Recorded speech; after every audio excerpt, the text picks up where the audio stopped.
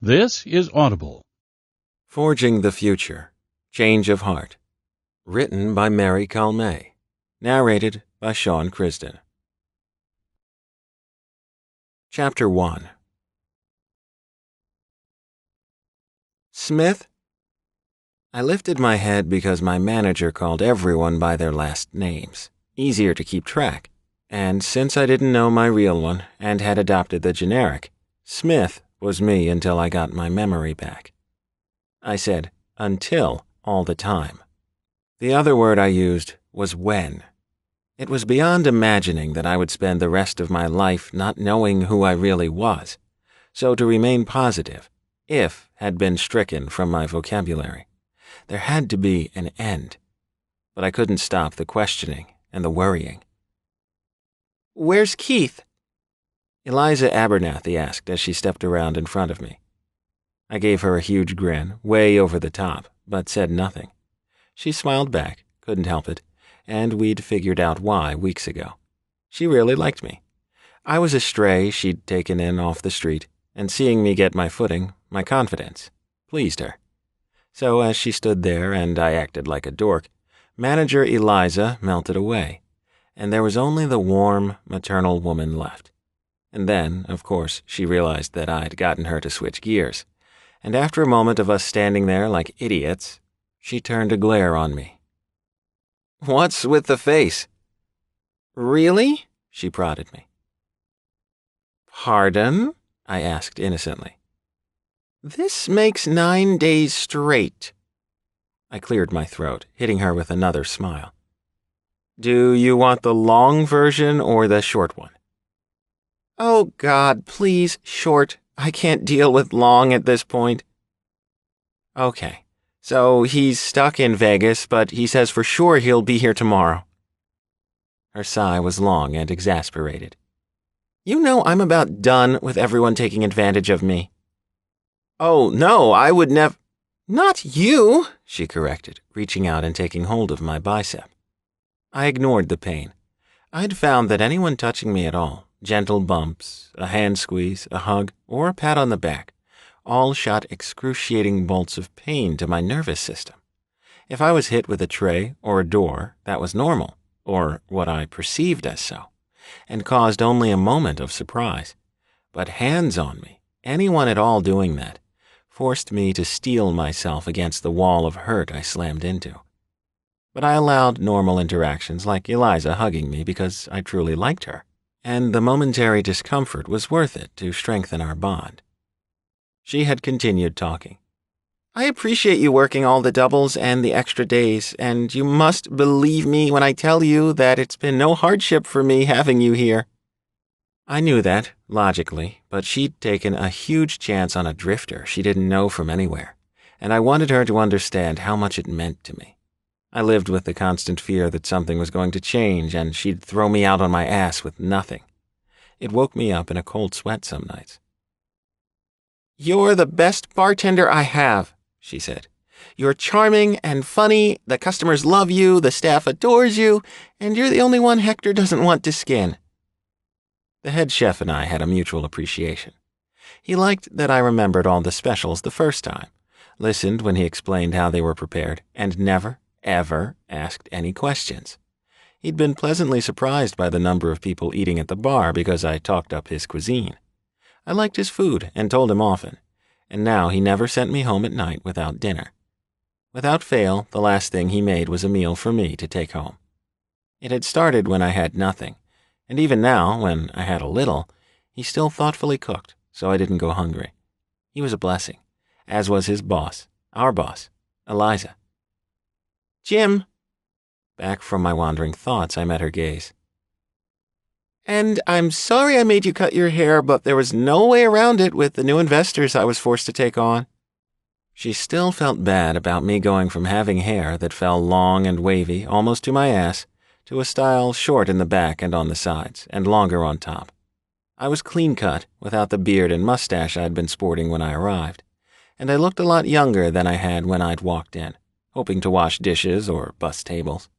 Of course, I had no idea how old I was, but late 20s seemed a pretty safe bet. You know I don't give a crap about my hair. It was so pretty, but just not our aesthetic here. I shrugged. I'd rather be part of your family than have a ponytail. That made her sigh. You know I'd make you an assistant manager, but you make more with tips behind the bar. I was overwhelmed, as I was on a daily basis. She had so much faith in me after only 3 months, and though I didn't understand why she did, I was touched. I know you don't have your memory back, but honey, you took to this job like a duck to water. I'll bet you've done this kind of work before. Perhaps. But seriously, I need you to start taking your days off so you don't get burned out. Do you understand? Yes, ma'am, I agreed, patting her hand, still on my upper arm. So, what do we think? Can I get some drinks made for my customers, or should we bond more? She chuckled before tugging me close and holding me tight. I hugged her back, even though it hurt, and then when we parted, she was smiling for a moment before she suddenly jolted. Eliza? I asked, concerned.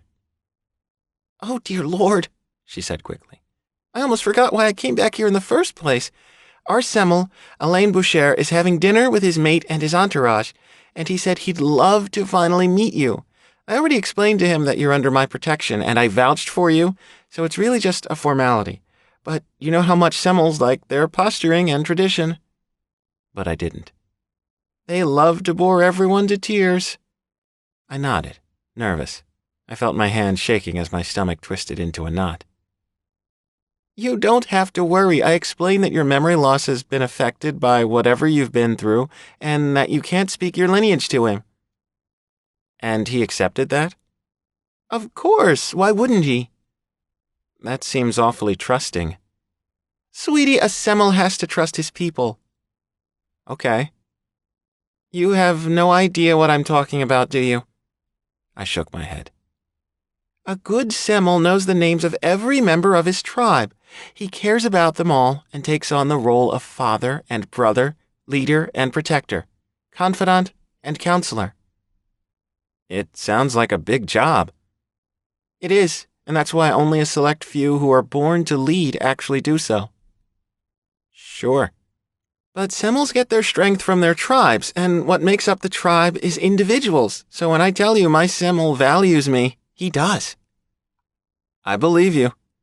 Good, she said, putting a hand gently on my cheek. I told my Semmel you were to be trusted, and he took me at my word. You'll be fine. I took a breath. Thank you. Her smile was meant to be encouraging. So just go on back there to the private room when you get a minute and... What? Why are you making that face? The back room? She rolled her eyes. Oh, for heaven's sake, Rosario and Val don't have you believing that crap about those rooms being haunted, do they? I grimaced. I've had it checked out, for goodness sakes, just go! Moving quickly, I walked down the hallway leading to the dining room floor while I heard her yell for Suri to take my place. I crossed the dining room and walked down a short, stained glass-lined hallway. It felt like moving through a miniature cathedral, to the private area in the back. Once there, I slipped under the archway and bowed, waiting for someone to spot me. As loud as the conversation was, it would probably take a few minutes to capture anyone's attention. Not that I cared. They could ignore me all night if they wanted. I was terrified of speaking to anyone, especially the Semmel. It wasn't that I doubted Eliza. I didn't. But she was the known, and I was a stranger. She honestly had no way of knowing what her leader's reaction to me would be. There were 12 people in the room, 9 men and 3 women, and everyone was dressed well. Suits for the gentlemen, elegant dresses for the ladies.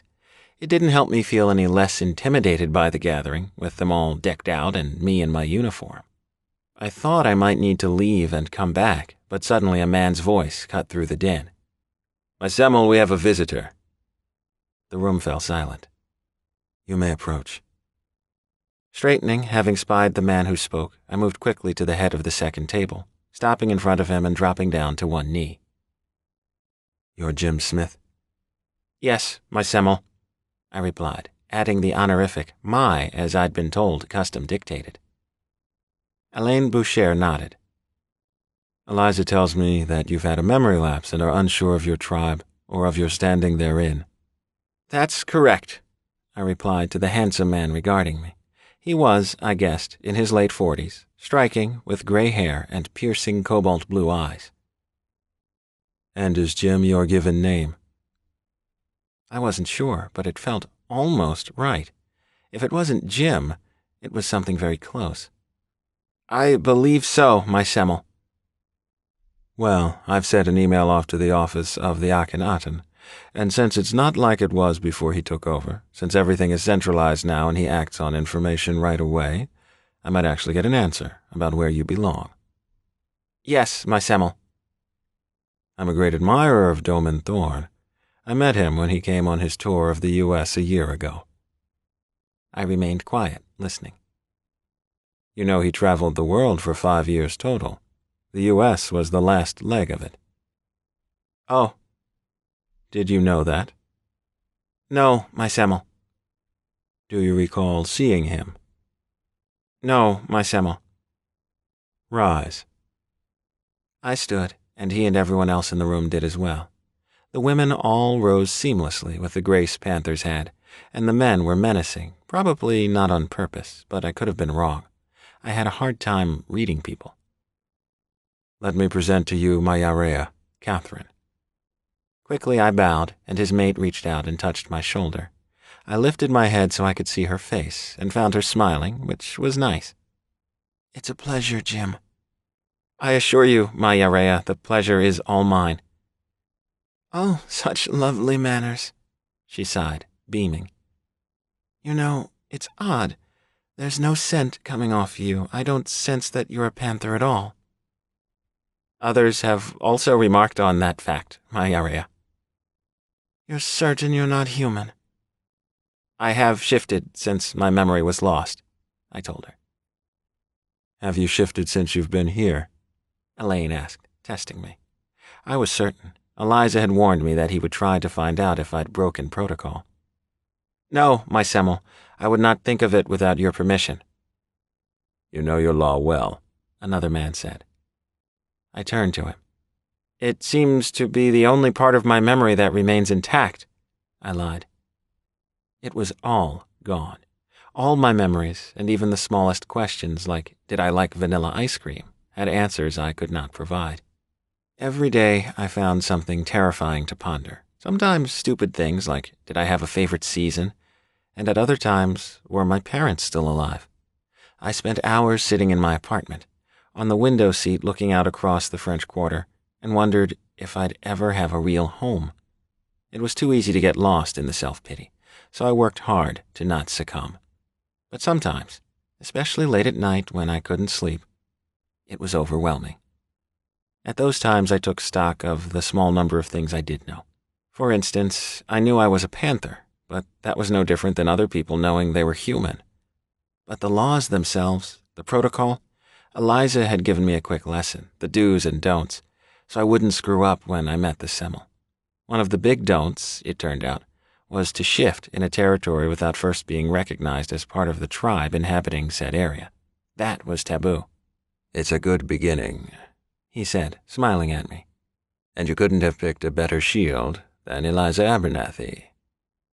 A shield, I had come to understand, was a person who was basically your guardian. You could speak their name to others, and they were responsible for what you did while you were visiting. Their name carried weight and protection. She's been very kind to me, I replied. The man who had spoken came around his Semmel and held out his hand. I'm Luther Hackney, Sylvan of the tribe of Kynum. I reached out, but our hands never met. Wait!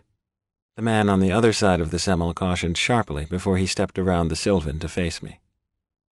Nazar? Elaine asked, concern in his voice. The man in question began before suddenly grabbing my bicep, spinning me around, and shoving me over the end of the table to hold me down. Please don't hurt me, I pleaded, struggling to get free, poised to run at any opportunity, even as my stomach roiled from the instant pain and threatened to empty. Elaine, Catherine was horrified. I could hear the surprise and revulsion in her voice. Control your Shisuru! Nazar, what is the meaning of— Please let me go, I begged. I could hear my voice broken, frightened. Wait! Nazar, yanking roughly at my tie and collar, holding me immobile at the same time, snarled back. No one moved, because only a Semel could challenge a Shesuru, the enforcer of the tribe. Reaching over my shoulder, he yanked until the top buttons were ripped away, flying across the table laden with food. As I thought, he announced, wrenching my shirt down and back so that it nearly choked me in front as it pulled free from where it was tucked in my pants. He bears a Semel's mark. Instantly he released me, and I heard others gasp as I pivoted around to face the room. The Shesuru, the man who'd just had his hands all over me, was on his knees in front of me. I couldn't control the shiver that ran through my body. The manhandling was terrifying, and I wanted to run. Not just out of the restaurant, but all the way out of the territory that this Shesuru called home. Swallowing fast, trying to coax my stomach from spasming, I breathed through my nose and tried to settle down. My Rhea, he breathed. Forgive me for touching you without permission, but I had to be sure, and my instincts were hard to control. I had no idea what he was talking about. Eliza had not gone over Rhea's, whatever he was saying. How, I began, can you tell? His gaze was locked on my face, and in his eyes I saw devotion. A Shesuru would always know a Rhea. We are enforcers of the tribe, yes, but all Shesurus are first the protector of the true mates, or Rheas. When we are made, it becomes instinctual. How? He smiled at me and shrugged. How does a Semel know his Rhea? How do we know how to shift the first time? It's instinctual. I cleared my throat. Do I have a scent to you? No, and I'm thankful for that. I suspect if you did, I would be fighting every man in this room to keep you safe. And you would do that? I would do anything to keep you safe, my Rhea. You would not fight your Semel, Catherine snapped. He turned away from me with some difficulty, still not rising, but giving her his attention. All other duties are second to the protection of the true mate of the Semel. But he's not your Semel's Rhea, so it shouldn't... Stop, Alain commanded, taking hold of his Shesuru's shoulder and squeezing gently. I'm pleased that you know the law so well, Nazar. It was easy to see the two men had a strong friendship and a tight bond, and while I was charmed, I could also see the Semel was worried. A male Rhea, though? He asked Nazar. I heard about one years ago at the Feast of the Valley, but I thought it was just a silly story. Have you ever heard of such a thing?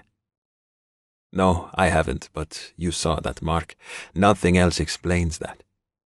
Yes, as soon as you showed it to me, I knew exactly what it was.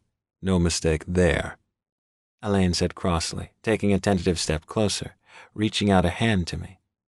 But a true mate who's a man is... An abomination, Catherine spat, intercepting his hand, stopping him.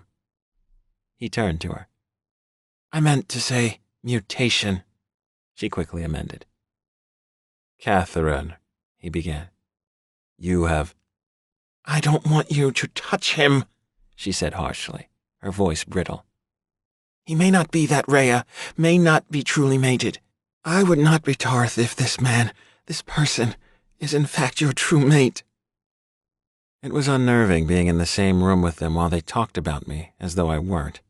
Alain was appalled, Catherine was disgusted, and I was just supposed to stand there acting like them, discussing how revolting the idea of having me in their tribe didn't hurt. He inhaled deeply. I can't even catch his scent. There's no possible way he's anything to me. I would know a true mate on sight, and I would definitely know his smell. He's not my mate, my Rhea. You're in no danger. But she didn't appear convinced, and that was the scariest part. I wanted nothing to do with the man, and he was repulsed by the idea of a male mate, but still, she was scared because I was a kind of cat that was a Rhea, and there was apparently power in my touch. The whole thing seemed far-fetched. Reaching out, I slipped my hand around the Shesuru's forearm. While it still hurt, the pain wasn't quite so bad when I did the touching. He immediately turned and gifted me with a warm smile.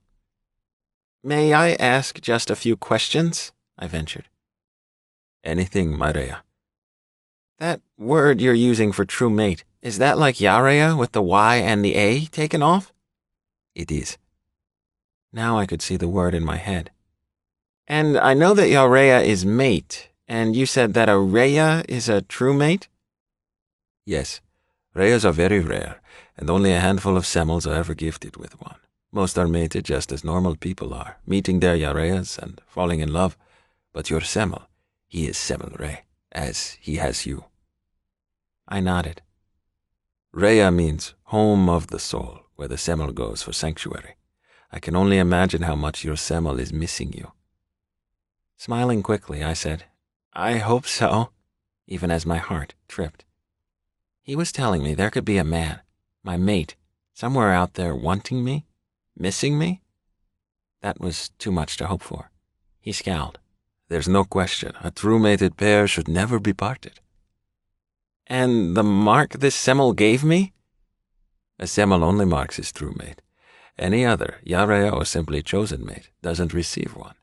For a Semel to claim one who isn't their true mate in that manner would cause great pain and, perhaps from the loss of blood, even death.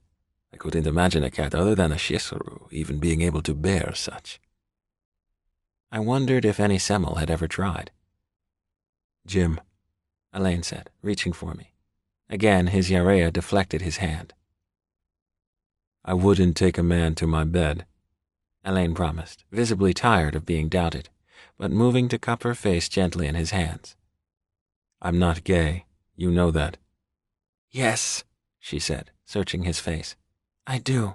I simply ask that you keep your distance until we know the truth about the Rhea. Agreed. And you should not share what he is with others, she continued, as they will perhaps come to challenge you to take possession of the Rhea, and as you're honor-bound to protect him until his Semel comes to claim him or other arrangements are made, you'll be constantly fighting. That's good counsel. He released her and turned back to his Shesharu, who had risen to stand beside me, and his Sylvan. Only the small group of us here in this room needs to know about the Rhea. Anyone else, Jim is merely the newest member of our tribe. All the others consented to keep my identity a secret. Jim, Elaine said, his attention back on me. With this discovery, I really don't think you'll be waiting long to know who you are. Even though I've never been to a feast of the valley or to Sobek, I can't imagine that there is more than one male Rhea out there. I'm sure your mate, or your mate's tribe, will come forward to claim you very quickly once I send an addendum to Doman Thorn. Thank you, I said, trying to squash down the hope inside of me before it ate me up. I could not pin all my hopes on something that might not be true. He coughed softly. In the meantime, as you are another Semel's mate and are a guest in my territory, I am bound by the rules of honor to keep you from harm. Of course, I agreed, even though I had no idea what he was talking about. It was imperative that I get out of the room and away from him and his Yareya, who hated me, so if saying yes to protection I didn't need would do it, I'd accept. So I have to insist that you consent to my protection. Yes, Semel, I said. I didn't use the my, since he was clearly not. I had a home. More importantly, I had a mate. Or hoped I did. Somewhere out there was a man I belonged to, and I prayed he was looking for me. May I ask what happens if my Semel is dead? Is it possible that the reason I've been walking around the world alone is that after the death of my Semel, I had been cast out? It is possible, Elaine answered. A Rhea, or Yareya for that matter, who doesn't want to become the mate of another when their Semel dies would have no recourse but to leave their tribe to ensure that outcome. Perhaps you ran so as not to be claimed by another. The very idea filled me with terrible sadness. What if my mate had passed, and I had no memory of him at all? Just be patient, Jim. I think your answers will be here very soon. I wasn't sure if that was a good thing. Chapter 2. The first week of October in New Orleans was warmer than most people would think. It was sticky and hot and humid as hell. But in the French Quarter, nobody cared. Bourbon Street was still thriving. The beignets were still being made and devoured at Café du Monde, and at Devotion, between the air conditioning and our signature handmade cocktails, nobody gave a crap what the weather was like outside. They were astounded when I announced that I wanted to finish my shift at the bar. But really, what else was I going to do? Sit home and stare at the walls while I waited for word, chewing my nails to the quick, throwing up, just basically tying myself into knots? What was the point of that? I had to stay busy, and even more than that, I needed the money. I was living on tips since my paycheck was practically nothing and I had just paid rent. If I wanted to eat, I needed to work. The idea of taking the Semmel up on his offer of staying with him in his home was simply not possible. For one, I could smell the fear on him. I was freaking him out. And for two, his Yarea wanted to gut me. I had no idea why. I was already mated, so whatever did she have to fear from me?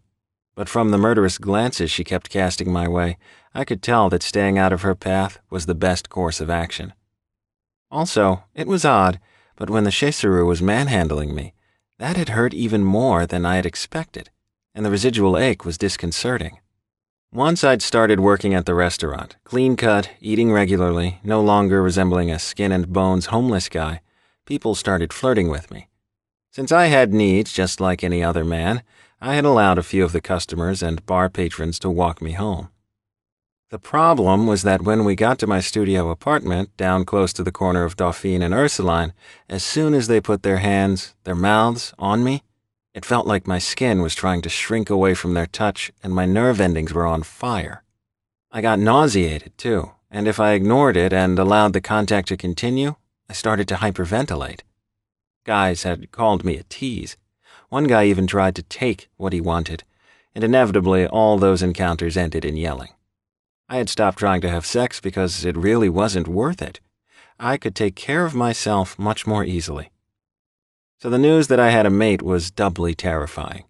If he was still among the living, what if I couldn't touch him either? What if that was the reason I was on my own? What if he had cast me aside because I couldn't bear his hands on me? Worse, how hurt would he be to find out that I'd forgotten him? Maybe he'd done something horrific to me and I'd suppressed it, and my memory failing was due to emotional trauma? The possibilities were endless, and my head was spinning just thinking about them. I needed to run. After my shift was over, which I'd had to finish out in a much too big shirt of Keith's that he had in his locker, I was planning to bolt and figure out what I could do with the limited funds at my disposal. But the Semmel, along with his Sylvan, chasseur, and several members of his Katyu, guards, were outside the restaurant waiting to pick me up. I already told you that I... Jim, Elaine said loudly, drowning out my words. Please get in the car so we can drive you home. I have a phone for you, as I know you don't have one, but I want to be able to get in contact with you if your Semmel reaches out to me. I like walking home alone, I explained, because it was always nice, peaceful, distracting me from all the things I had no control over. The French Quarter absolutely thrummed with history, and I liked listening to the stories when I passed by the ghost tours and reading the plaques on the sides of the buildings and just marveling at the gorgeous architecture everywhere I turned. I'm sure you love strolling through the quarter at night, Luther informed me. So do I. But your safety is now in our hands. We're responsible for you until your mate arrives here. There were rules for everything, apparently, and another Semmel's mate in your territory was not something that could be ignored. You must understand that for my Semmel to lose you, accidentally let you be injured, or to allow any lapse in security, would open the door for your Semmel to call for his death. I did not know that. I understand. So please, allow us to accompany you home. I had no choice but to agree. Inside the Lincoln Navigator, I noticed how coldly Catherine was reading me, and so settled my attention on the chasseur, Nazar, instead. You have a question, my Rhea? I smiled despite my fears. Your Rhea? His eyes warmed. I cannot seem to make myself address you in any other way, All Sheserus are the enforcers of their tribes, but the bond between a Rhea and a Sheseru supersedes that. Even if I were not a Sheseru, if my Semel did not choose me, I would have still known what you are. As you are a Rhea born, I come from a long line of Sheserus, and therefore have the senses of one. I knew what you were immediately. May I ask, Nazar, how you knew I was a Rhea? As I said, I sensed it, he replied. I don't know how to explain because you don't smell like anything at all. I know. May I ask how you're doing that? I have no idea. Maybe it's connected to your memory, he offered. It could very well be. It was really the only thing that explained my lack of scent. So, would you like to shift and run with us on Saturday night? Nazar asked. That's when we normally go. I work weekends, I told him. You should shift, Luther cautioned. You know that if you don't, after a while, your body starts to ache with the need. I didn't know that. I'd asked Eliza about shifting, and she'd explained. I'd lied to the Semel. I had shifted and run through the quarter, sticking to the shadows in the early hours before dawn. It was never truly quiet, but I was fast and had stuck mostly to the rooftops when possible. And if I was spotted, hopefully the drunks would think they were seeing things, and others would go with me being a ghost or spirit. Because really, what else would a Black Panther in the French Quarter be? I'll shift as soon as I have a night off, I assured him. And perhaps you or your Sheseru would show me the safe places to run. I have land out in the bayou, the Semel said, taking his Yarea's hand. Luther or Nazar can accompany you there with some of my Katyo, when you are able. Thank you, I said, tired suddenly, just wanting to be alone in my apartment, even though, after 3 months, it still didn't feel like home. I had been waiting for it to magically feel that way, like the one place in the world where you were always relieved to find yourself. Lately, I had been starting to think that it was people who made a home, not places or the things there. So what I needed was my people. I needed to find them, even though I was terrified at the same time. What if they all hated me? What if they felt that a male Rhea was an abomination? Worst of all, what if they respected my station but didn't truly even like me? I wanted to be accepted and loved, but what if even in my true home, I was not? My Rhea? Nazar prodded gently. You're shivering. Are you cold? I'm fine, I lied, hoping he couldn't hear it in my voice. The streets were wet after the rain, and it was humid when the car pulled up in front of my building. Water puddled in the dips in the sidewalk, and the cracked, broken path that led to a gate in front of the narrow passageway between 2 buildings had lost a few more pieces of pavement to the rain. Is this where you live? Luther asked, eyeing the wrought iron skeptically, as tight as it was. The path would not accommodate 2 people walking side by side, and even upon reaching the door, the area was constrictive. Inside were stairs that went up to a small landing where the second-floor apartment was. Mine was another 2 flights up from that in a converted attic. Yes, I had the top floor, but it was tiny. There was no stove. All I had was a hot plate and a toaster. The refrigerator was a mini, like the kind found in a hotel room, and the kitchen sink sat above one cupboard with ancient pipes underneath. There were no counters to speak of. If I needed to chop something, I had to do it on top of the fridge. The pipes made a really scary groaning noise when I ran any kind of water, but the pressure was strong, and that was all that mattered. My bathroom consisted of a clawfoot tub with a shower curtain around it and a freestanding sink with a mirror on the wall above it. There were no counters or cabinets. I was still sleeping on an air mattress Eliza had loaned me until I got enough money together to buy a bed. With my rent being $7.50 a month, cheap for the quarter, it was a purchase I was still saving up for. Jim? Sorry, I said automatically, my mind having drifted. Yeah, this is where I live. Thank you for driving me. I put my key in the gate's lock and was about to go through when he stopped me. I should come up and take a look around your place to make sure it's safe. That's not necessary. If there was another panther here, you could smell them, and since I don't smell anyone, I know you don't either. I'm fine. Yes, but Thank your Semmel again for the phone, I said, lifting the iPhone I'd been given. I wish I had someone to call. you can call me, He said, stepping in close, his hand touching my chin, lifting it. I wasn't short. At 5'11", I was taller than a lot of men, but he was easily 6'3", so he had to tilt my head back to have me stare into his eyes. If I need you, I will. Call if you don't. I smiled at him. Let me take you for a late dinner after work tomorrow. That's not a good... Please, Jim. I'd love to feed you if you'll let me.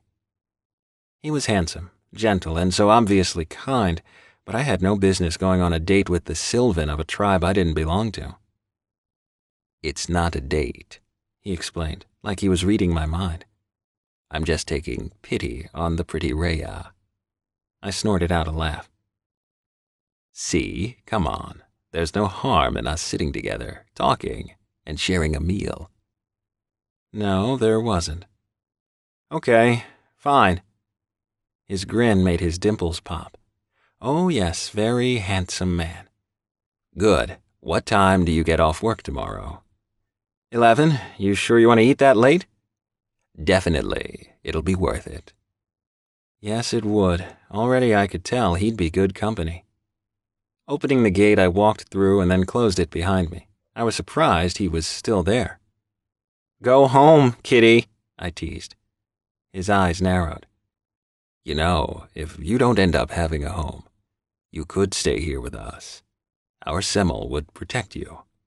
That's a very kind offer, but your Urea is already not enjoying my presence here. I am, though, enjoying your presence. You're very easy on the eyes. As are you. He leaned forward and wrapped his hands around the bars of the gate. I've never seen such dark gray eyes before. His were a lovely warm blue. Let me come up there with you. I shook my head. I can't cheat on my Semmel. You don't even know who your Semmel is. But that doesn't mean he's forgotten me as well. I have to go on the assumption that he's out there, missing me. You're not missing him. That was a lie, though, because the idea of a mate, the one person who knew me, him, I had been missing for so very long. He might be dead. That's possible, I replied, my throat suddenly dry. Even if you find him, do you really want to be returned to a place you don't know, to strangers? Wouldn't you rather stay here and make a new life? I still want to know about my old one, and it would be better if I met my Semmel without your scent all over me. He growled then, which startled me. Oh, but Jim, I want my scent all over you. It was hot, sexy, but I knew how it would play out. So that leached the heat from his words. Just his fingers on my skin lifting my chin had stung. Having him kiss me, bite me, claw me, all the things panthers did in bed, would make me scream, and not in a good way. Dinner tomorrow, I said softly. I'll see you. Until then, he agreed after a moment. I turned for the door, and when he called for me, I smiled and waved. After I locked the door behind me, the wave of relief was instantaneous. Yes, he was a nice man, just not the one for me. Until I knew if the man to whom I'd belonged was dead or alive, I wasn't about to take another to bed. Not that my body would seemingly allow it anyway. I had a whole new batch of uncertainty to contend with. Just thinking was exhausting because I was scared all over again. Once inside my apartment, I was going to take a shower first, because I smelled like smoke and alcohol, but was too exhausted and so collapsed onto the air mattress that needed to be inflated a bit. It turned out that it didn't matter. I only managed to toe off my shoes before I passed out. Chapter 3. In my dream, the noise was a train, but what it turned out to really be was pounding on my front door. When I figured that out, woke up enough to make sense of my surroundings, I stagger-stepped across the small space, only 350 square feet total, and opened the door as far as the chain would allow. 2 men stood on the other side, and even though they smelled like panthers, they gave off a policeman vibe. "Can I help you?" I asked, my voice gravelly since I'd just woken. "Gin Smith?" the one standing closest asked. I grunted. He smiled instantly, and my brain processed how striking he was. Short hair, immaculate beard and mustache, blue eyes, thick brows, long straight nose, and those full lips that made you think, I wouldn't mind taking a bite of those. "Hi," I said breathlessly. The dark navy blue suit fit him perfectly, like it was made for him, which perhaps it was, hugging his broad shoulders, narrow waist, and long legs. "Hello," he greeted. A faint accent warmed his voice. "I'm Dov Yadin, and I work for Dome and Thorn, the Akhenaten." "Okay." He turned sideways so I could see the man behind him, also handsome but in a different way. His partner made me think of men who brawled in bars, slept with too many people to count, and drank like fish. He was not as polished, instead a bit rumpled, but the rakish grin, bright red hair, and dancing green eyes put me more at ease than his more pristine counterpart's handsome visage. "Wickham Morris," he said quickly. "Wick, good morning to you." He had an accent too, though his was easy to place. "You're English?" I asked. "What was your first clue, mate?" he teased. I closed the door, unhooked the chain, and then opened it wide. "Good morning, gentlemen. What can I do for you?" "As I said," Mr. Yadin began, "we work for the Akhenaten, are now members of the tribe of Rahotep, and are former officers of the Ayuset." "The what?" He said it again. "Could you spell it?" After he did, I could see the word just as I had Rhea. Ayuset. They were both waiting. "I'm sorry," I said softly. "Nothing that you said made any sense to me." His brows furrowed, and Mr. Morris came forward. "Don't you know who you are, then?" "No, sir." "Wick," he corrected. "Wick," I repeated. "And Dov," Mr. Yadin insisted. "Please." Wick offered his hand. "Would you mind us coming in to have a word?" "No, please do," I said, inviting him in as we shook. I repeated the action with Dov, and when they were both inside, I closed the door behind them, painfully aware of how shiny they both were in my dingy little apartment. "I have coffee or tea," I offered. "And water, of course." "Nothing for us," Dov replied kindly. "We would just like to speak to you." I had a card table and 1 chair and a window seat in the living room that was built into the wall. "Please sit. I'd rather pace, if that's okay." "That's fine," Wick said agreeably. "Would you explain what the Ayuset is?" "Certainly," Dov replied. "Where shall I begin?" It sounded like he was ready to launch into the history of the world. I lifted my hands to stop him. "Sorry, I just want a quick little summary of what you do." Wick chuckled. "He already knows you're long-winded, mate." Dov glared at him. "I'm sorry." Wick's smile split his face as he bumped his colleague with his shoulder and then turned to me. "In a nutshell, the Ayuset is the organization that polices werepanthers all over the world to make certain that no one does anything dodgy." "Dodgy?" "Anything that would get us, as a species, noticed." "Oh," I understood then. "So, like, no werepanthers on the 6 o'clock news kind of thing?" "Yes," Wick agreed. "And the Ayuset, they're the ones that make sure that doesn't happen?" "That's right." "What does this have to do with me, sir?" "Please, just Wick and Dov," Wick requested for the 2nd time. I forced a smile. "Okay." Dov exhaled sharply. "So could you tell me what your earliest memory is?" I glanced back and forth between them. "Please," he prodded. Taking a breath, I explained, "A little over 3 months ago, I woke up on this ranch outside Lubbock when I heard crying." "What happened?" Wick wanted to know. I don't know, but one moment I was asleep and the next I had my eyes open and there was a little girl sobbing right next to me. Where were you? I was in a cage, and she was outside of it, screaming and bawling because there was a man there holding her hair and pulling down her pants. Obviously, she'd been terrified, from the shrieks and crying, as well as the fact that she peed down her leg and tears and mucus trailed down her cheeks. Go on, Wick pressed, interrupting my memories for a moment. I hadn't even realized that I'd stopped speaking aloud. The man must not have seen me, and I wasn't sure why. Maybe because of where I was in the cage. I mean, it was really dark, I said thoughtfully. But I got to my feet as fast as I could, and I shoved my paw through the bars and scratched him up enough that he let her go and ran away. He was screaming that he was going to come back with a gun, and the girl must have thought he was going to shoot both of us. She was really young, maybe 5, 6. And I think because she was so scared and she just wasn't thinking, she opened the cage, got inside with me, and closed the door. I remembered it clearly. "Bagheera," she whispered, and I had no idea who she was, but she moved slowly, cautiously, crawling across the straw at the bottom of the cage. "I won't hurt you." "Won't hurt me?" "Don't be scared, okay?"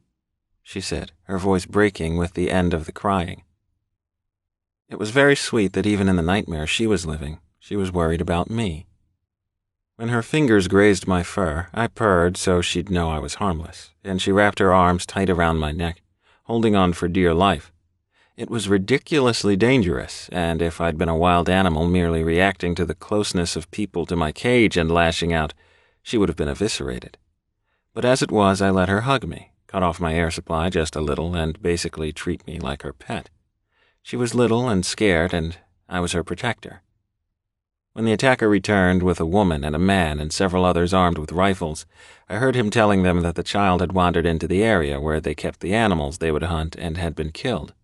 The lights going on nearly blinded me. "Where's my child?" the woman screamed, and I could hear the terror in her voice. She was probably the little girl's mother, and from the way she was hanging on to the man beside her, I was guessing he was her husband and the girl's father. "Mommy!" Her mother was the first one to gasp. "She's alive?" The man I'd mauled was stunned.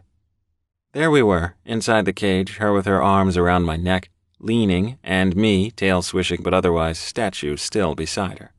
"Sweetie?" Her father's voice cracked as 4 men lifted their guns to kill me. "Come out of there slow."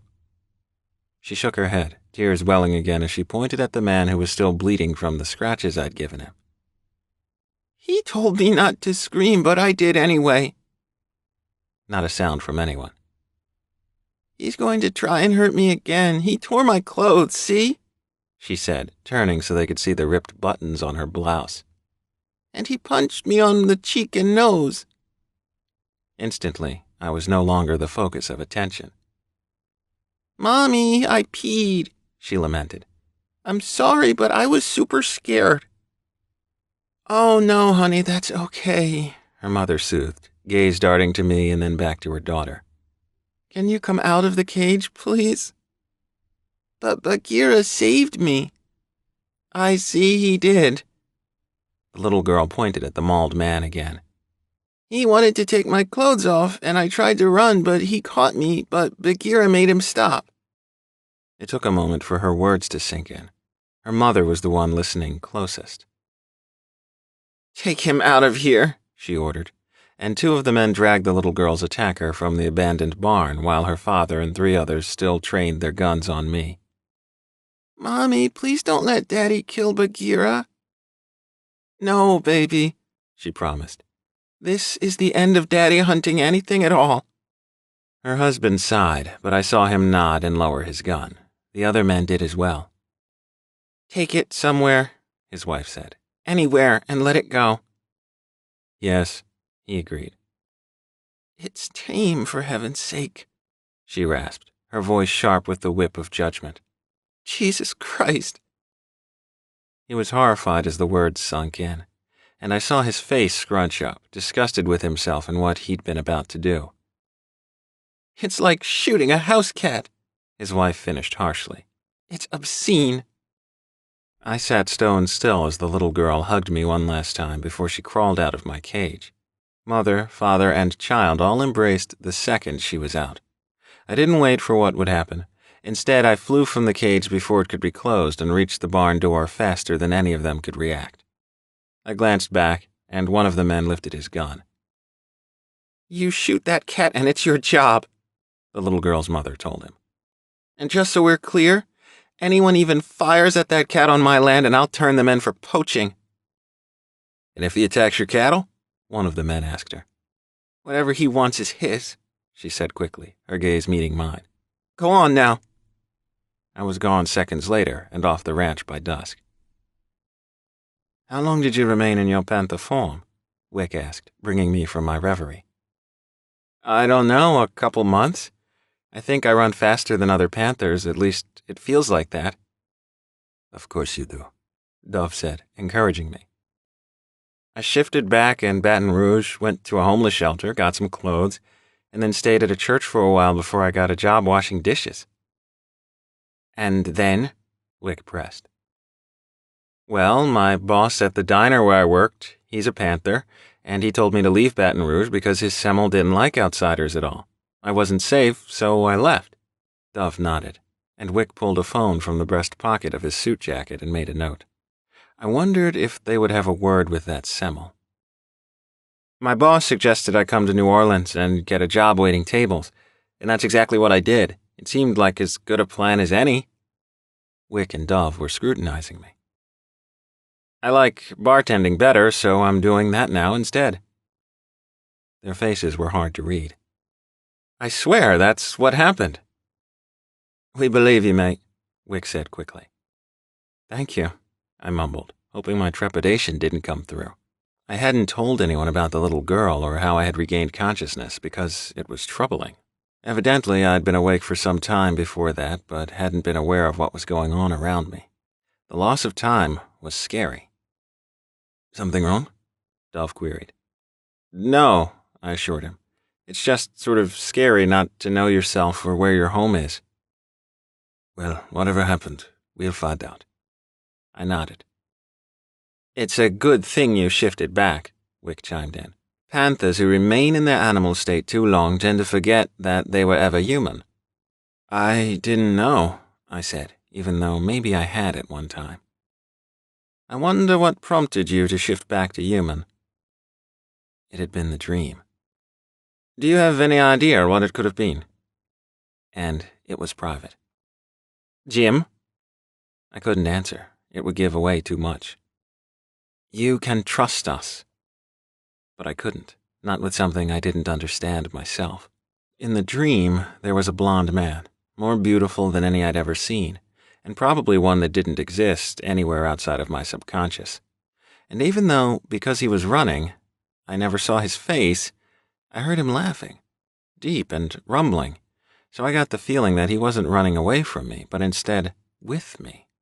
We were going somewhere together, and I kept reaching for his back, trying to touch him, to get him to stop and turn around. I wanted to feel the powerful muscles moving under his sleek, golden skin, but I just couldn't reach him. What was odd, though, was that I felt like if I'd just been able to reach him, he would have stopped and turned and taken me into his arms. It was a game, except he didn't know I wasn't playing. He was used to me being right there with him, and if I'd been able to touch him, he would have known that. The husky sound of his laugh made my heart pound and my throat dry and my dick harden between my legs. Every night I woke up throbbing with need and hunger, and I wanted him desperately. My dream man made me yearn for him, and it was ridiculous. He didn't exist, but still I woke almost feverish with heat every morning. The strangest part of the dream, though, I was in human form, not my animal one, and so because of that, because I wanted to be running with the handsome stranger, I'd apparently shifted back to human to try to figure out who he was. Maybe he was searching for me, whoever he was, and I didn't want to miss him because I was a panther and not me. What if he didn't recognize me in cat form? I couldn't take that chance. Jim? I coughed to cover my unease. Sorry, but really I have no idea why I shifted back. Normally it's a conscious decision, isn't it? And I don't remember making one. They were both quiet, studying me. So, are you sure I can't get you guys some coffee? I need some. No, Wick said hoarsely, saddened somehow. I could hear it in his voice. I'm really sorry that this happened to you, that your memory is gone, but we will do everything in our power to get you home. I appreciate that. We thought, he began, then coughed, and I realized he was choked up. They'd thought, what? Dove came forward, put a hand on his partner's shoulder, squeezed gently, and then glanced at me. I can't imagine how terrifying this whole thing must have been for you. And you've handled it and thrived. That shows a great strength of character. The kindness of strangers and all that, I said quickly. And look around you. This isn't thriving, believe me. It's better than most could have done. I wasn't sure about that, but I could graciously accept a compliment. Thank you, but really, what did you think? Both men suddenly seemed wary. That I was lying? No answer. Why on earth would anyone lie about losing their memory? Dove's brows furrowed like he was deciding what to say, but Wick tipped his head sideways, regarding me. To hide something, of course. I was surprised. That makes no sense. What can be hidden with only one person losing their memory? A secret only they knew, Dove explained. It would actually be altogether brilliant. I nodded. But you're not pretending, Wick said, telling me what I already knew. Because you don't even smell the way you're supposed to, as we were told you would, and that can't be faked. How do you know? Maybe I'm gifted. Dove nodded. You're a rhea, but no cat, no matter how powerful, even a neckhenny cat, can mask their scent on purpose. You might be able to control your power, but not change your very nature. I'd missed something. What kind of cat? He spelled it for me. It explains how you're a rhea, but also male, he continued. You're a neckhenny cat first, and a rhea second. It became necessary to sit, and I did, quickly, so I wouldn't fall down. Is any of this information familiar? Dove asked. I shook my head. Well, that's okay. But was it? You're saying I'm not just a rhea, but a what again? Neckhenny. I tried to parse the word from the Egyptian phrases somehow floating in my head. Neckhenny is hawk, isn't it? The use is a more ancient origin, Dove informed me. But basically you can shift into creatures twice your size, sometimes 3 times. I shook my head. That's not possible. Shifting is basic physics. If you're a 140-pound man, you'll shift into a 140-pound werepanther. We don't add mass. This isn't magic. It isn't if you're anything but a neckhenny cat, he offered. When we're talking about you, Jinn, we're talking about something unique and different. My head snapped up, and both men were gazing at me kindly, tenderly. It's Jim, I corrected, fast. No, Dove appraised, shaking his head. It's not. I took a shaky breath. You're Jinnai, Jinn, Rain, Rhea of the tribe of Mufdet. Rain? It's spelled R-A-Y-N-E. I squinted up at them. The Jinn is right. I mean, I knew it was something like that, but the rain? That's not. It is. But it couldn't be. It didn't resonate inside like Jinn did. Would you like to know the name of your Semmel? I did want a name, but even more I wanted to see him. I had an almost desperate need to know what the man looked like. Yes, I ground out. It's Logan Church. I couldn't breathe. Jinn. Dove rushed forward, hand on my back as I bent over and put my head between my knees. Are you all right? I would be, yes, the second I could push oxygen again. Straightening up in my seat, I faced him. So, my Semmel, he's alive? Yes. And when can I... We're going to let our Semmel know that he should reach out to yours. I can... I gasped. Call my Semmel. I could do it right now if you give me his... There are protocols, Dove reminded me. Apparently there were rules for everything.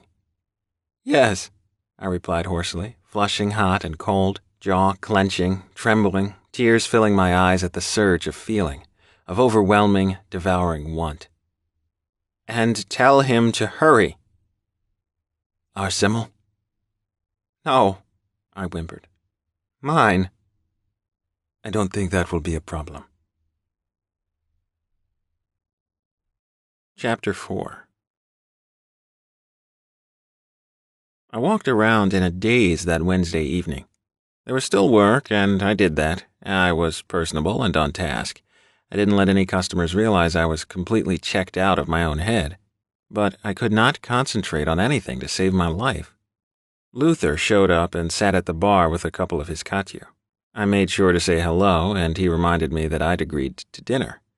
I could barely answer him because I kept watch on the door as people came in. Logically, I knew the flight time from Reno, Nevada, where I lived, apparently, to New Orleans would take an entire day. It was all the way on the other side of the country. I'd checked it on the phone I was given, and the estimates were anywhere from 8 hours to 11, and that was if my Semmel had gotten on the plane the second Doman Thorne, his Akhenaten, had called him. There was no way he could have. He probably hadn't even been contacted yet. The truth of the matter was, however, that I was 100% thinking about my Semmel and what he would be like, and not at all about anything else.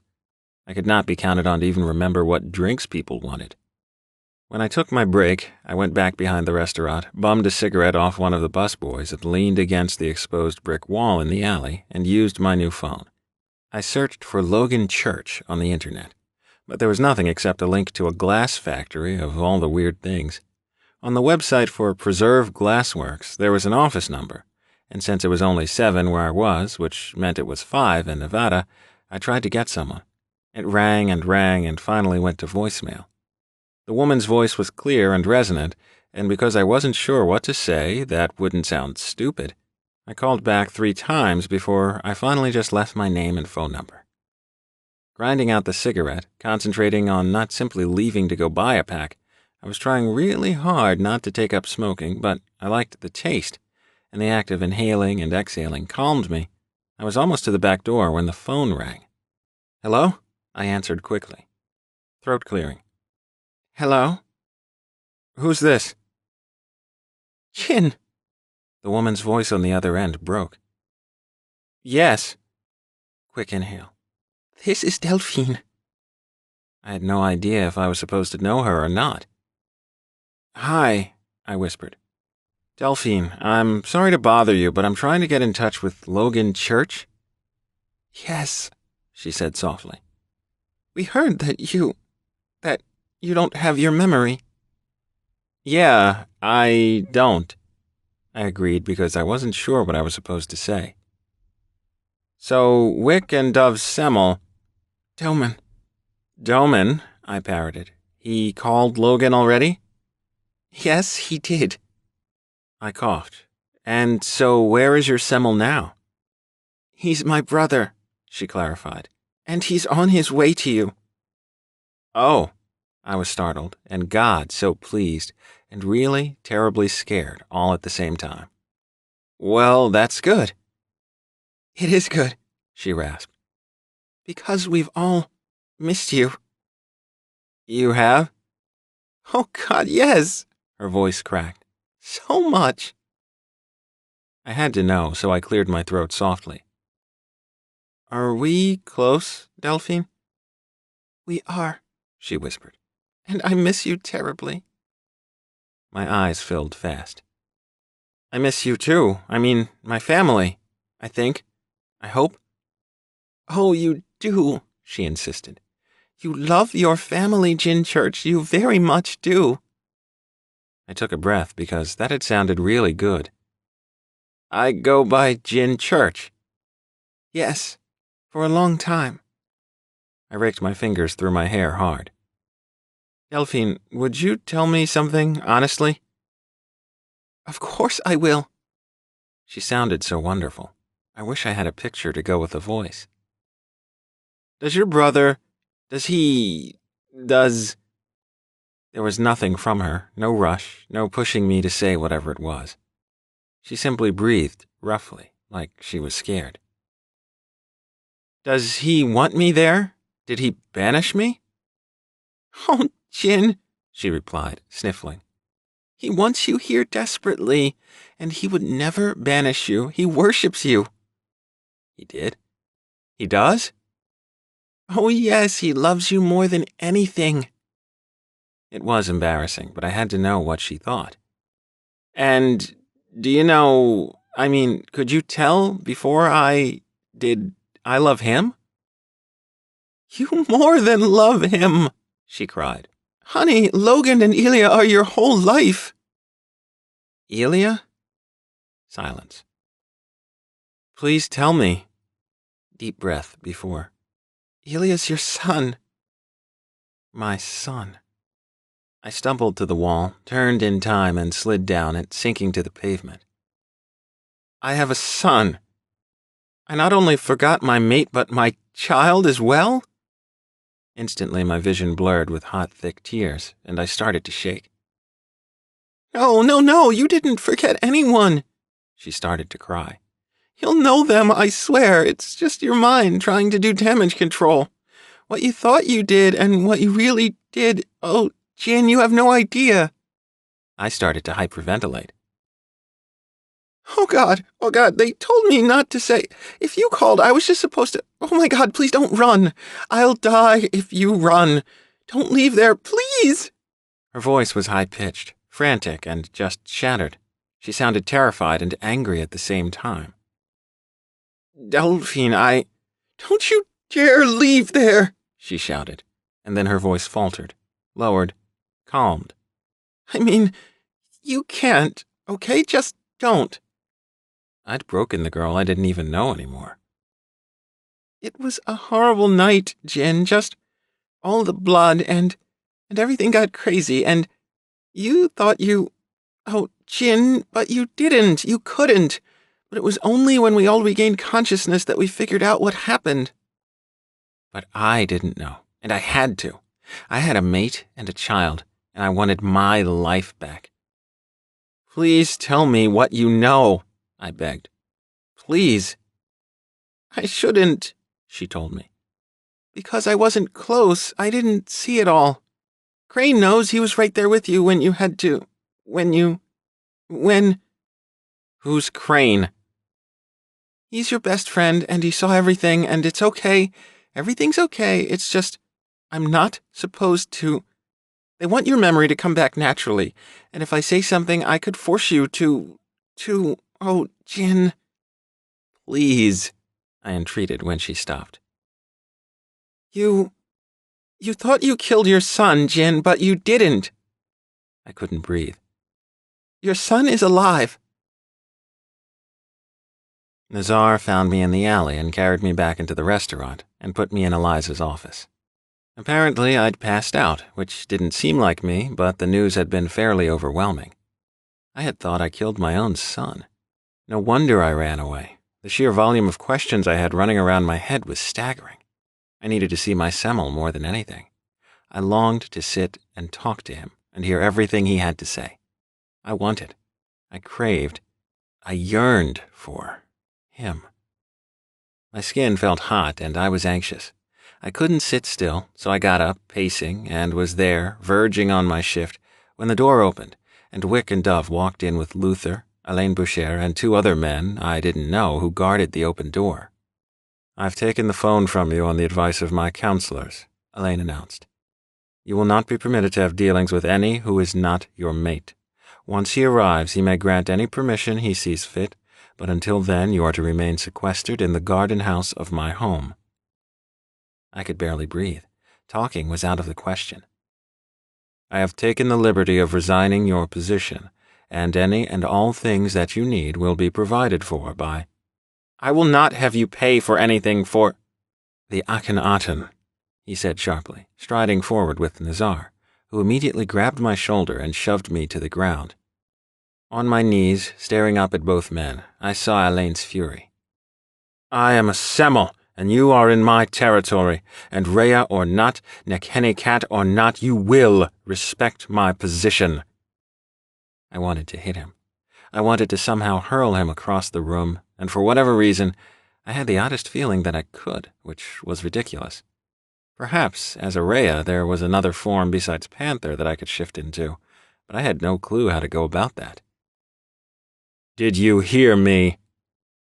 I wondered about what Wick and Dove had said earlier in the day about me being a Nekhenni. They'd said I could be twice my regular size, and even though that made 0 sense, at least the thoughts in my head seemed not as crazy. Alain grabbed my face, hard, and his hand shifted so there were claws on my cheeks cutting into my skin. "Did you hear me?" If I yanked away, he'd rip into my face. From where his ring finger was positioned, he could take out my left eye. It would be foolish, so I concentrated on not moving. "Yes," I answered in a whisper. He let me go, and Azar eased me to my feet. I stepped away, and I saw the hurt expression on the Shisuru's face. Logically, I knew he was only doing his duty to his Semel, but still, he'd put me on my knees, and in that instant, I knew where his loyalty was. And again, truly, I'd known that he belonged to his Semel and not to me, but to have it illustrated for me was difficult. I had no advocate. All these men could hurt me if they wanted, and that realization made me want to run. I could make it to Nevada on my own. I could call Delphine back and let her know I was on my way, and I wouldn't have to listen to any of these men. "Jin," Wick spoke, directing my attention to him. "Dove and I will also be staying in the Semmel's home with you." I had nothing to say to him. "We've moved all your possessions from your apartment to the garden house of the Semmel, and we've paid off your lease as well." They had gone ahead and treated me as though I was a kept man with whom they could do as they saw fit. "I'm sorry that we had to do that without your knowledge, but the decision was made earlier today." I nodded. "The issue is the Semmel is, in fact, responsible for your safety, and any circumstances out of his control are not fair to him." I cleared my throat. "His Yareya will not be pleased." "His Yareya understands protocol as well as he, and has moved any but you from the courtyard and gardens of her home." Basically, I would be a prisoner until my Semmel arrived. This is for the best. It was for them, not me. "And am I able to come and go as I like?" "You may go wherever you please as long as you have an escort." Translation: no. "You will tell us when you want to go out, and one of us and some of the Katju will accompany you."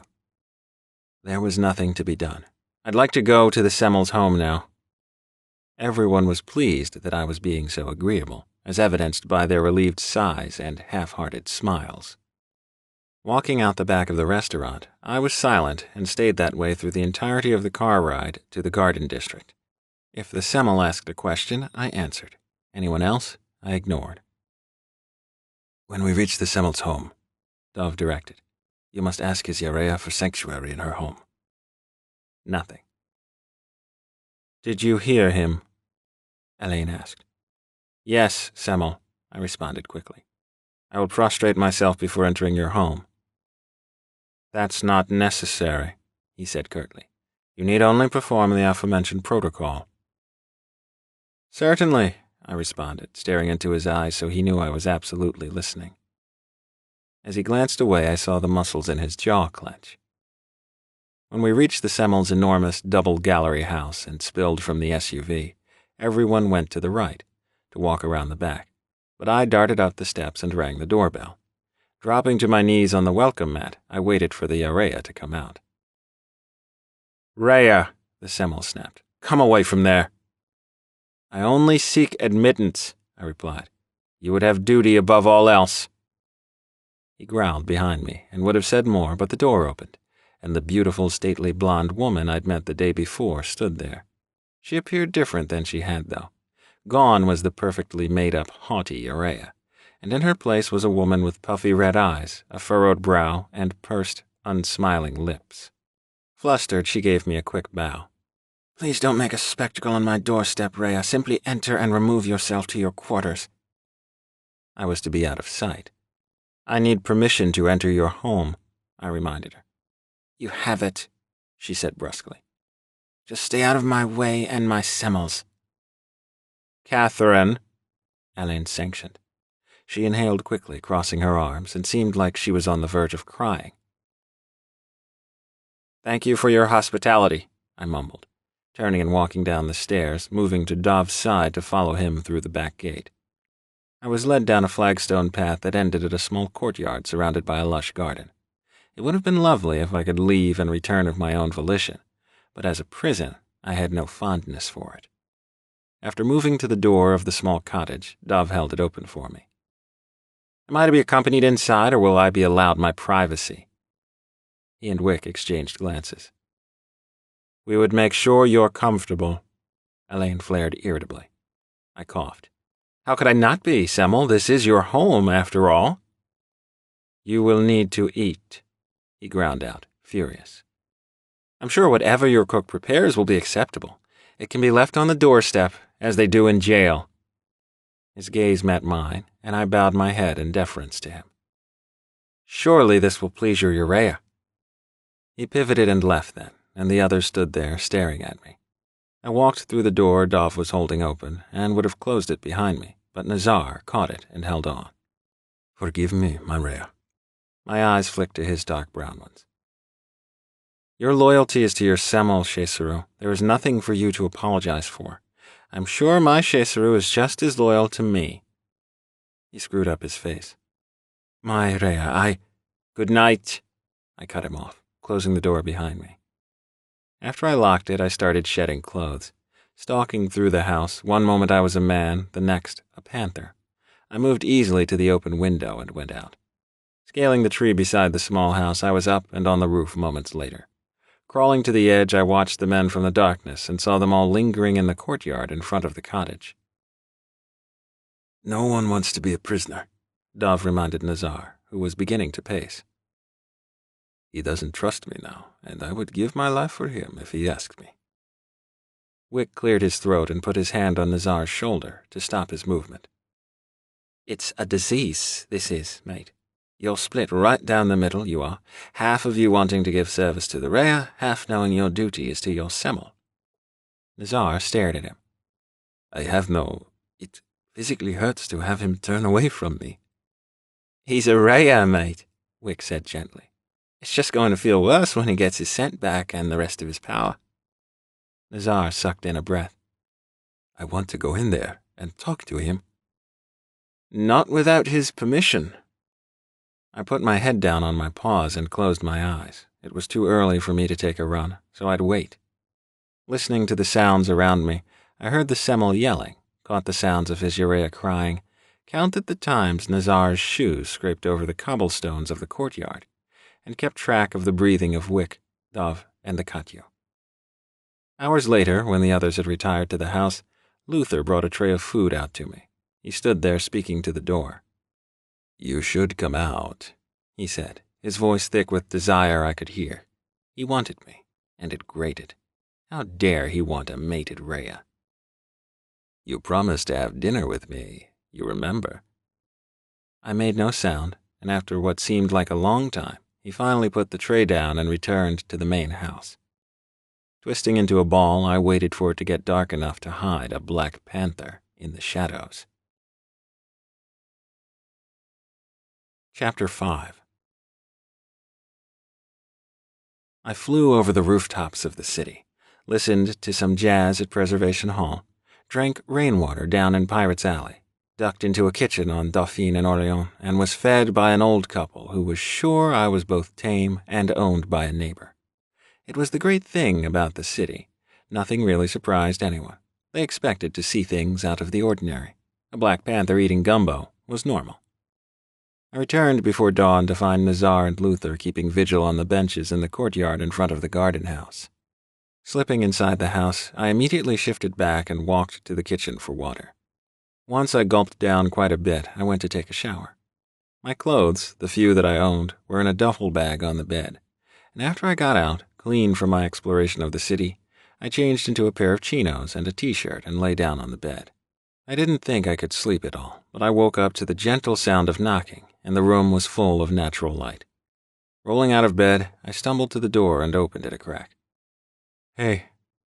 The blond man I found there had the warmest smile I'd ever seen in my life.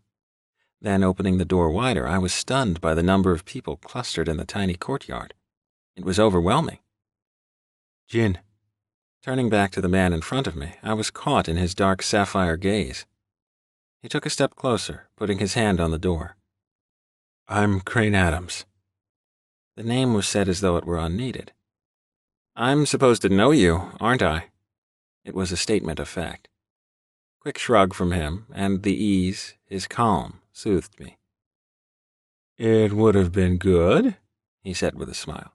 "But it's okay that you don't." "You're not pissed?" "At you? Never. I've never been mad at you." "Have we known each other a long time?" He nodded.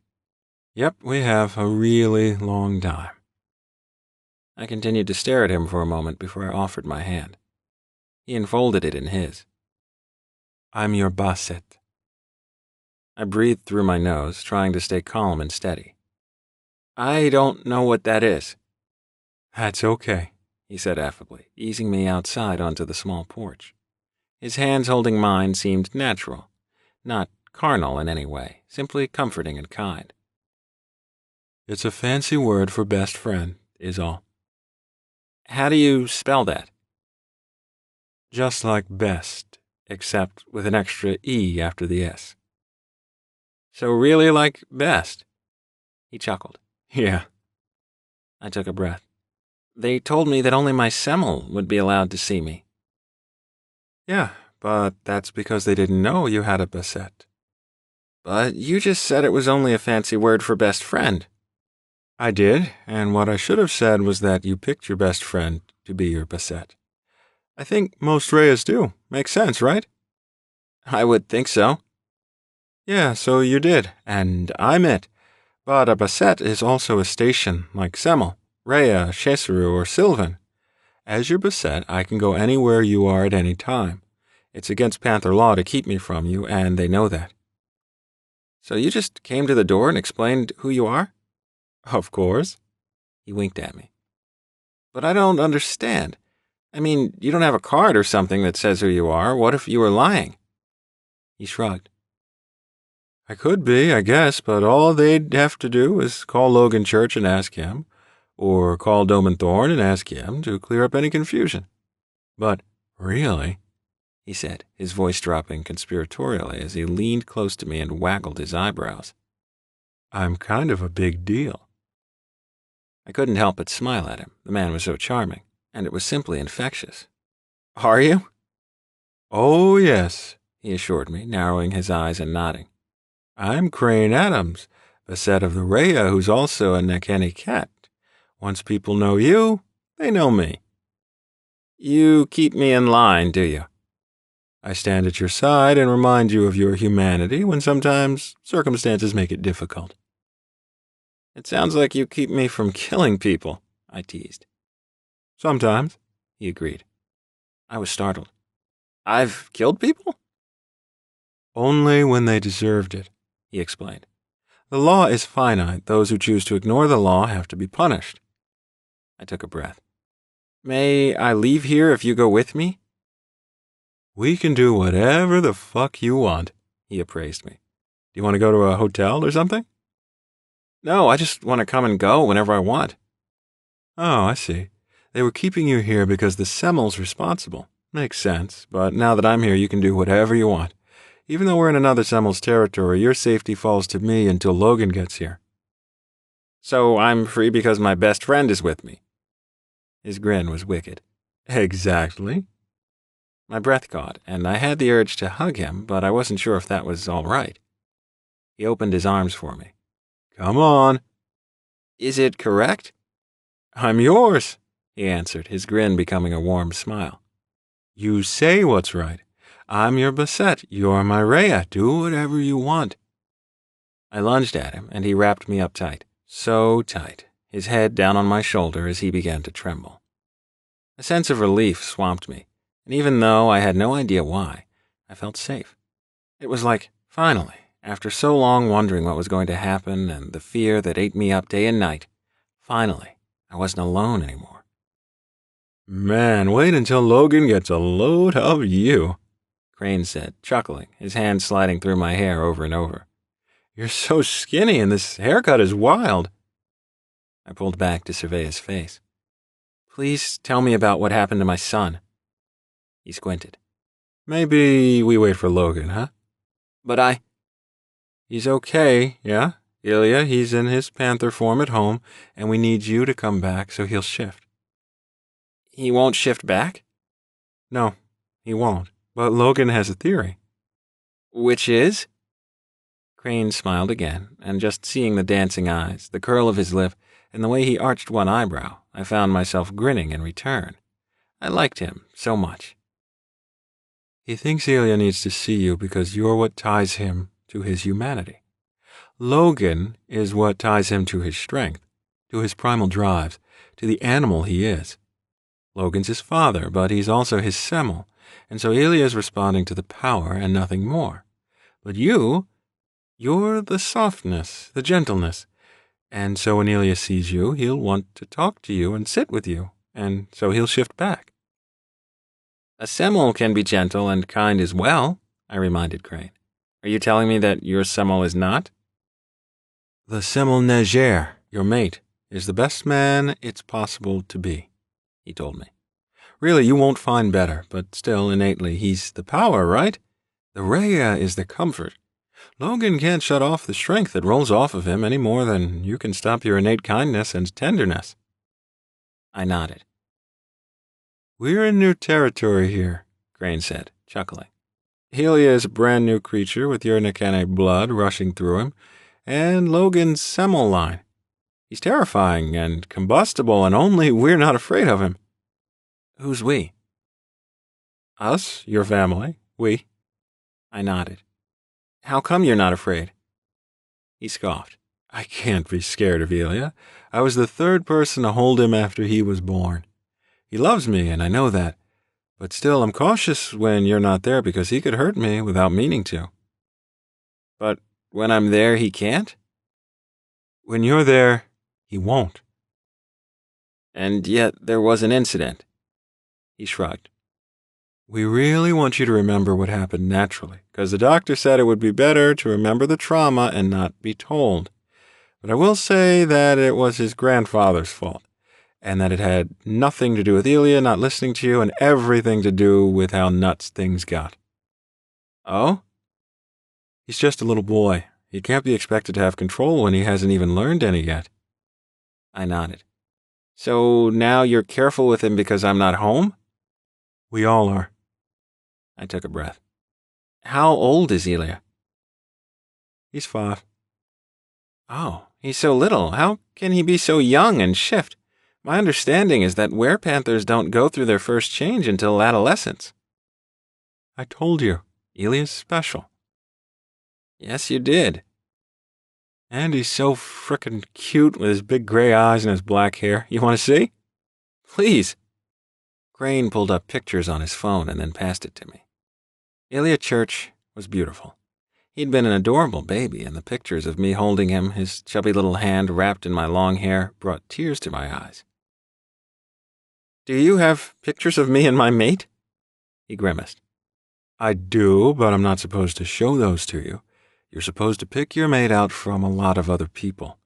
That's why the semel, what's-his-name, Boucher, has all these people over here. Is my semel here? No, not yet. He will be soon. I was in Florida, that's why I'm here already. I was mediating a sit-down between 2 of Martin Soto's arqueros. I shook my head. I don't know who that is, and I'm not sure what an arquero is either. He sighed. That's weird. Why? Normally, you're an encyclopedia of panther law. I am? He nodded. You are. Your father was a Sylvan, and he taught you everything, way more than just what you needed to survive. And is my father still living? No, he's not. And my mother? Your mother committed suicide 2 years ago. Oh, it was sad news. You weren't close. Do I have siblings? You have a brother who lives in New York now. And are he and I close? He shook his head. No, you're only close to your own family. What you just said makes no sense. I mean, your family that loves you. I was struck by how serious he sounded. And that's you? Yeah, I mean, you're closest to Logan and Ilya and me, but there are a lot of other people you hold dear and who you call family. I took hold of his hand. Would you sit and tell me? Of course, he replied, beaming at me. God, I really liked his smile. We sat down on one of the benches as a beautiful woman came charging through the courtyard with 2 men following her, one taller than the other, both heavily muscled. The crowd parted for all 3 of them. She was dressed in a white suit, complete with a white patch over her right eye, and both men were in suits, the taller in navy without a tie, the shorter in black with a yellow one. Crane rose and held out his hand as the woman rushed to his side. I stood slowly, watching as she filled his arms for only seconds before she pulled free and flung herself at me. I was startled by the ferocity of the embrace and by her immediate tears. "Oh," I whispered, "you missed me." "My Rhea," she said, with so much emotion in her voice that I could hear the tiny tremors. "I have more than missed you." "Are you part of my family?" "Yes," she answered quickly, forcefully, stepping back, her hands on my face. "I am. I'm Yusuke Adams, and I'm the mate of your Basset and the Ma'an of your tribe." I hated not knowing what that was, so I asked her to please spell it and explain. "Most large tribes have either a Mahis, or prince of their tribe, or Mahin, which is what I am, the princess of your tribe," she said, smiling at me. "And even now your son runs with my daughters and cares for them and protects them." "Aren't you afraid of my son?" She frowned. "I'm your son's godmother, my Rhea. I would never fear him. He was curled in my lap 2 days ago." I exhaled sharply. "I'm so glad to hear that he hasn't been alone." "Yes," she agreed. "It's been hard for his father, as he loves and adores his son, but he was also the reason for you being gone, and a Semel without his true mate is only half of what he could be." "I'm sure he's done everything for his son." "All that he is capable of, yes," she apprised. "But my Semel is still at the mercy of his beast and his standing, and without the other half of him, balance is hard to find." I had no idea how to respond, but luckily I didn't have to. She stepped sideways, and I saw the taller man who had followed her was down on one knee, waiting. "This is your Shesaru, Artem Varda." He was stunning with his deep green eyes, short dark brown hair, and neatly trimmed beard and mustache. I had no idea they made suits for men with shoulders that broad. "My Rhea," he said kindly, his voice thick with feeling.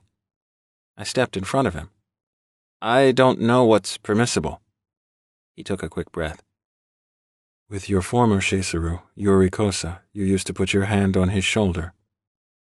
Slowly, I put my hand on him and felt, under my palm, the shiver run through his massive frame. "What did you have to do to be my Shesaru?" "I had to fight and win a challenge." "Did you defeat Yuri Kosa?" He scoffed. "No one but a Semel could defeat Yuri Kosa in the pit." "But he's not my Shesaru anymore?" "No." "Why did he leave?" "To be the mate of the Akhenaten, Doman Thorn," he explained. "He had to go live with his mate in Egypt. That's the only thing that would have kept him from you." Oh, what a wonderful answer. He'd only left me to be with his love. How romantic was that? "Okay, so who did you have to fight then?" His eyes darted to Yusuke, who gave a nod of permission. He took a quick breath. "Your last Shesaru was chosen after Yuri left, and though he wanted to serve your Semel, he never cared for you as he should have." "Yeah, but not everyone has to be crazy about me." "Your Shesaru must, above all else, champion and protect the Rhea of his Semel. You have to realize that most of those in the role of Shesaru never even lay eyes on the true mate of a tribe leader. A Rhea is precious and rare, and Avery Kadim didn't understand that." "He simply was not strong enough to serve," Yusuke explained, putting her hand on Artem's other shoulder. Your Chaseru is now strong enough to be both enforcer and protector. I turned back to Artem. Thank you. No thanks are necessary, Maria. It is I who am blessed. I glanced at the other man, also down on one knee. This is Andrian Basargan, the leader of your Semel's Katyu. I smiled at him. Katyu are the warriors of the tribe, right? He nodded, and I saw how kind his smile was. Yes, Maria.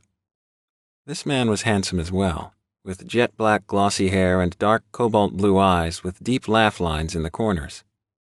I was one of the first to meet you many years ago. I couldn't keep from wringing my hands. Part of me was excited and happy to have them all there, to meet them. But that again was the issue. I was meeting them. They were seeing someone they knew, and in Crane's case especially, knew extremely well. So the flip side was that their presence made me anxious and worried and more torn up inside than I'd been just a day ago. It was both a relief and nerve-wracking at the same time. I wish I could remember. You will, Maria, in your own time. The faith was overwhelming, and when he lifted his hand to me, I clasped it tight. It was amazing, the look on his face, like I'd given him something great.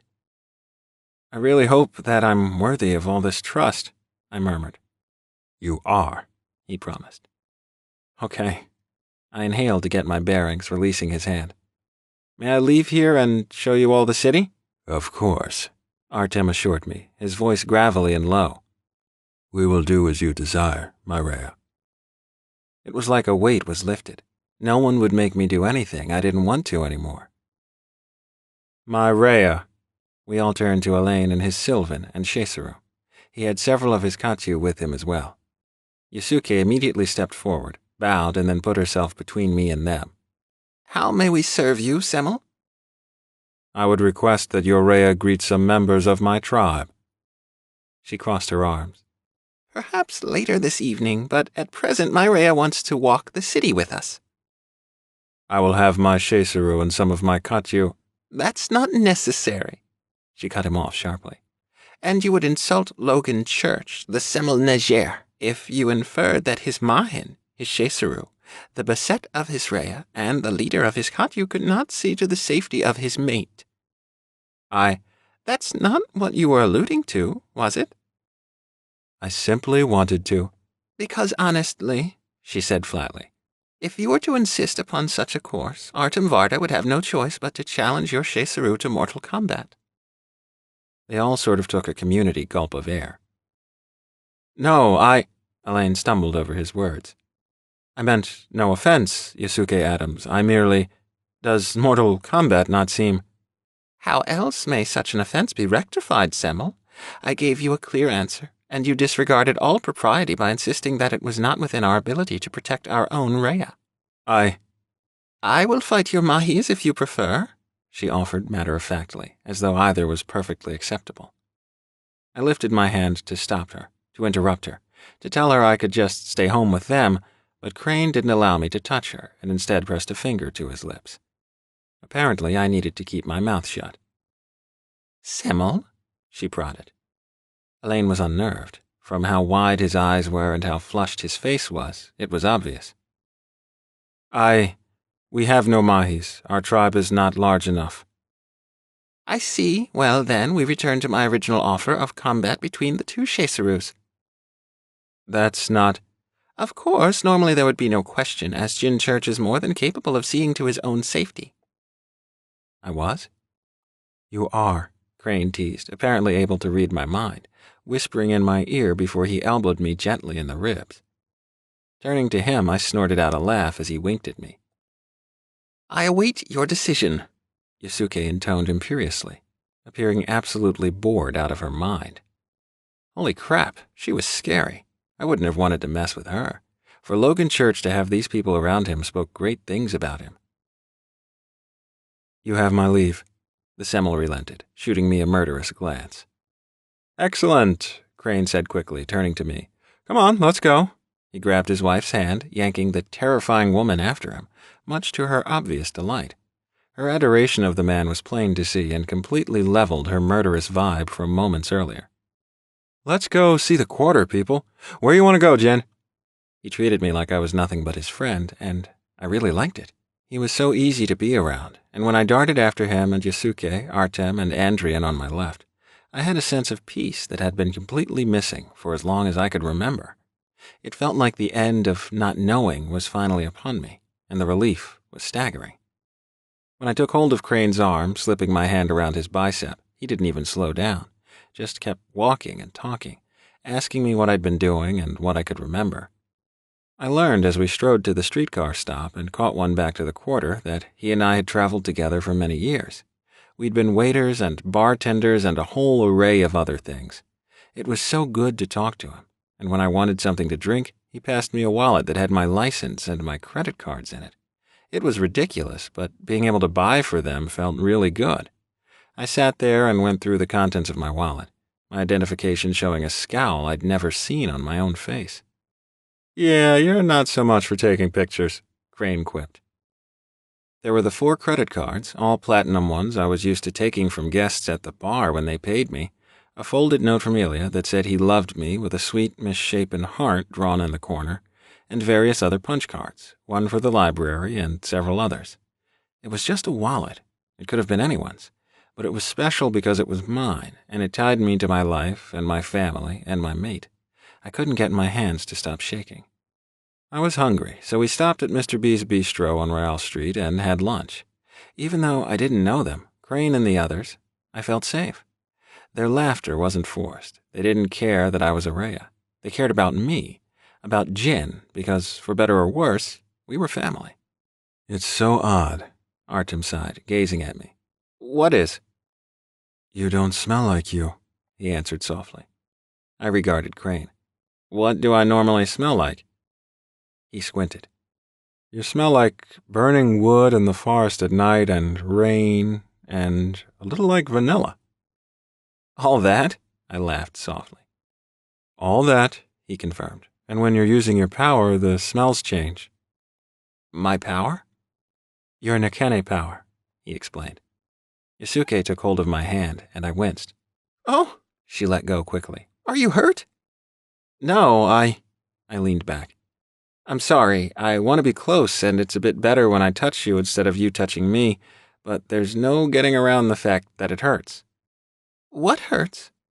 The touching. Touching hurts? Crane asked, concerned. When you hugged us, it hurt? I nodded. He smiled wide, and I was simply dumbfounded. He was the oddest, most interesting man. Why in the world is that a good thing? His half-laugh, half-cough was funny. It hurts Logan, too. I jolted involuntarily. It hurts him to touch people? Yep, he says it feels like thousands of needles. Exactly, I whispered. Everyone but his son hurts him, and we all figured it was because Ilya has some of you in him, and now we just confirmed it. What is he like? Logan? Crane asked. Yes. He turned to his wife. What's Logan like? Her smile was beautiful as she focused on me. He is the kind of man you pray to be able to serve. He's like a great king from olden times. Who always does what's right, Andrian chimed in. Yes, Artem agreed. He can always be counted on to make the best choice.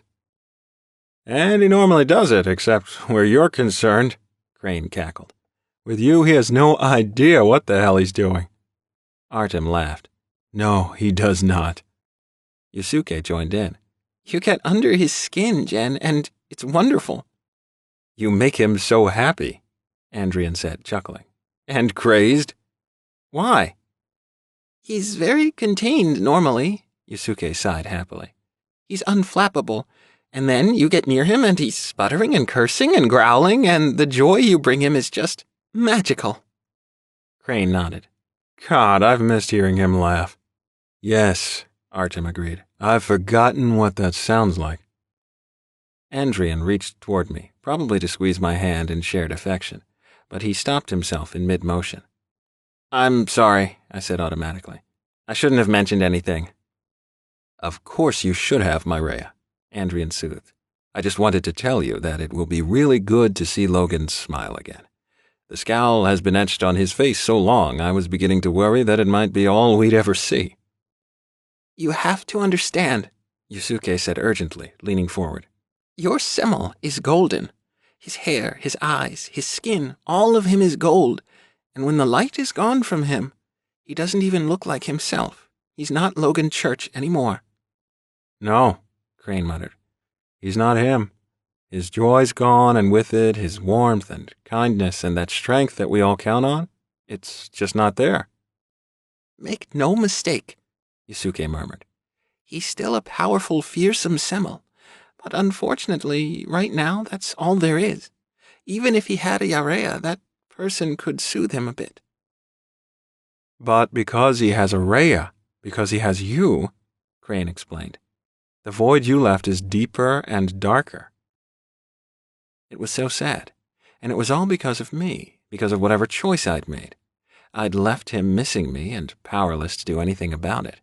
And more than anything, as lonely and lost as I was, I'd reduced a good, kind, strong man to a shell of his former self. All I wanted was to see him and touch him and repair the hole in his heart. I prayed he'd allow me to try. He works very hard not to show us all how angry and desolate and wounded he is, but he's not the man he was, Andrian made clear. It's funny, Crane said with a grin, but everyone who meets Logan Church falls in love with him just a little. He's bigger than life. He's strong and honest, and you know he'll protect you with everything in him. And it's like he's royal, you know? He's like a king. As Yusuke said, you see him and want to serve. You want to be whatever he needs, if only for a moment. Normally, Yusuke apprised me, he spreads warmth wherever he goes, but without you, Jin, that's gone. He's cold now. And what if, because of that, I'd broken him? Maybe, with my leaving, I'd doused Logan Church's light forever. Or worse, perhaps he was slowly rebuilding his life in secret, and me returning, not knowing him, broke his heart irrevocably so that he was useless to both his son and his tribe. How could I, in good conscience, even see him? Stop, Crane said out of the blue, and all of us at the table regarded him. Did you hear me? Oh, you were talking to me? Of course I was talking to you, doofus, he affirmed, squinting at me. You're the only one who just slipped down the rabbit hole. I don't... Logan, he began, need you back. It's not one of those things where maybe he'd be better off if you never returned. True mates don't work like that. Logan is not himself anymore. He's simply not there. You're the only one who can fix things. He will be, Artem choked out. So pleased to see you. Yes, Yusuke pledged, her voice bottoming out. He will be restored. But again, what if he wasn't? What if me not remembering him was the killing stroke to his soul? How could I be responsible for that? We were all silent for a few moments, and then I broke the quiet with a litany of fears. What if I can't touch him either? What if he doesn't recognize me as his mate anymore and I wouldn't worry about any of that, Crane said, reaching across the table for my hand and squeezing it tight, instinctively knowing I needed the closeness at that moment more than I cared about the pain. You're his Rhea. He's your Semmel. Nothing changes that. Nothing matters but that. Have faith. It was all I had to believe in. Chapter 6. It was a little after 6 when we returned to the Semmel's home. I walked in with the others into a sea of people in the courtyard and immediately stopped, frozen, almost driven to my knees by the throb of arousal that tore through me. Jin? Artem was worried. I bent over and braced myself on one of the benches, taking shallow breaths, trying to calm my racing heart. The smell. Crisp fall air, a sliver of wind, a tendril of smoke, and sweat, and male. He was there. My mate, somewhere. I could practically taste him. Crane was beside me, leaning over, pressing tight, mouth on my ear. Logan's here, I can tell. Can you? I nodded. You have to find him. It's the law. Find your mate, claim him, and make him yours again. Everyone is here to witness your return. They have to say they saw the Rhea find his semel. Apparently there was always another test, of fidelity, of the bond, of faith and loyalty. I had to show that I knew my semel, if not on sight, then by smell, by feel, through the vow that lived in our blood. But what would it mean to that connection, to have been apart for so long? Or my memory, how would that factor in? If I didn't know the man's face, how could I, in fact, find him? The doubts whirled around in my head even as Crane pushed me forward. I turned back to look at him, and he only nodded, certain, it seemed, that I could do this, and that some invisible link between my mate and I would deliver us both. I pushed into the crowd, searching, checking faces, scared, nervous, but no one jumped out at me. And when I closed in on each, the smell was wrong. My skin hurt, my body ached, even the breeze on my face was painful. I was overly sensitized. I needed relief. Hungry for my mate, to feel his skin on mine was all I could imagine. Yusuke said he was golden, and so I scanned for that, searched, but there were so many people clustered together, so many scents layered on top of each other, that it became hard to breathe. Darting to the edge of the courtyard, I stepped off the path into the dirt and breathed in the cool, damp air in the darkening shadows, calming, my head clearing, as well as my nose, of all the cloying smells, feeling my heartbeat slow as I felt a roll of excitement prickle over my skin. Closing my eyes for a moment, I took a last deep breath and then opened them and turned back to the crowd. I felt the tingling in my stomach before I saw him, tall, beautiful, golden. But the closer I got, the less the rippling sensation was there, and so I stopped and turned away. It was frustrating, and I wasn't sure what to do, until it came to me. I had to be still, and so I froze and waited. Standing in a sea of people, I closed my eyes and listened to my heart. Slowly, I picked out smells, sounds, and whittled everything down to the pulse deep in my chest. Beyond the needs of my body, beyond my animal instincts, beyond what I knew in my head and believed in my heart, once all of that was put aside, there was the essence of me, and I was a Rhea. I was part of something greater than myself, and when I quit being scared that I wouldn't find him, there it came again, the pulse. And with it, the second time, a steady sound. I knew what it was. I could hear his heart. In my ears, inside my own head, I could hear my mate's heartbeat. Listening, concentrating, ignoring everyone around me, I let the driving rhythm pull me forward as I weaved in and out of groups, walked in circles, and finally stood, waiting, and heard him breathe. Spinning, my head snapped up and all I saw was gold. I thought when Yusuke said that my mate's eyes were gold that she'd meant his lashes or his brows, and they were that, but I had no idea that his irises would be gold. That had never crossed my mind. "Oh," I whispered, because really, I had never seen anything more beautiful in my life than the man standing in front of me, and more than anything, from deep inside, I had the overwhelming urge to bite him, mark him, show everyone that he was mine. I had worried whether I would recognize him, and every part of me, human, beast, heart, mind, and, dear God, body, recognized him as belonging to me. I took a step forward, reaching out, and he took hold of my hand and squeezed. It felt like the air around us was charged with electricity, and then there was a pop, like a fuse blowing, frightening everyone but Crane, Yusuke, Artem, and Andrian, the four of them being the only ones who didn't cry out and drop back. "Jin," Logan said. His voice was deep and husky, resonating through me. "I dreamed about you," I confessed, taking a step closer, reaching for his face. He bent into my hand, rubbing his cheek on my palm, and when his eyes closed, I saw that his lashes were wet. "As I did you." My breath hitched as I inhaled his intoxicating scent, filled my nose with it, my lungs, as he lifted my hand and pressed it over his heart. My mate was tall, easily 6'4", powerfully built, with broad shoulders and a wide chest that tapered to lean hips and long muscular legs. He was stunning. I knew he would be, of course, because as soon as Yasuke had described him, the golden color of the man, I knew that I'd been dreaming about him. He was the reason I'd woken up. He was the reason I had hope. He was everything.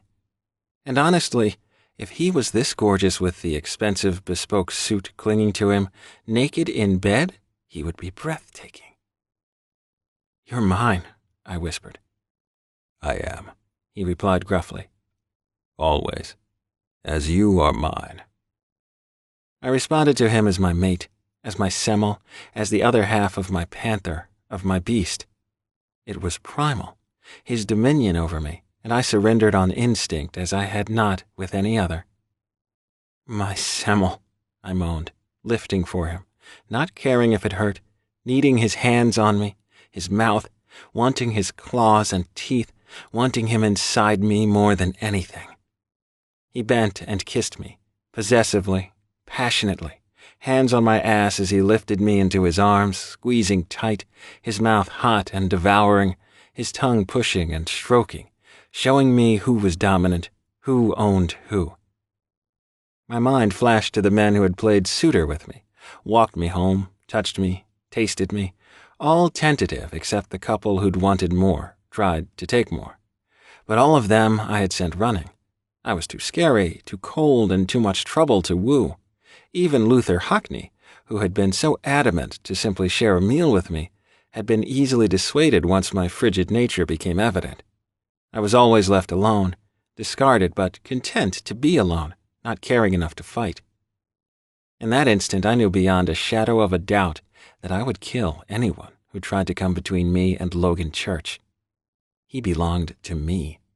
The connection I had feared didn't exist raced through my blood, sizzling in my veins, and my heart hurt with wanting. There was no part of me that could have denied his claim as the animal I was recognized its mate, without question, and yearned to lie down and submit. I wanted him all over me, holding me down, moving inside me, and my body heated with that raw, aching need. The path to reclaiming my life began with him, and so the claiming became my singular focus. Perhaps it was always like this between us, a fierce, ravenous hunger, but I had no memory to compare it to, and so simply gave in because it was all I wanted. The roar of desire exploded in my head, and everywhere he touched, I felt branded even as I began shivering with cold. I was burning up and freezing at the same time, like my body had been asleep, lying dormant, and was now waking up, remembering what it was for, to touch and be touched by this man. Breaking the kiss, I stared into his eyes and saw only gold, nothing else. Even the part that was normally white was the same burnished amber. The man he'd been a second ago was gone. Only his beast remained, and that part of him wanted only me. I whimpered loudly as I writhed in his arms.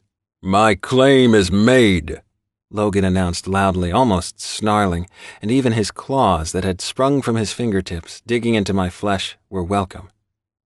"Jin Church is my Rhea, and I remain, ever, Semel Netjer, the mate of the only Nakeni cat in the world." The cheer was surprising, and when he turned toward the garden cottage, I saw Crane dart out of it and hold open the door. His smile was dazzling as Logan carried me past him, and I heard Crane shut the door behind us. It was thoughtful, and I would have to remember to thank him, but at the moment, there was only my mate. Nothing else mattered.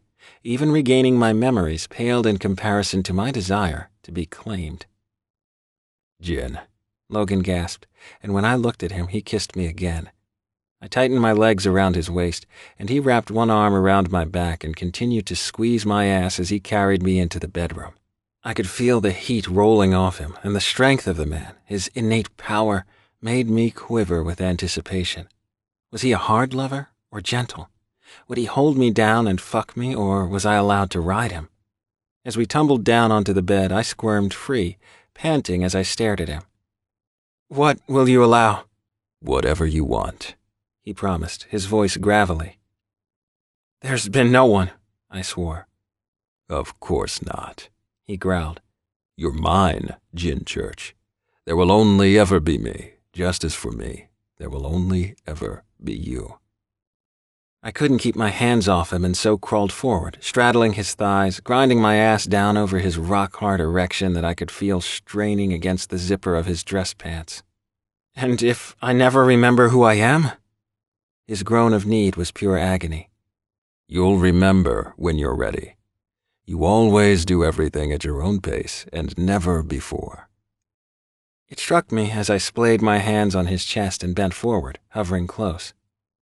"It doesn't hurt." "What?" he asked, nuzzling the side of my neck, his hands busy tugging my shirt off. "You," I rasped, arching under his hands, my cock hard and leaking as he worked open my zipper. "It doesn't hurt when you touch me." "Or you me," he whispered, slipping a hand behind my head to bring me down to him. His kisses were drugging. I went boneless in his arms as he rolled me to my back and pinned me to the bed under him. I could feel the beat of his great heart against mine, could watch the play of muscles in his chest and abdomen as he pulled off his jacket, then shirt, and could hear his words in broken whispers, that he loved me, could not live without me, and more than anything, wanted me. How in the world had I ever managed to not only find this man, but to then make him mine? It was beyond all imagining that the blonde from my dreams actually belonged to me. "Jin," he said softly, and I realized from the gentleness of his tone and the sudden tenderness in his eyes that Logan Church's control was absolute. In the midst of desire that was scorching both of us, he was stopping to talk to me. I swallowed hard, waiting. "I need to mark you, and while it won't hurt because I'm your Semmel and you're my Rhea, I know you don't remember how this all works, so I don't want to scare you.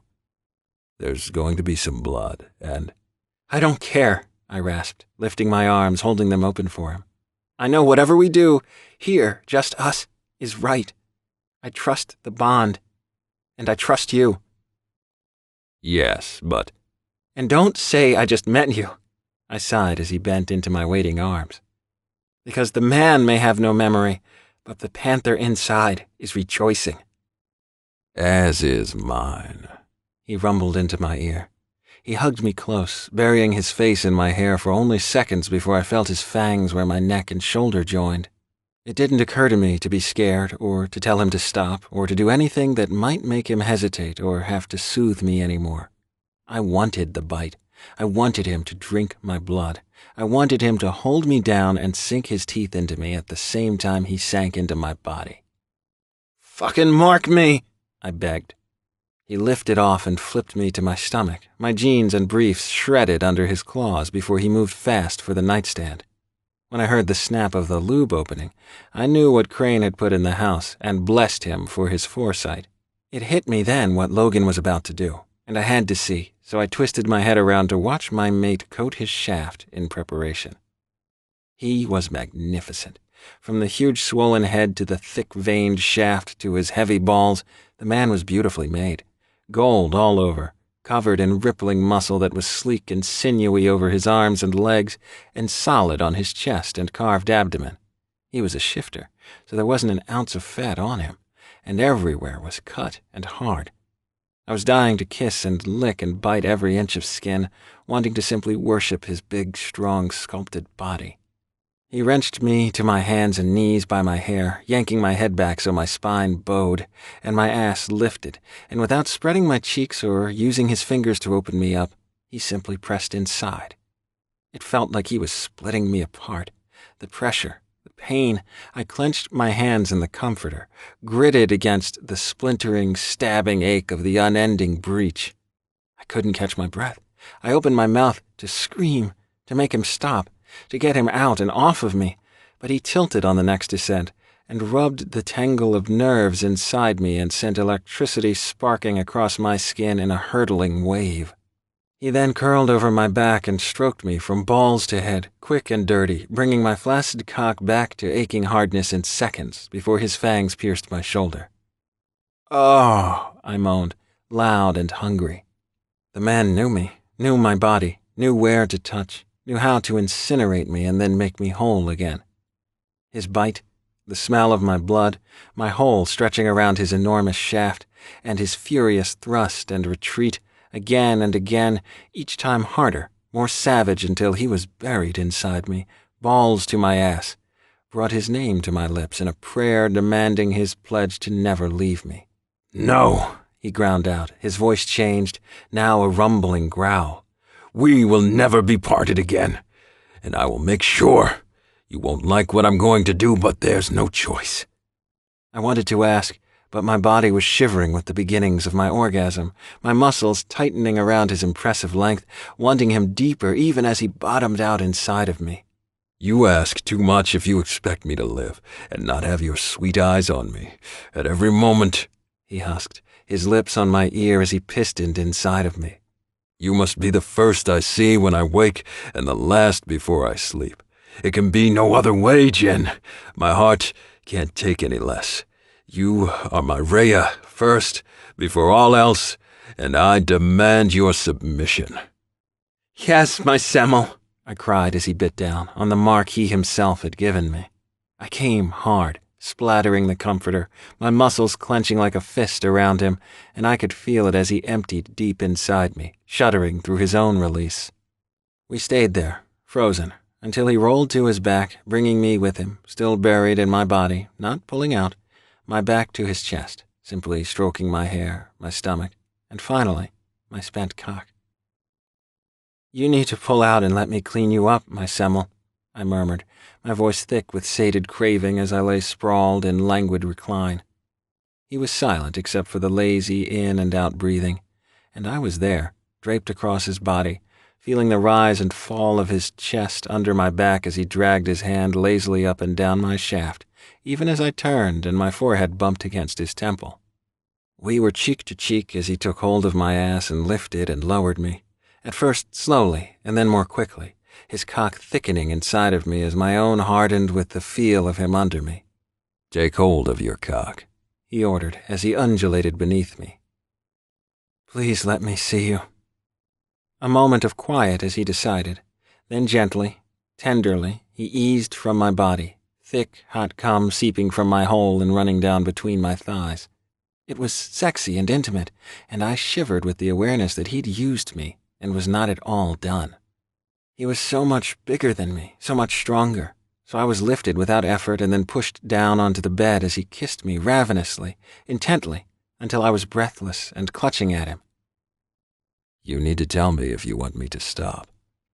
"No, don't stop," I whined without meaning to, walking my feet up his wide chest to his collarbone, then waiting as he rolled forward so my knees hooked over his shoulders and he sank inside of me, driving into the hilt. His eyes never left mine, our gazes as fused as our bodies.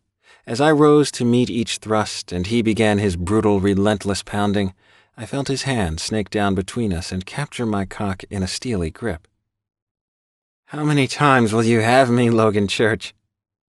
"It's not usually my appetite, Jen Church," he answered raggedly. "But ours." I understood then that I hunted him often. Ours, he'd said. Our appetite, his and mine together. Ours was not a relationship where I waited on him to make the first move.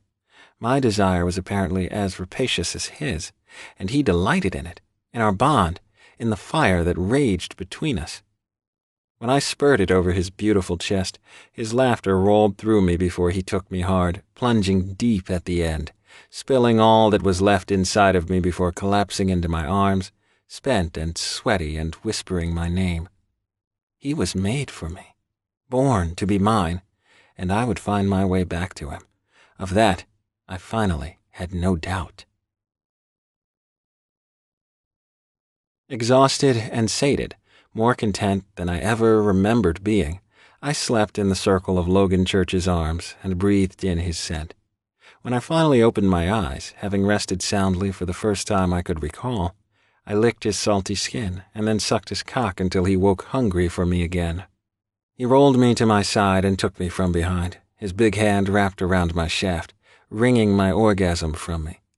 When I came, coating his fingers, he licked his fingers clean and kissed me so I could taste myself on his tongue. I lost myself in his mouth and his hands, in his hair and his skin. I had questions to ask and stories to hear, but I needed the connection with my mate before anything else. Everything he did, Every touch, every kiss, when he sat in a chair and had me ride him, when he held me pinned to the wall and drove up inside of me, and when he shifted into a werepanther and took me over the couch, claws and fangs buried in my flesh as deep as his cock, all those acts informed me about our bond, but nothing else. Food came in the early hours of the morning. I knew it was Crane and Yusuke caring for us, and I would have thanked them if Logan had let me out of the house. We ate and drank, and he mourned my hair, and as we sat side by side at the small table in the breakfast nook, I told him it would grow back out. I like it on my skin when you're riding me, he confessed, and I vowed I'd grow it long again just so I could see his face when it touched him. You're so beautiful, I uttered gruffly, my voice still ragged from yelling his name, leaning close, my fingers tracing over a hard nipple before slipping down to his chiseled abdomen from his chest. I can only imagine how many men and women have wanted to be in your bed. He snorted out a laugh. Are you kidding? I squinted at him. No, Logan, just looking at you, I promise that anyone in their right mind would want to be where I am now. His grin fired his gorgeous amber eyes, and I wondered if I'd ever get used to him. No one would dare come near me. You're that scary? I teased. Me? He scoffed. No, love. Not me. You. I was surprised. Me? He nodded. Oh, yes. You're the scariest creature in the werepanther world. It's not the Semel-Neger who inspires fear, but the Nekeni cat. Are you serious? He chuckled as he pulled me sideways into his lap. There are only 3 people on the planet that know you, know what you're capable of, and don't fear you. I waited. Me, Crane, and your son, he apprised me. Everyone else, some a little, some a lot, is frightened of you. Why? You're very powerful, he explained, but didn't elaborate. Instead, he lifted me off of him, wrapped the blanket around his waist again as it had fallen open, and then crossed the room to the window seat. It was raining outside, and as he sat, he moved the curtain so he could watch. In my wildest dreams, I'd never imagined that such a beautiful, strong, virile man would be mine. He was everything I'd dreamed of, gentle and sexy, a gifted and demonstrative lover with a kind heart, so it pained me to realize he was so obviously sad. You're killing me, I whispered. He turned his head. Why? You seem so hurt. Valiantly, he tried to give me a smile, but it simply wouldn't come. When he went back to staring out at the rain, I got up to go to him, wrapping the sheet around me as I moved. You used to doubt me, he said slowly, his voice thick with emotion. You'd say, you love me only because we're mates. You weren't even gay before me, so how can this be real? I sat back down near him, listening. And I would tell you that the why didn't matter, only the now mattered. You're my mate, born to be mine, fated, destined, all that. I'm a Semel, you're a Rhea, and the chances of us ever finding each other were astronomical, 1,000,000 to 1. He exhaled, closing his eyes and leaning his forehead on the window glass. In private, just between us, no one else. You were always so worried. And I told you it didn't matter. But it does, doesn't it? His gaze returned to me. I just thought that you'd see me and I'd have you back. I understood. He wanted me, but he wanted my memories of him too. I enjoy this. Us, he husked. And we move like I remember, but I've never been able to separate the 2 parts before. I met you, and that fast, I loved you. You were always able to say, we react like this because I'm your Rhea and you're my Semel. And I never believed you because it wasn't that way for me. The bond clouded everything else. Yes, he agreed, twisting on the window seat cushion to face me. And it must when you're a Semel. You claim what's yours because that's your nature. And when you were suddenly there, in my house, I was overwhelmed. We both were, I'm sure. Yeah, but from then on, I never questioned. I was all in from that moment. That's what a Semel does, right? Believes in his decisions completely, never second-guesses himself. He grunted. Isn't that how you're made? Yes, and Araya is not. You always said that I could change my mind and throw you out and you'd be alone again. And obviously that could never happen because you're my true mate. It's not some spell. It's a function of our DNA. You're chemically, biologically tied to me just as I am to you. It's in our blood. Yes.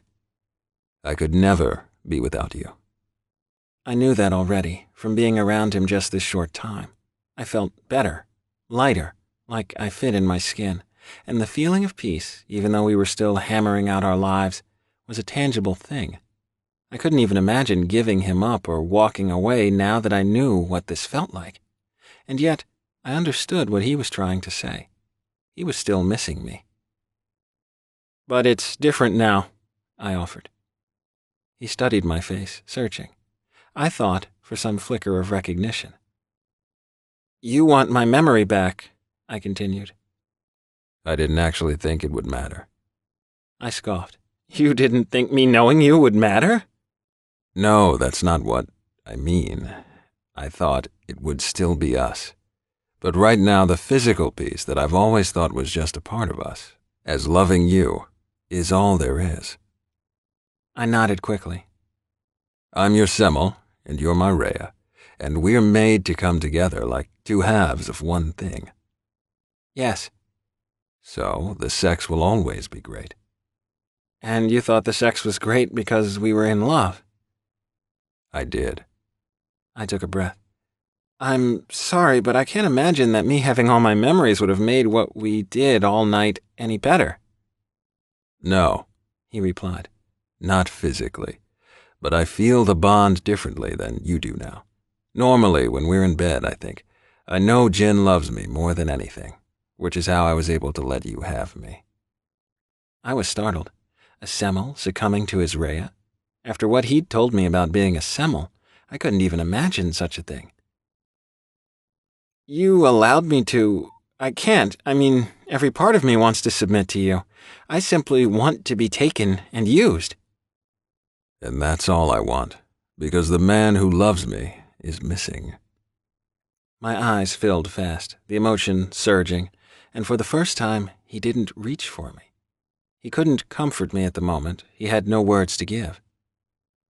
When you fell in love with me, when I truly became your mate, when you believed in me and the bond became a vow, it felt different. The animal piece is important, and we're not us without it. But first, we're men. And I miss my husband. How can you stand to look at me? You're still my mate, he insisted, opening his arms. And your eyes still soften when you see me, even if you don't know why. I wanted to talk to him more, to try to bridge the gap between us, get to know each other. But the primal call, his pheromones, sent a pulse of consuming thirst through me. I got up, closed the distance between us, and lunged at him. He caught me easily in mid-leap, carried me the several steps back to the bedroom, and hurled me, arms and legs splayed out, onto the bed, and then bent over and took me down the back of his throat, swallowing. I roared his name as his hot, wet mouth engulfed my cock, my hands fisted in his hair, and when he sucked and laved, bringing me close to a blinding orgasm, I begged him to fuck me. He rose and flipped me to my stomach, held me still as he slicked himself in my puckered opening before he slid inside in one fluid motion. "Logan!" I cried, and he pulled out a fraction only to ram home again. It took only seconds for me to climax, and he fucked me through the whole ride of my bones melting away and my vision flashing a blinding white. I couldn't imagine not loving a man who could set my blood on fire, make my heart feel as though it was going to explode out of my chest, and inspire an ache to wrap around him like a second skin. When I twisted for his kiss, he was there, sealing his mouth to mine, breathing me in. I had him in me, on me. His hands would leave bruises, his mouth marks, but still, it wasn't enough. He wanted love born of time and shared secrets, not the kind that grew from desire and lust. I prayed for his patience, because the idea of him giving up on me, of him not wanting me, was the most horrific thing I could imagine. I would not lose my mate, even to the memory of myself. Chapter 7. When I woke early, all I had was questions. But Logan said we had to thank the Semmel and offer restitution to any who had aided me. We went to devotion, and I immediately took Logan to meet my ex-boss, who was there early, as always, checking in, prepping for the day. "Jin told me you have new investors that you're not altogether happy with," he said, his voice sexy and low as he addressed Eliza. "If you'd like the money to buy them out, whatever it is you need, please don't hesitate to call on me." He had a great face, and the beauty was in the angles, from the square, chiseled jaw to his sharp cheekbones to the long, straight nose. I could imagine that if I walked through any museum in the world, that his visage would be there over and over, the very ideal of male beauty. Watching Eliza stare at him, seeing the reaction of every woman who saw him, as well as many of the men, I understood that no matter how scary he thought I was, people wanted to take my place in his bed. The thing was, without my memory, I was not fearsome in the least. "You smell like your mate now," Eliza informed me. "And may I say, smelling like him is in no way a bad thing." I scowled at her. Her laugh was lilting. "Oh, Jin, your mate is absolutely mouth-watering." She was my friend, but still I didn't like her reaction to him. As we walked the street afterward, people stopped to watch him walk by. "What's wrong with you?" Crane asked, leaning into me at breakfast and Elaine's home. He was sitting on my left, and Logan was on my right, standing, greeting everyone who wanted to say hello. Elaine was introducing what seemed like his entire small tribe to Logan, who was honor-bound to be gracious and receive them. "Jin?" I turned to him. "How do I normally deal with everyone wanting to be in Logan's space all the time? What am I like when people flirt with him?" His scowl was dark. "You never concern yourself with that kind of crap, not ever." I was surprised. "I don't understand." His snort of laughter made me smile. "You live well in your skin. You are absolutely certain of Logan's feelings for you." Or I was outwardly, where Crane and everyone else could see. In private, as Logan had said, I'd worried in the past. "No one has time to fall under Logan's spell because you eat up every drop of his attention." "I do?" "You and Elia and the tribe," he finished. "Yeah, you do." It was easier to sit and receive people after that. The moment the last person was greeted, I took hold of Logan's hand, excused us, and walked him around the side of the guest house. When I rounded on him, the smile I got made his eyes glow a deep burnished gold. "I want to go home and see my son," I told him, "and I'd like to leave as soon as possible." He nodded. "I just wanted to give you some time to get used to me before we went." "I'm used to you," I professed. "You've already given me back a small part of myself. I can touch people again, show affection without pain. That's a gift." "Yes, it is," he agreed, and I knew I'd done the same for him. We'd restored each other, and I was desperate to do more. I wanted to remember him more than anything. "Please, take me home." He drew me forward, and when I was close enough, I wrapped my arms around him and hugged him tight, my head notched under his chin. "Okay, let's go home," he sighed, rubbing his cheek in my hair. As we were boarding the plane, I realized I had not said goodbye to Wick or Dove, the Akhenaten's men. When I mentioned the oversight to Logan after the plane took off, he explained that I would probably be seeing them again very soon, and so it hardly mattered. "Why would I be seeing them?" "That's a long story," he answered from his seat beside me in first class. I had the window and he was on the aisle, and while to anyone else it would have seemed like a simple seat assignment, I knew I would never be allowed to sit anywhere unprotected. He was my Semmel, and so put himself between me and everything. It was so ingrained in him. Like when we'd walked through the airport and his arm had been around me, and how he made sure I was always between him and Yasuke, or him and Artem and Andrian, and how anyone reaching for me, for any reason, was intercepted. I'd been alone for as long as I had any memory, and because of that, his care didn't make me feel smothered, as I would have expected, but treasured. "Tell me," I pressed. He rolled the back of his head against the seat as he turned to give me his attention. We, as in you and me, have been giving Doman the runaround for about a year now. Why were we hiding from Doman Thorn? He squinted at me. Logan? We were fighting about this the night I lost you. I was startled. What in the world would we ever fight about? He scoffed. Are you kidding? We fight all the time. We do? Oh, yeah. He snorted out a laugh. You don't let me get away with anything. We go at it like cats and dogs all the time. About what?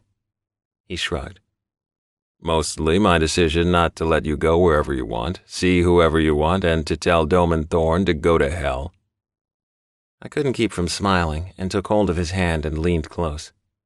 Did I tell him to go to hell, or you? You. I see. So he wanted something, you agreed, and I didn't. Precisely. So do tell why we were hiding from the head of the werepanther world? He eased close so we were almost nose to nose, whispering. He wants us in Sobek.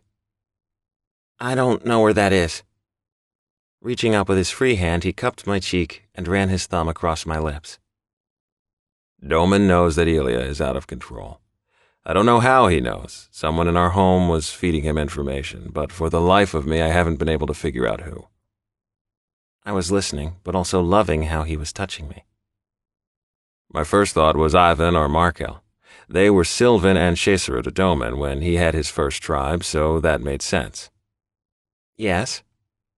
But Markel is married, mated to my sister, and Ivan is mated to a man, and neither of those things would have been possible without you and me, so I've moved on from that thought. But someone is talking to him? Yeah, someone is. He knew too much about what was going on, and because of that, the threats were escalating. I don't understand. I say threat, but what you have to hear is request. Doman wants us with him, and basically he's gone from suggesting to insisting. Okay. He sent those same two guys, Wickham Morris and Davyadin, to see us at the beginning of last year, but I refused to let them on the property. Why didn't you let them in? Because if they saw Ilya, they'd know that keeping him hidden up on our mountain used to be difficult and is now next to impossible. It is? Yes. Why? He's powerful, Jin, and he can do more than just shift. He can shapeshift, like you. Like me? He twisted in his seat, and I was glad that Artem and Andrian were in front of us and Crane and Yusuke behind us so he could speak freely, albeit quietly, to me. You turned into a dragon once. I jolted, but he squeezed my hand, and just that much contact soothed me.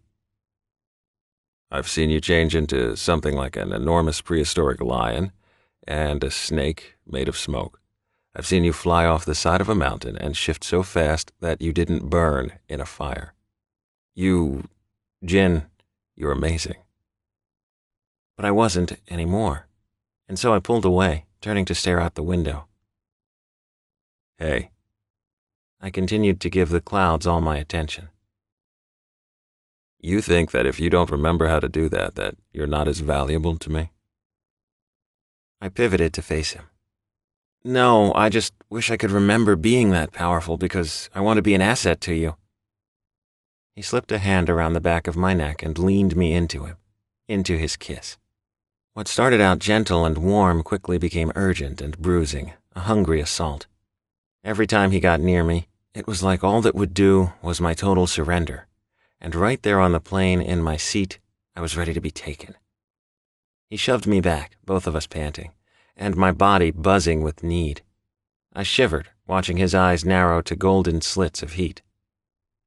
You are never an asset to me. You're my mate, my other half. You don't become important. You already are. You're all there is. I could see it etched in every line on his face, hear his words, and taste his hunger. I was necessary. There was no question of him wanting me. It was beyond that. Our souls were merged. There was no Logan without Jin, and if I had my memory, I'd know that. As I didn't, I'd have to keep reminding myself until it became second nature. "And you," I husked. "Logan." His smile caught me off guard. Come sit in my lap. My face heated, and I shoved against his shoulder after he lifted me over the console between us and settled me on his thighs. "Please don't make this plane ride any harder than it already is." Why are you having trouble? He teased, tilting his head to kiss my temple and then dipping to my ear, sucking my lobe into his hot, wet mouth.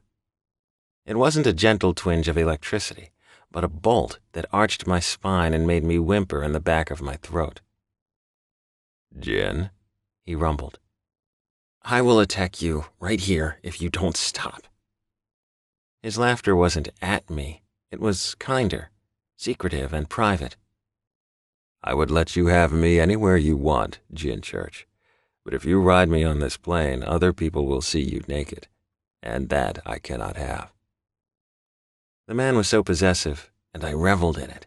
His warm gold gaze held me as I leaned in and gently notched our lips together.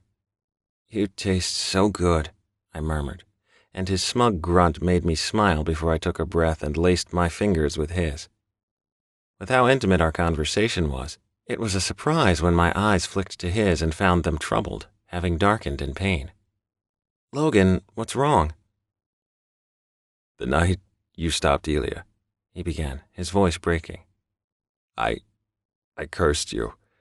I banished you from my sight, and that's my fault, my weakness, and I have to live with that for the rest of my life. "Logan." It was a test of loyalty and faith, and I failed you. "No." Yes, I did. I turned on you so fast after years of devotion and love, and Jin, it's a horrific betrayal, and I'm guilty. His face crumpled, and I saw all the pain in his eyes. I should have believed in your heart beyond what I could see with my eyes. I knew better, and still I reacted and didn't think. "You're only a man," I said softly, leaning in to kiss him. "You thought I'd killed your son. Logan, how many of us could rise above all that was happening and react as we should?" I'm the Semel. I should always do what's right. "That would elevate you to sainthood, Logan Church," I teased gently, trying to jostle him out of his sadness. "You need to forgive yourself for this." He shook his head, not taking the bait. If I was stronger, I'd tell you that if you want to take Ilya and leave me, that I won't stop you, but... His head snapped up, and his regard was fixed. I can't have that. You have to forgive me and stay at my side. I won't last alone. I can't be without you again. It's not in me to let you go. "No," I agreed, lifting his hand, kissing the palm. "We're supposed to be together. Even without my memory, I know that. And it hurts you that I'm only speaking of the bond, but for now, until I remember, the bond will sustain us." Yes, he said in the barest whisper. I coughed to clear the tears from my throat. "So, after you exiled me, did I run?" Yes, he choked out. Again, we stared at each other. "When did you realize he was alive?" Crane, he whispered. He had Ilya in his arms, and he was calling his name over and over, and then Ilya contorted in his lap and sat up. I smiled instantly, imagining a little panther cub in my Bassette's arms. Suddenly I felt a hand in my hair, and I realized that Crane had reached around the side of the seat and petted me. Pressing his palm to my cheek, I took a breath.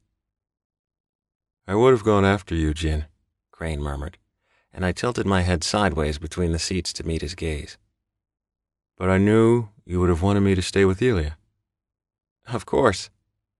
But I wanted to follow you so badly, you have no idea. You've been following me for years, right?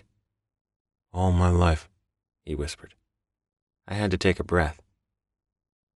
It was good you stayed with your own family. You'll always be my family, too. Don't ever doubt that. I nodded quickly, unable to speak. Ilya won't shift back to human, Logan huffed, he too having trouble getting his voice to work. He's stuck until someone stronger than him forces him to, and that's not me anymore. It was my turn to cup his face in my hands. I'm not a Semel right now, Logan continued. I'm just angry and hurt, and somewhere in all this time, I've gone from loving my son to resenting him as well. Because it turns out that I'm not whole without you, and I don't know how to do and be what I'm made for without you. I think resent is the wrong word, I offered, because just hearing him say Ilya's name, I knew it was. You don't love your son any less, it's just that seeing him reminded you that I wasn't there. I blamed him. It's irrational, but I did. But how much of that did he really see? He thought a moment. He saw sadness, felt some distance between us, but no more. He answered solemnly, staring deeply into my eyes.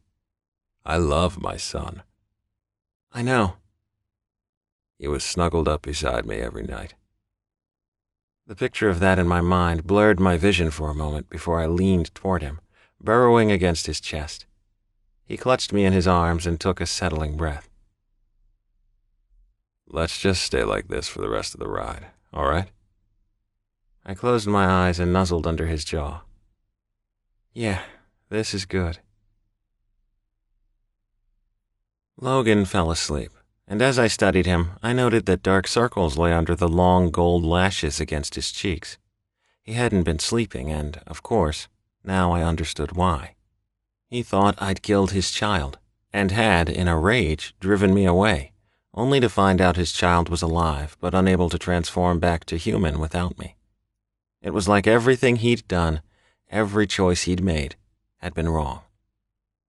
I got up, and when I stopped next to her, Yusuke moved to sit with Logan while I flopped down next to my basset. I get why we're friends, I blurted out. Oh yeah? He tipped his head at me. How come? You're crazy about me. His smirk was really something. Were we ever more? He leaned forward and took hold of my shoulder. People thought so, even our fathers did, but it was never like that. We're too close for that. I wanted to hear more. My whole life, there's been you, he revealed, grinning crazily. I remember us being in like first grade or something, and we were coloring and you'd look up and I'd pass you the crayon you wanted. And people were blown away. They didn't understand how we were so synced up from the very beginning, but I never questioned it. Leaning back in the seat, I watched him, the way his eyes crinkled when he smiled, the impish curl of his lip, and how he arched his eyebrow to make a point. Women were to have sex with, but I loved you. Until? He shrugged. Until you were thrown out of our tribe when you shifted the first time, and everyone realized you were a Rhea. I was confused. I thought being a Rhea was a good thing. Not when that means that you'll be gay. Oh, I see. Your father couldn't have that, and mine, he was the Shisaru, and he couldn't have it either. But I thought all Shisurus protected Rheas. And maybe he would have, given time, but all he saw was you being a Rhea, being gay, and me being your best friend, and that was it. He was in a rage. Did you resent me? For what? Because you were thrown out of your tribe, right? You were my tribe, Jin. As soon as we knew you were a Rhea, everything made sense. I was born to be your Basset. I was supposed to be with you always. How strong his voice was, the total belief in his words, told me how sure he was, and that warmed my heart. His love was absolute, and I hoped I deserved all his faith. That's why it was so weird when Dome and Thorn made me his Mahis. I mean, it was good that I had the opportunity, but it wasn't right. Not really. I was stunned. You're the Mahis of Doman Thorn's tribe? No, not anymore, he said, flashing me another heart-stopping grin. But I was for a short time. The thing was, like Logan always says, the only two people in the world you actually listen to are him and me. Without me there, you have trouble. How terrible for you, I sighed. You have a life, a family, and still you have to babysit me. I'm so sorry that— Shut up, he ordered, thumping me in the abdomen with the back of his hand. We're family. It's not a chore. You were there when my daughters were born. You and Logan are their godparents. And my mate, the Mahan of your tribe, loves you like a brother. I do, Yosuke chimed in, looking over the top of the seat back at us. I felt so humbled and blessed to be so loved. We've been together all our lives, Jin, Crane assured me. And whatever you and Logan have to do, wherever you have to go, Yosuke and I and our girls will follow. Never doubt that. Wait, I said quickly because his words had sunk in. Where are Logan and I going? Well, that's the question, isn't it? Logan's been ducking Doman for a while now, but just lately I realized that he was doing it for you, not for him. Whatever Logan and Doman have cooking, it's something you didn't want, but I think Logan does. You do? Yeah, I do, he sighed. And I'm glad. Why? You have to understand, I love Logan, and more than that, he's my Semel, and I'd follow him to hell if he wanted. Yes, go on. But my first responsibility is to you. You're like my brother, he said, his gaze dark. But you're also my Rhea, and keeping you safe is the prime directive, if you will, of my station. Of course. So because of that, I had to tell Doman Thorn that Ilya was a danger to himself and the tribe if he remained in Nevada. It was you, I breathed, shocked, but also unsure as to how I should feel. It was easy to see that Crane loved me and wanted the best for me and Logan and our son, so whatever he'd done had to have been correct. But I knew Logan was in the dark about who was reporting to Doman, and if that was Crane, then he'd gone behind Logan's back, and— Calm down, my Basset insisted, patting my knee. Take a breath. Everything's okay. He could read me like a book. It was a bit disconcerting. Can you read my mind? Your face, he acknowledged. Now stop worrying. But what will Logan do to you? I don't know, but it'll be all right. How can it be? It just will. That was ridiculous. How can you be so cavalier about this? Because normally you would, he said with a smirk. You don't understand. Logan's been trying to figure out who's been talking to the Akhenaten. I know he has. I should tell him it was you, I said, my voice shaking, scared of what would happen. But I'm afraid for you. Crane shook his head. Don't be. You'll know it was me when Doman arrives anyway, even if you don't tell him. How? Doman's not a real subtle guy, Crane snickered.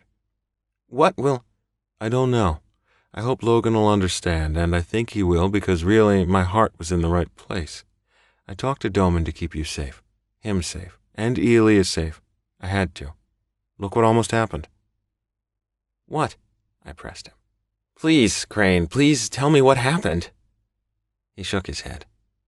I can't, and it's killing me not to, but the doctor said if we told you, you might not ever remember it on your own.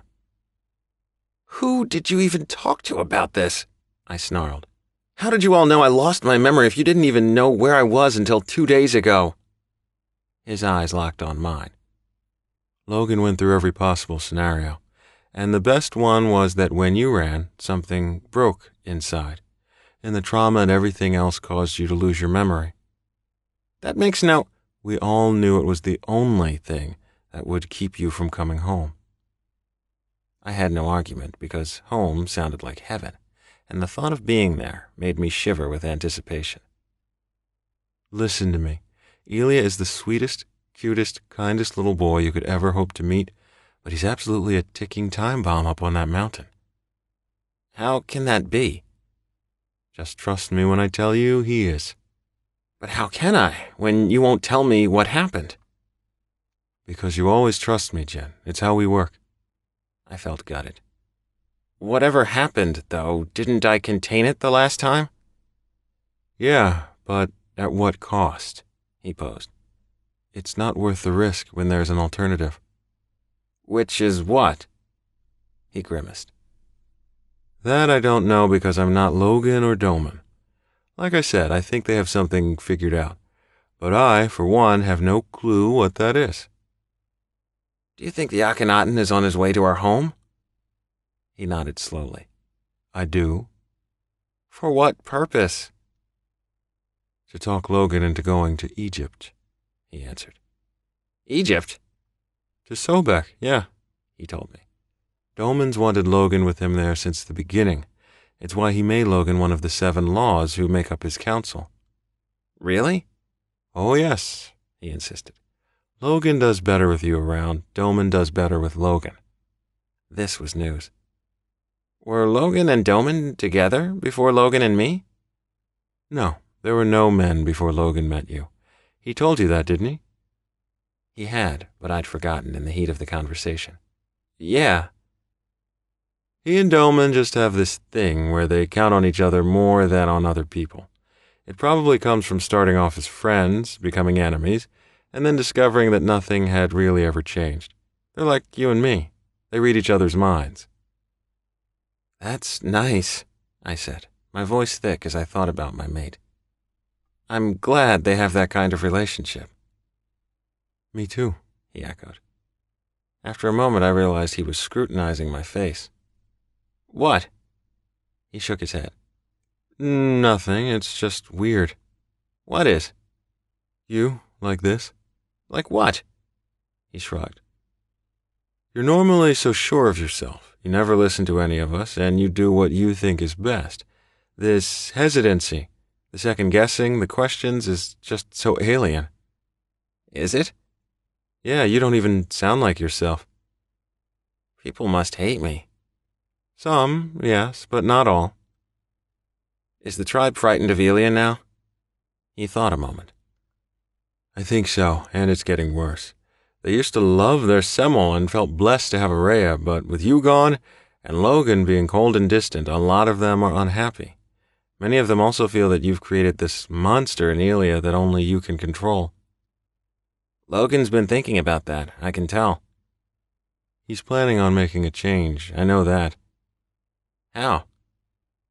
Well, you have to remember that during all of this, Logan is dealing with Elia and his changes, and basically pulling further and further away from the day-to-day running of the tribe, while fending off Doman all at the same time. He's tired, I surmised. I think so.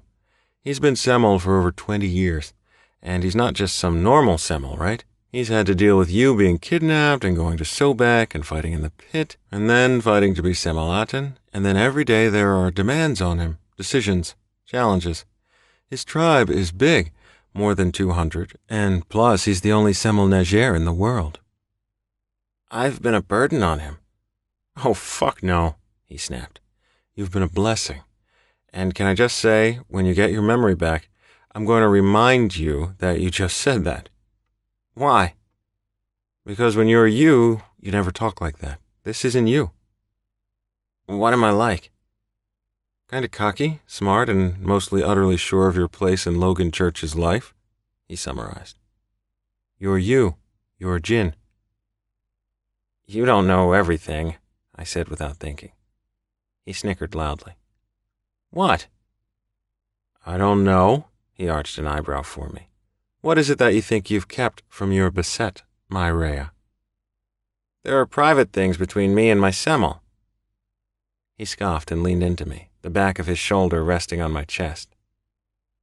I know all your fears and worries, but you don't need to be saddled with all that right now, before you know what's real and what's crap.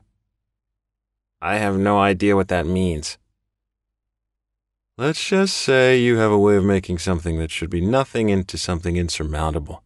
It's your special gift. What? Drama, he said, trying really hard not to laugh. You create a fuck ton of it. I beg your pardon? His laughter erupted, and even stifling it, leaning over and coming undone in the airplane pillow didn't help. People were looking, and Yusuke turned around in her chair and scowled at him. It's a wonder I don't have you beaten, I announced indignantly.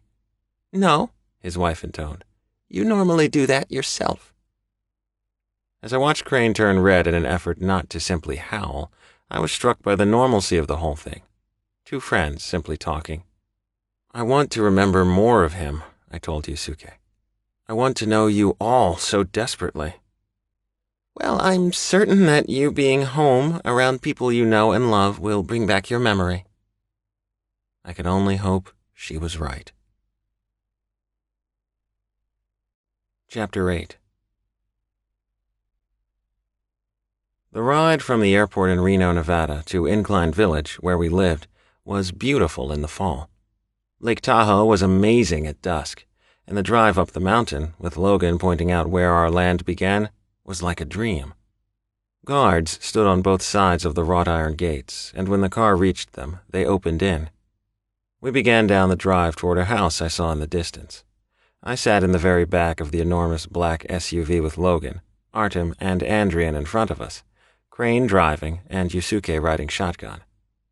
When we arrived in front of the house, I was surprised by the sheer number of cars, and immediately I felt the tension in my mate. What's wrong? There's too many people here, he informed me as he got on his phone. Something's wrong. I wanted to ask what he thought was happening, but he lifted his hand to stop me and then spoke. It's me. I tried to hear who was on the other end. I've been fighting, but I'm done. I need you here because I'm not sure what the challenge will be, and Jin can't help me, and I won't put the others in danger. It pained me to hear that. No, he can't access his power without his memory, and I'm alone except for Crane and Yusuke, Artem, and Andrian. I'm sure Delphine and Markel and Ivan are with me as well, but... Oh. Logan's smile was bittersweet. That's how you're going to play it? You don't think that's a little dirty? I was dying to know who was on the phone. Tell me who it was, Logan ordered and then listened. Well, now, if you explain it like that, it makes sense, and we both know I'm ready. I don't have all the concerns that Jin does, or did. I'm not proud. He was listening again. Fine. Proud is not the word I want. I'm not prideful. I'm pragmatic. Do you prefer that? Again, he was quiet for a moment. Carting his fingers through his thick hair, he grunted. Yeah, so you win. You think I'm some big prize? Get here and claim me. I did not like hearing that. No one claimed him but me. Oh, I didn't offer you any... You're a perv, you know that? Don't let anyone tell you different, he grumbled, but there was a trace of a smile on his face and in his voice, so I was thankful to whomever was on the other end of the phone for the small respite. Just hurry up, all right? I'm worried about what this is going to turn into in the meantime, Logan said, and then hung up. Who was that? I pried. That was Doman Thorne, he said tiredly. Oh, what the fuck? Crane grumbled, slowing as several men blocked the car. Listen to me, all of you. Do whatever anyone asks, Logan commanded everyone in the car. Artem, you have your mother and brother to think about. Crane, Yusuke, your daughters.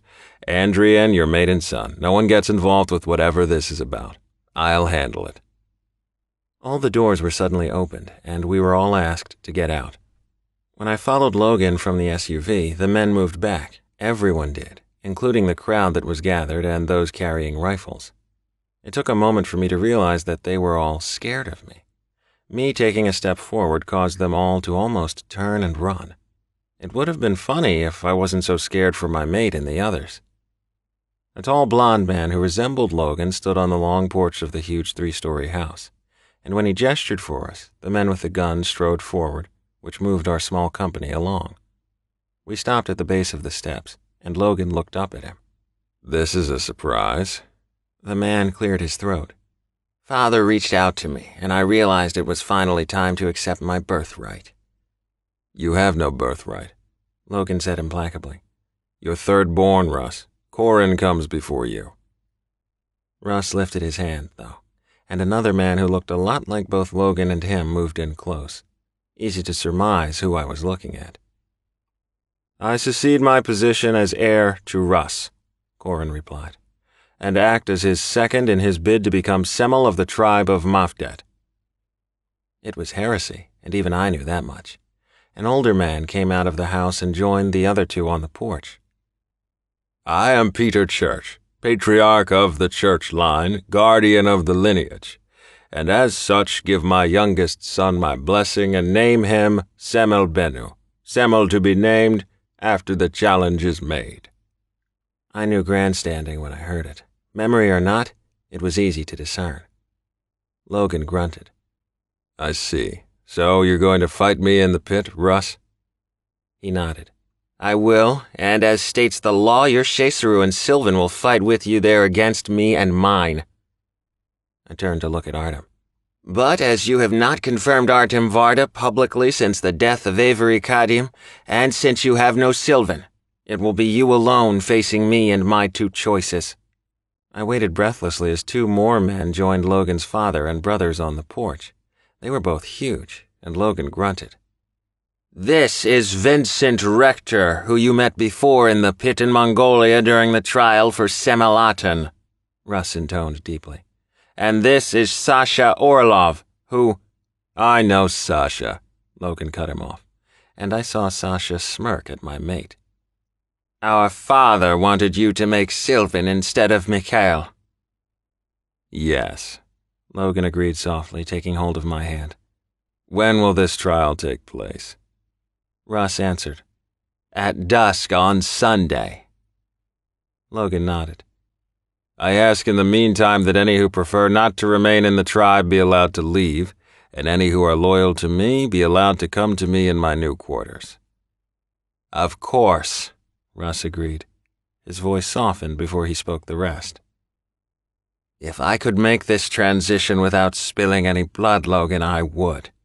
I don't want to kill you, but to become Semel, I have no choice.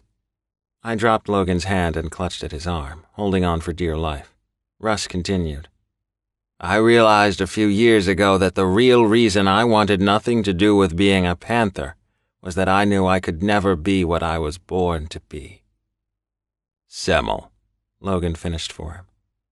Yes, I was supposed to be Semel, and I've spent my whole life hiding from that fact. When Father called me, reaching out, I knew that it was fate. Logan just stood there, listening. I mated a year ago, and I already have a son, Russ explained solemnly. Father told me that a traditional family, a traditional Semel and Yarea to lead the tribe, is exactly what's needed. Traditional, Logan repeated under his breath before raising his voice so it could be heard. Tell me what you will do with my family if you win. Russ looked pained. I'm sorry, Logan, but you know the law. If no one will claim your mate, he will fall under the knife. And your son, he dies with you. I jolted, but more than fear, I felt something new. Anger. How dare he threaten the Semel Neger? Who did he think he was? Some pretender put forth by Logan's father? And why would Peter Church betray his son, his heir? And Corin? How the hell did any of these men simply ignore the laws of lineage?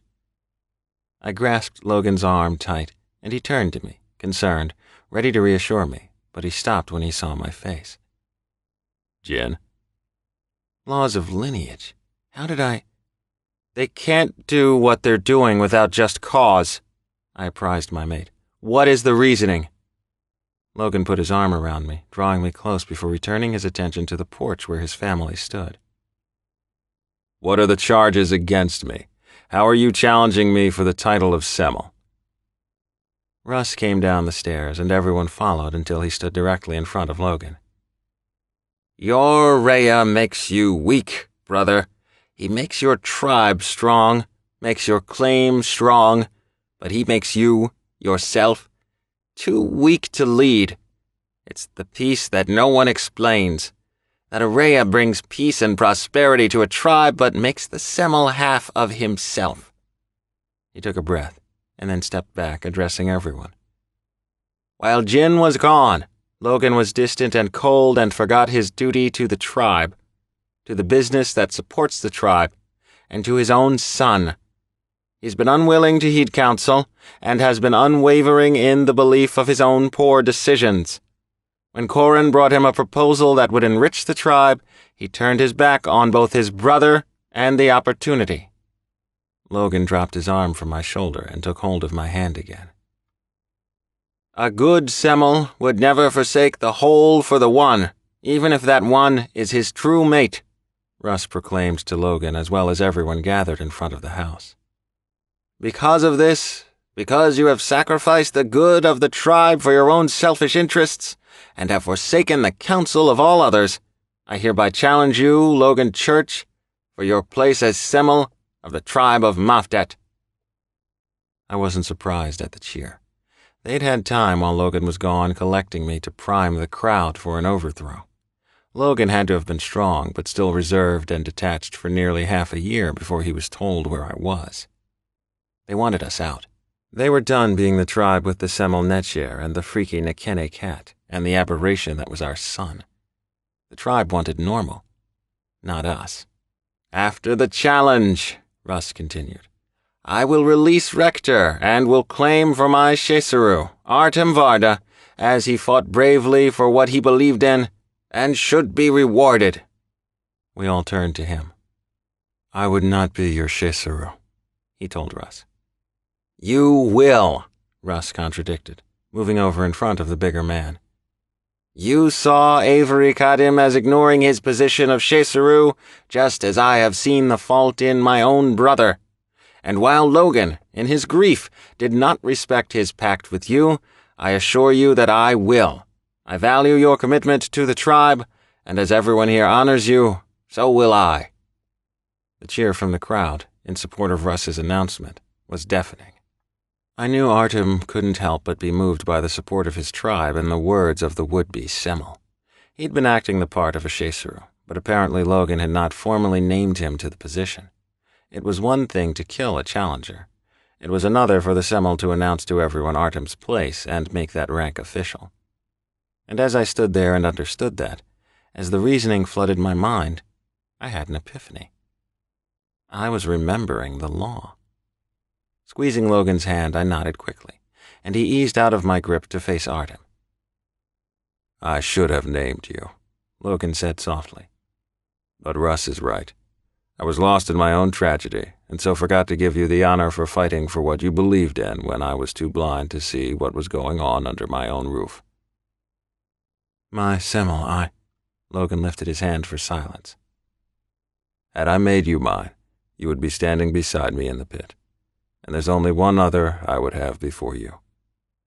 Artem nodded quickly.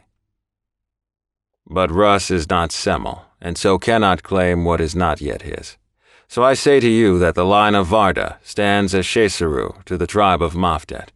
Whoever sits as Semel, there is no choice for Shesaru but you, and after you, your line." "I am humbled by your faith, my Semel." Logan then looked to Russ. "Are we agreed?" Russ glanced over at his father, and Peter Church nodded quickly. It made sense to solidify power with a man everyone already respected becoming Shesaru. That way Russ had as Shesaru everyone's choice for the role, and for Sylvan, a man Peter had wanted Logan to accept for the position. "Of course we are," Russ announced, and another cheer went up. The tribe was hungry for a change in leadership, and even though I was certain that Logan had given them years of stability and growth, they needed to see their Semel, interact with him, and apparently Logan had removed himself and me from them, even before the incident. We were like royalty, while the tribe wanted their Semel to be one of them. And while I understood, I also knew that for Semel to lead effectively, he had to be above all others so he could sit as father to all, as well as king. They didn't know what they were about to give up, but they would. Logan nodded, and Artem went to his knees in front of Russ, who reached out and put his hand firmly on his shoulder. Artem Varda is hereby named Shesaru of the tribe of Mafdet, immediately following the challenge for Semmel. Because no matter what Russ or Peter said, Artem was not going to eviscerate Logan in the pit. That was what Vincent was for. Logan took hold of my hand again. I would like to see my son. Of course, Russ agreed quickly. All your possessions as well as your mates have been relocated to the guest house toward the back of the property. Apparently Russ had already moved his wife and son into Logan's home. Do I have your leave? Logan asked. It had to be weird for Russ to have his oldest brother ask for permission, but he nodded quickly, gave an imperious wave, and we were allowed to head to the guest house. My Semmel, Artem gasped, barring our path. Logan put a hand on Artem's cheek. Forgive me for my lapse in duty, and should he win, serve Ruslan well. He'll need you, and your place, as well as that of your sons, is secured. Because of you, he whispered. No, Logan sighed, patting his cheek before dropping his hand away. Because of you, Artem, and your loyalty to the tribe. You saw what needed to be done when I didn't, when I couldn't. I was lost, but you were here, present, and besides Crane and Yusuke and Andrian, I had no one else to trust. So please, there's been no lapse in duty to me, and if you serve Russ, know that you do so with both my blessing and thanks. I don't want you to die, he told Logan. I don't want to die either, Logan conceded with a grin. Artem nodded quickly before glancing over at me. I was taken aback by the anger in his gaze, but at the same time it made sense. If Logan had never met me, his tribe would not be losing him. I was the reason for everything, and if I were Artem Varda, I would hate the mate of my Semmel as well. Logan rounded on Andrian. You need to go home and pack up your family and be prepared to leave with us when we go. When we go, my Semmel? Where are we going? We're leaving the tribe, one way or another. They don't want me here, and I'm not forcing my rule on anyone. But I'm taking people with me, and you and your family don't have a choice. You're with me. Yes, my Semmel, and it means more than you know that you would simply assume I would follow you. Your loyalty to me is absolute, Logan said, matter of fact, reaching out and squeezing Andrian's bicep. You are head of my Katyu, and even though those men have turned on me, I know you never would. Wherever I go, I want you and your family there with me. So do as I say. Go home, collect them, and then find a hotel in Reno and wait for my call. You need to be safely away from here. I would prefer to be close to you and my Rhea. Yes, but I can't offer sanctuary. Not yet. I'll be able to once Doman gets here, but right now, I'm worried. I can't do anything about those that used to live in the main house with Jin and me, but you and your family I can. Do what I say. He nodded. I wish there was anyone to send with you, but Markel hasn't fought in so long that his instinct for it is gone, and Yusuke has to stay here to protect her children. Logan sighed. And Artem won't help anymore. He can't. I'll be fine. They can't keep me on the grounds. Why would they? It would make no sense. If Logan's Katyu now belonged to Russ, Andrian was no threat to him, and therefore unimportant. Logan surprised Andrian when he suddenly hugged him, and then gave him a quick pat before turning to resume our walk. Glancing back at Andrian, the smile he gave me was so very kind. At that moment I wished to God I could remember him. He'd said he was the first one I ever met here, and I wanted to think about that now as I lifted my hand and he returned the wave. I wanted to remember when it was that our bond had been forged. As we joined Crane and Yusuke in their walk toward the guest house, I clutched at Logan's hand, terrified to see Ilya and frightened by the events of the day. The house was not what I was expecting. While it was quite a bit smaller than the main one, it was still a large shed style with huge windows. As soon as we got close, the front door opened and two little girls who couldn't have been more than 2 years old flew out onto the porch and scrambled down the stairs.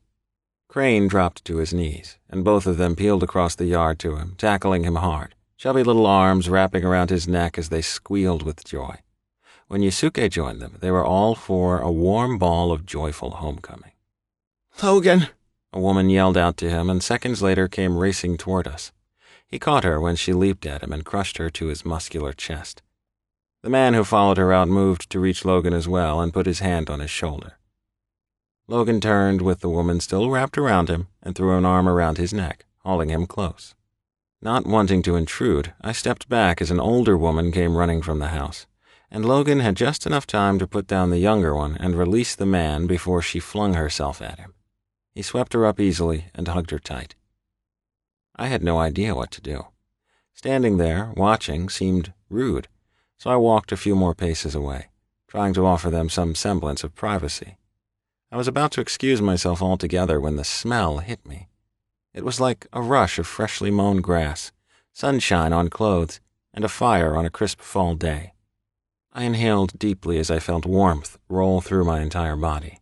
When I wheeled around to look for what could be causing the scent and sensation, I saw the black cub bounding from the woods toward me in an all-out dash. Ilya. I couldn't recall anyone telling me that he was a black panther, but it made sense as I was as well. Bolting forward, we met in a crush of arms and paws, and his sweet whines changed to whimpering in moments, and I had a little boy in my arms, hugging the daylights out of me. "Oh, honey," I crooned, my tears coming fast as I took off my cardigan and wrapped him up in it, petting his hair and hugging him so hard he squeaked, followed instantly by an eruption of giggling. "Papa," he sang out, kissing my cheek as he tried to burrow closer. "You came home. I knew you would. Everyone said you were lost, but I knew you weren't. I knew you'd find me even if we moved from the big house down here." "Yes," I cried. "I'll always find you." "You were scared you hurt me, huh?" "I was," I said, my nose already clogging with tears. "You could never. I know that. I just got scared. And then Dadushka acted like he hated me, and he still is. But not you and Daddy, huh? You don't hate me."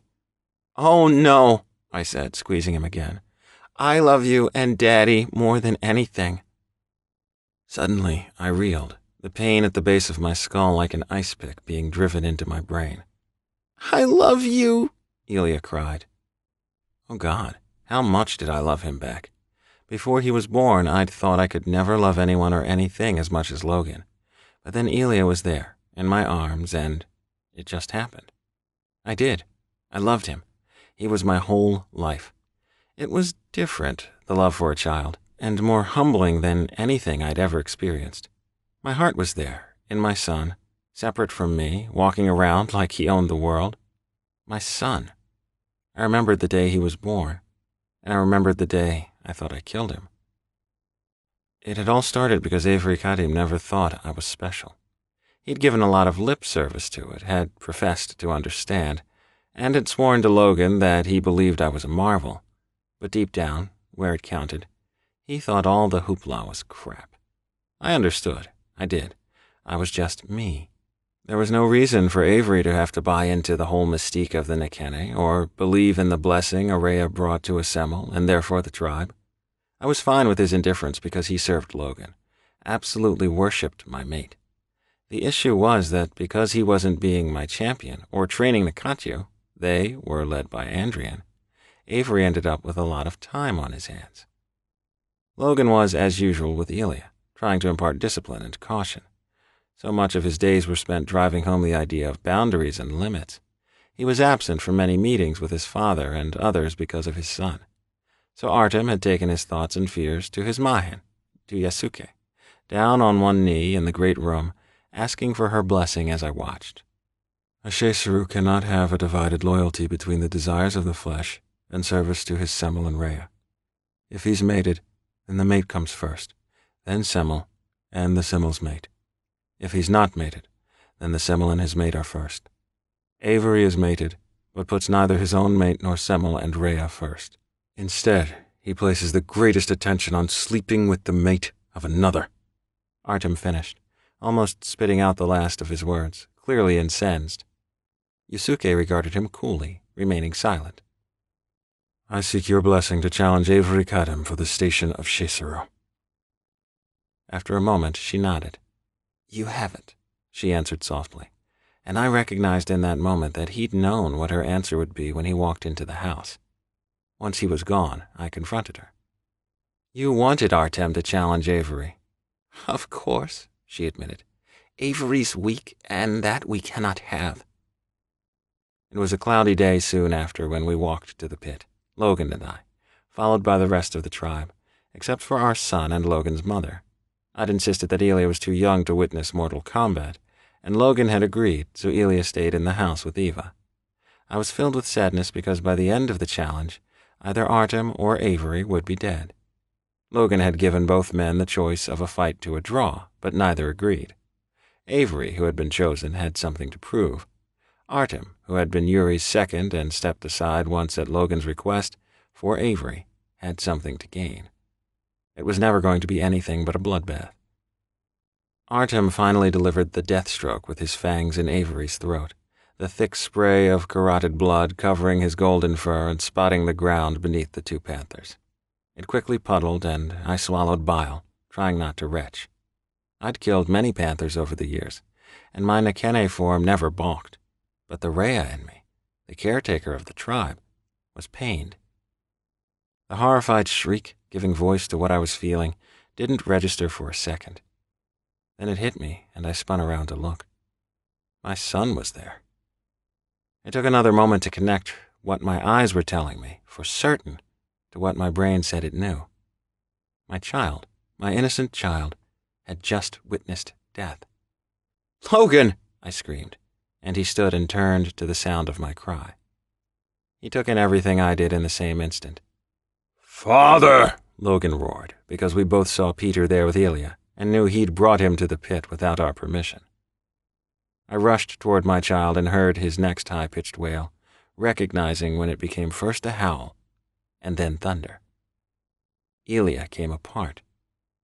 One moment he was there, whole, the next he dove forward and his tiny body exploded into a new frenzied form. The bird beak of the hawk cat, the Nekene cat, was there, as were the talons of the front feet.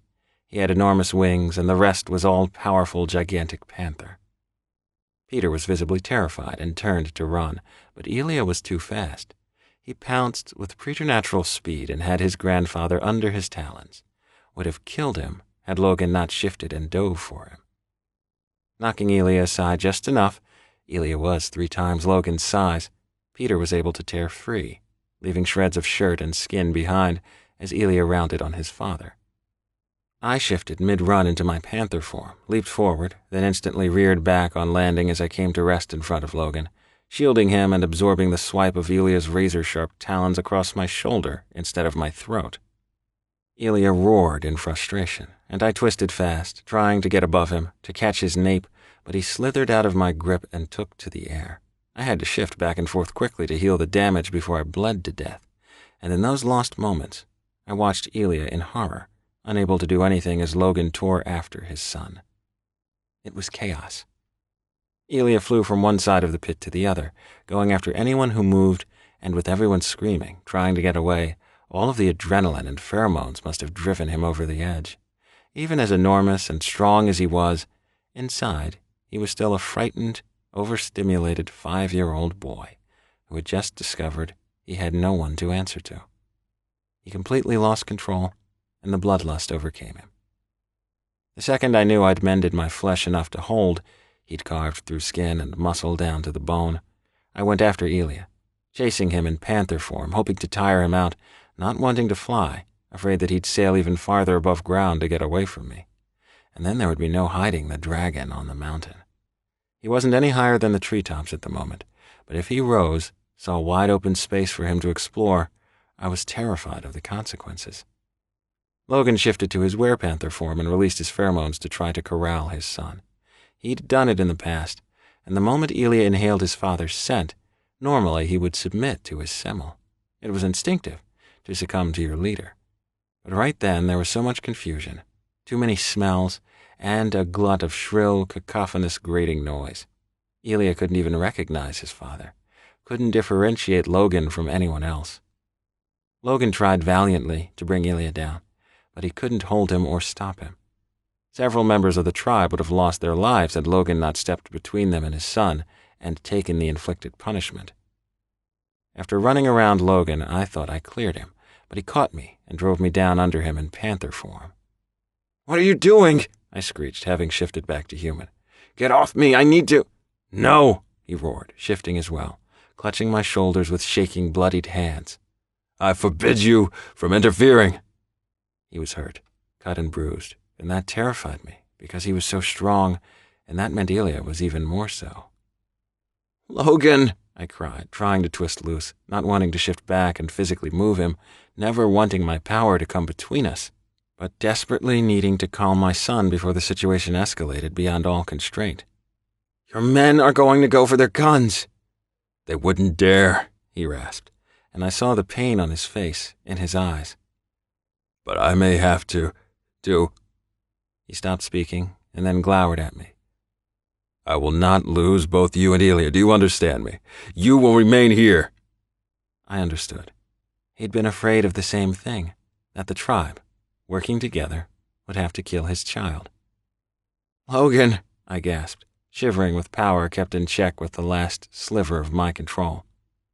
"You must let me go to him. Stop him. You must." The beseeching tone, my face, my touch at his bare skin all worked to give Logan hope, and he moved off me, which translated to permission. Then, in my fervor to save my child, I made a mistake. I changed into the form the Rhea in me could never take. Not a panther or a werepanther, but more. I shifted it to something big, and I saw the fear wash over my mate. I was glad because that meant I could do what I had to and kill the creature that had tried to take him from me. I couldn't fly. That would spook it. I wanted it low, close, but I could leap, and I was twice the size of the griffin. I could tell that from my gigantic paw. Darting away from my mate, I ran to the bottom of the pit, and when the intruder saw me and dove, shrieking with bloodlust, I jumped and batted it down, plucked it right out of the sky, drove it to the ground and held it pinned beneath me by the throat, eating its power, absorbing the Ka, its life force, all the while slowly tightening my jaws, suffocating the thing. It would die. I wanted it to. The creature had tried to hurt my mate, and the Nekene I was would disembowel it after I took all the air from its lungs. I reveled in watching it thrash and tug. All the while I applied more pressure. On its side, it couldn't twist to get its feet under it, needing leverage to rise and push away from me. But I didn't allow the barrel roll that would have allowed it to maneuver. It tried uselessly to free itself, to lift up, claws scraping over stone it could find no purchase on, as it slowly tired and began gulping its own blood. The next sound reverberated through my body as I recognized a yowl of pain, loud and heartrending, a frightened cub calling for its father. I froze, and the griffin slipped from my jaws. Always there were two sides of me, the Rhea that cared for hearth and home and tribe, and the Nekene that craved only Logan. The Nekene was a wild creature. It was the part of me that was utterly primal and without a trace of kindness or gentleness, simply feral. When I shifted into anything but a panther, that was the Nekene, not the Rhea. That part of me existed in a heightened state of continuous mistrust. I wanted Logan in every form I took, but as a Nekene cat, I was a scary creature in a jealous rage. So even though I'd shifted to save my son, once I was there in my new form, my only thought was that Ilya had presumed to hurt my mate in front of me, and that I would not allow. I'd gone after him to kill him. He had been a thing, an it, a creature to be annihilated. But something happened when he calmed. The moment he was down, the second his head cleared and he knew who he was, when I had him under my complete control, when he called for me, I was a Rhea again. Even in my shifted state, even huge, I was me again. The crowd was screaming for his blood, and my rage turned from him to them. I would gut any who came near my child, but first I would seek to spread calm, because that was what a Rhea was made for. That was the true blessing of the station, to subdue a tribe without bloodshed, to blanket everyone in peace. I sent out a pulse, a wave of warmth and love and comfort, and they all went still, plunged into safety and quiet. I was soothed until I realized Elia was lifeless and unmoving beneath me. There was so much blood. Too much. And it struck me that I'd hurt Elia, killed him, my baby, my son. I'd bitten through his jugular, and he'd bled out while I was holding him down. Bumping him with my nose, trying to jostle him into moving, I strained to hear a heartbeat, to see his side rise and fall. But there was nothing. No sign of life. He was simply limp. I keened in pain. I couldn't stop the sound a dying animal makes, and when I lifted my head to search for Logan, to find my mate so he could come to Elia and make him breathe, do something, anything, I saw his face.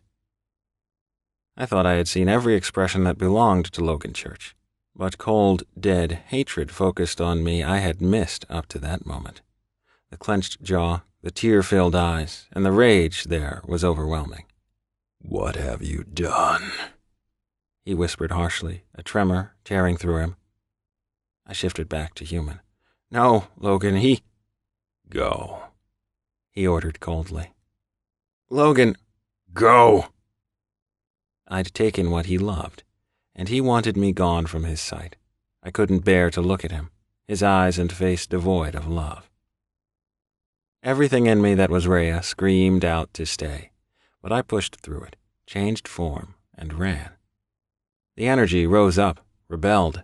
Rhea was not supposed to be separated from mate or child.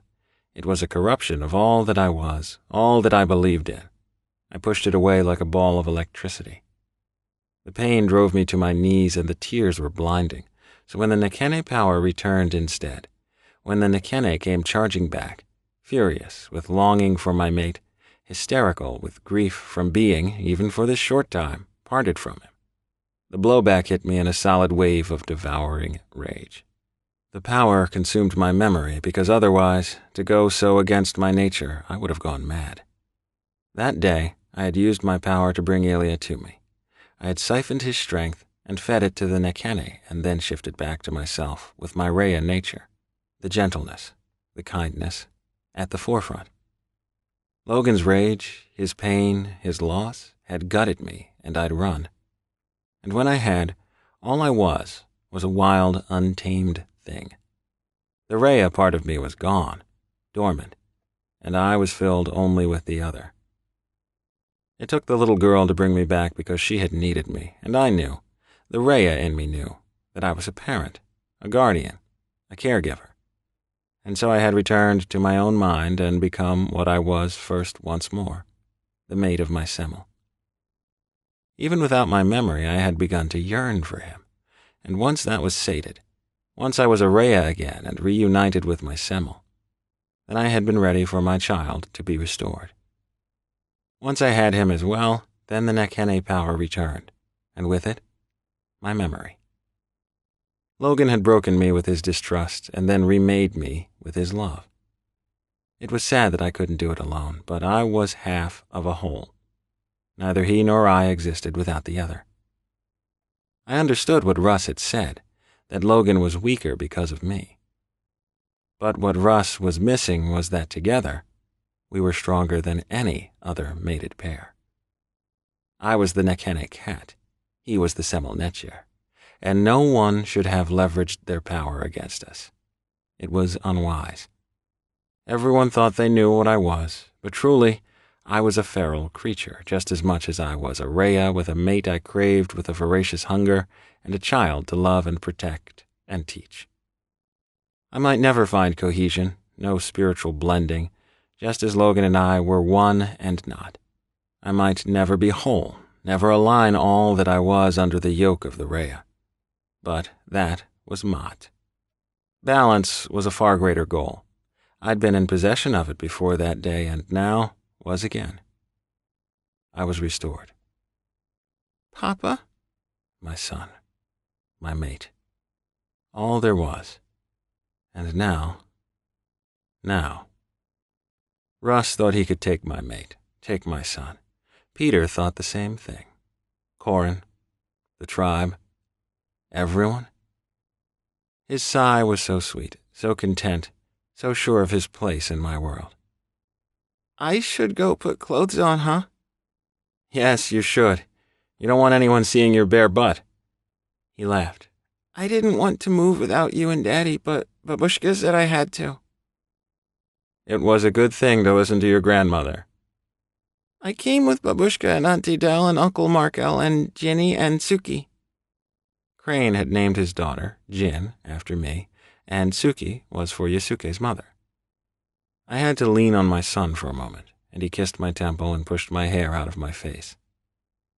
I like your hair long. You have to let it grow, okay? I will, Angel. I missed you calling me your angel. His face fell. Everyone was so mad, and I think Daddy was too.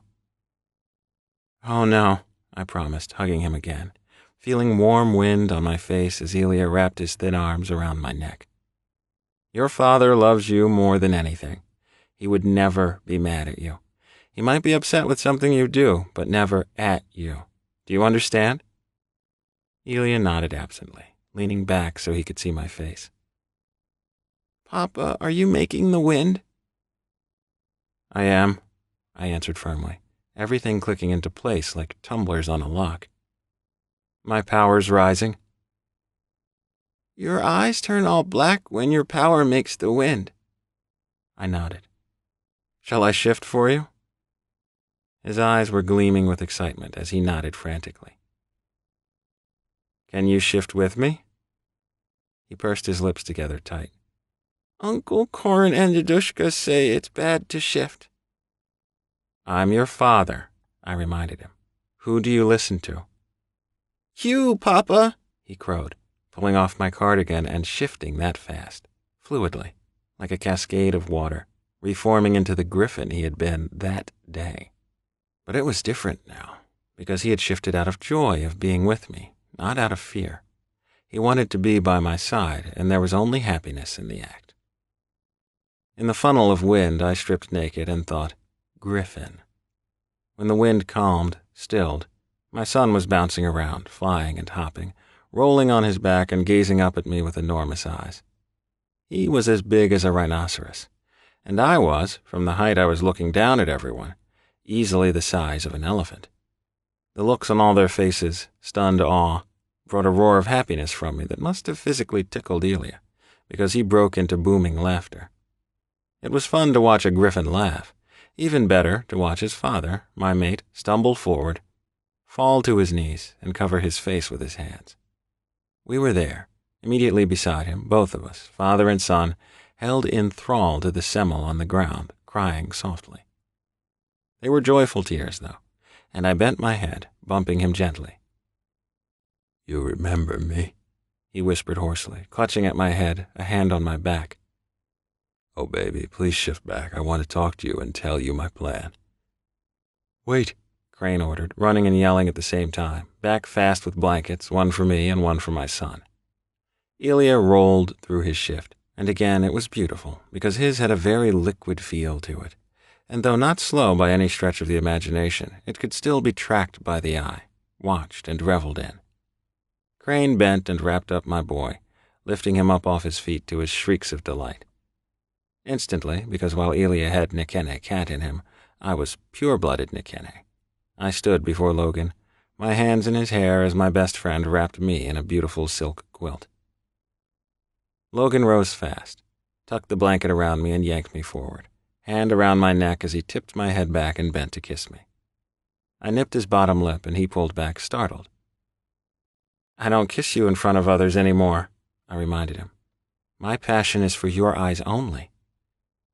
He squinted, nodding fast. I missed you and your fierceness, my Rhea. As I did you, I replied frankly. Now give me the words. Leaning close, he touched his forehead to mine. Forgive me for sending you. What? No, Logan, I don't need to hear. Yes, you do, he said hoarsely. I screamed at you, and oh, baby, I'm so sorry. Instantly, tears blurred my vision. I thought, from where I was... You thought I killed your son, I whispered. Our son, he corrected, gathering me to his chest, hugging me tight.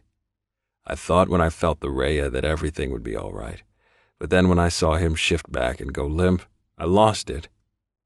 I nodded against him. I came at you, and you dropped Elia, and when you shifted back, your face was so hurt, and your eyes, and you came for him, for me, and I... It's over, I soothed. And now I will hear only your words, my Semmel. A sharp inhale. I love you, Jen, and not because you're mine or because you're my Rhea, but because you have my heart. Always. Yes, I murmured, lifting to kiss the corner of his mouth and suck his bottom lip between mine before taking another delicate nibble. And I will have you and claim what has always been and will always be mine. As will I, he promised darkly, and a flush of heat ran through me. Chin! Delphine yelled as she ran over to us, unable, it seemed, to wait any longer. Turning, I held the blanket closed as I put an arm around her, wiggling like a puppy excited to see its favorite human. She hugged me tight, kissing my cheek, and then it was Markel's turn, and Logan's mother's. I sighed. I'm sorry you had to choose between your children, but I'm overwhelmed that you're here with us, with Logan and Delphine. And you, my sweet boy, Eva said gently, hands on my face, smiling through her tears. I hugged her again because she and I had always understood each other. She was a gift, and I'd always treated her that way. Go shower and then put on some clothes, Crane growled at me. I gestured for him, and he made a big deal of pretending he didn't want to touch me before he lunged and grabbed me into a mauling hug. Don't leave me again, he muttered. No, I promised. You will remain forever at my side. Crane shoved his face down against my shoulder and inhaled deeply before he stepped back. God, that's amazing. What is? You smell like you and you sound like you all at once. My chuckle was low. And who else would I be? Just go shower, he groused. First, I need to hug your wife, I baited as Yusuke flew into my outstretched arm. It was so very good to be home. Chapter 9. Delphine took Ilya to shower and change after he and Logan snuggled together on the couch. It was obvious that Ilya wanted to stay with his father, nestled in his lap, and sleep, but he needed to shower and get cleaned up after he'd been a panther for more than 5, close to 6 months. It was interesting that adults, left in animal form for that long, would have had trouble returning to talking and interacting and simply being human. Children had a far easier time because they were not yet locked into one reality or one way of thinking about themselves. As I stood under the hot water in our huge walk-in shower, I tried to imagine what Logan could be planning. And then it hit me as I heard the snick of the enclosure door opening. This is what we fought about, I said as my beautiful man joined me under the spray, putting a tube down beside the shampoo on the shelf. Did we fight? He asked as he bent to kiss me. You know we did, I flared, angry, remembering what he wanted to give up even as his lips opened for me. You said you would claim what was yours, he whispered, lost in his desire, nothing else mattering at the moment. I reached up and coiled my arms around his neck, letting him lift me off my feet and into his hands. His fingers dug into my ass before gripping my thighs, wrapping them around his waist and then taking hold of my thickening cock. He stroked me from base to tip, and the water allowed it to be smooth before he twisted for the lube he had carried in. Maybe I don't want to be taken against the wall, I said breathlessly, shivering with just the thought of such a show of strength. His low, seductive chuckle brought a moan from deep in my chest as he slid me up the wall, pinning me there with his big, hard body as he fumbled with the lube. It's enough, I insisted, not caring, just wanting him in me. How easy the slide would be of no concern. Patience, he rumbled before he tossed the bottle away and lifted his chin for my kiss. I took him ravenously, open-mouthed, sucking on his tongue, his lips, wanting all of him, certain that he'd forgotten he was as much mine as I was his. Fuck, Jen, you smell so good. My pheromones were unleashed, trying to drive him crazy. Our bond was there, pulsing between us, and even more, the Rhea that I was yearned to be claimed by my Semmel. Sex, the physical act, was always furious and wild between us. But now I knew who I was, and it was hard even to breathe around my need. "My semmel," I ground out, bucking against him as I felt my fangs erupt and my claws come out. He lowered me slowly, holding my gaze as my ass settled over his glands, and then he drove up into me in one powerful thrust. "Logan!" I yelled, and he peeled me off the wall and sat down hard on the marble bench, impaling me completely on his enormous length. My left hand clutched at his broad, muscular back, my claws slicing into his skin as I wrapped the other around his head, hugging him close as he pistoned up into me. His hips snapped furiously as I finally got my knees under me and bore down. "Take me in," he groaned raggedly as I rode him hard, my claws buried in his shoulder blades, blood flowing freely with the water. I could never deny Logan Church any part of my mind, my body, or my soul. All of it, all of me, was his. "Jin, tell me now." My gaze traveled his powerful, delectable frame, up the massive chest, across the gorgeous pectorals, and then slid to his eyes, locking in place. "Do I feel good?" he asked with a smile that was pure sex. "Oh yes," I shivered as he throbbed inside me. "I want you deeper." "I want you to come," he almost snarled, fisting my cock, squeezing tight, slamming up into me as I begged him for more. He roared my name and then stood easily, even with me writhing against him, flipped off the water, and then rolled me to the floor. I braced my hands on the marble wall behind me and arched my back as he curled over me, pounding inside of me, taking me fast. Each thrust, each roll of his hips harder than the last. Before, without my memory, he would have never trusted himself to simply unleash his animal. But now I saw his skin run with fur as I went from having a man fucking me to a beast. Logan's claws dug into my skin, and my blood joined his in the shower drain as he rammed into my ass with strength that could have hurt me, broken me if I was anything but his mate. The Rhea that I was made to take him in any form he possessed, and so my muscles rippled around his length as I came, shuddering in pleasure, his weight pinning me to the floor, utterly necessary. Logan, buried in my body, released deep inside, trembling before he collapsed over me, and in that moment, I could not tell the sound of my heartbeat from his. As he dragged in air, strong arms wrapped around me, and I noted that they were those of a man. "Jin," he rasped, his mouth on the side of my neck, nuzzling, licking, kissing, and finally claiming my lips as I turned into him. I understood there were no secrets between us, no unspoken words, no unshared desire. He knew me in every sense, in every way, and my soul was bare where he was concerned. He kissed me breathless, boneless, when he eased from my still clasping channel with such tenderness, and I whimpered at the loss. "You came back to me," he husked, and I could tell he was overwhelmed. We had to stay like that, tangled together on the floor of the shower until he could stop shaking and I could stop crying. It took quite some time for both of us.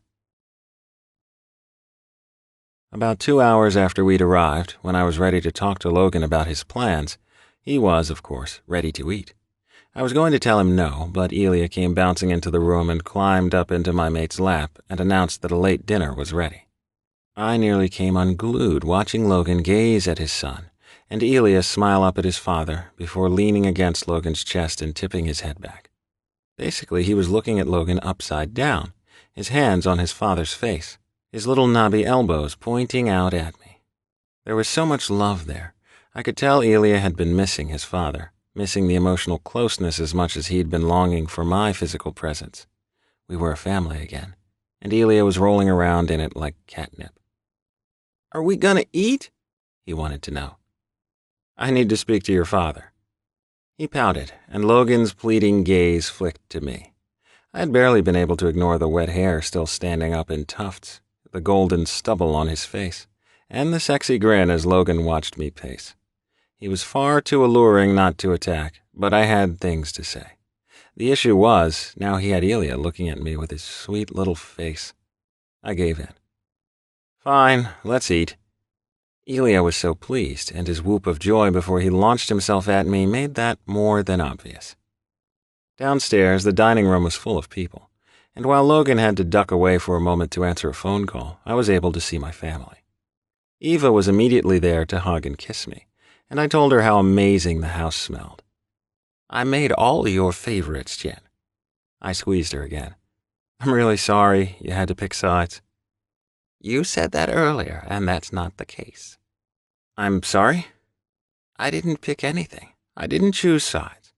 If Russ or Corin or Peter want to see me, they need only pop over. Logan would allow it, so would you, and I would love it." I was starting to understand. "But they won't." "No, they won't. And that's their fault, not mine.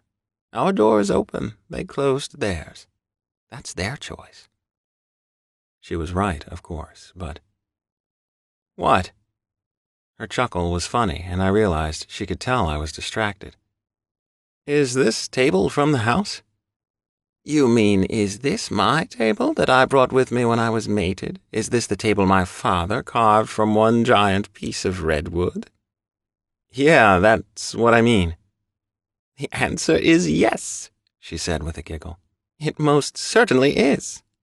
She left then to go into the kitchen, and I followed her and realized that while the layout and tile and wood were different, everything in the room was the same as the one we'd left up at the main house. I wagged a finger around. "How did you do this?" "Do what?" "This is all your stuff." "And why wouldn't it be?" I studied her. "I moved out, didn't I?"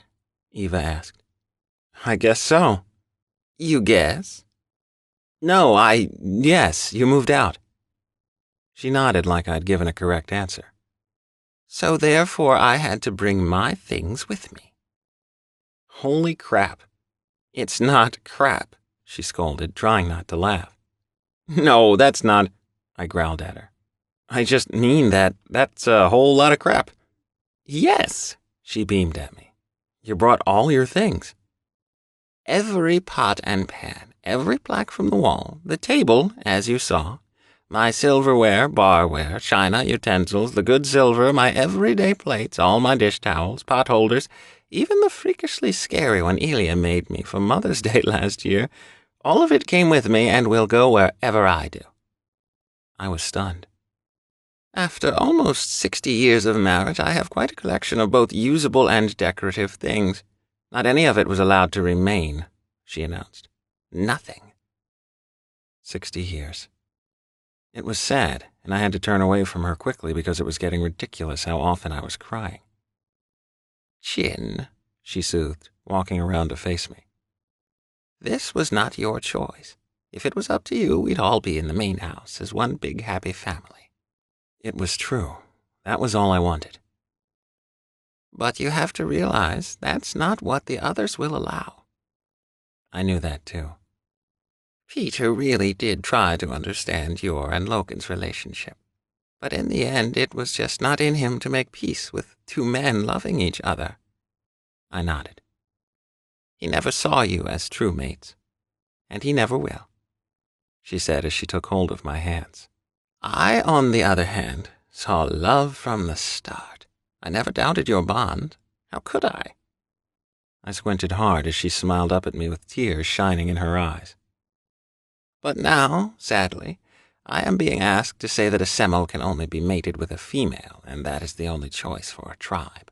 And if I choose that stance, if I publicly support that position, I get to remain in my home on the land I've lived on for 60 years. I get to be a mother to Russ and a grandmother to his son, and the rest of the children that he and his wife will have as well. I will still be Corin's mother, will be there when he takes a female mate, as he has vowed to do. And most of all, I will remain at the side of my mate," she said, taking a breath. "That's a lot," I concluded. "It is," she agreed.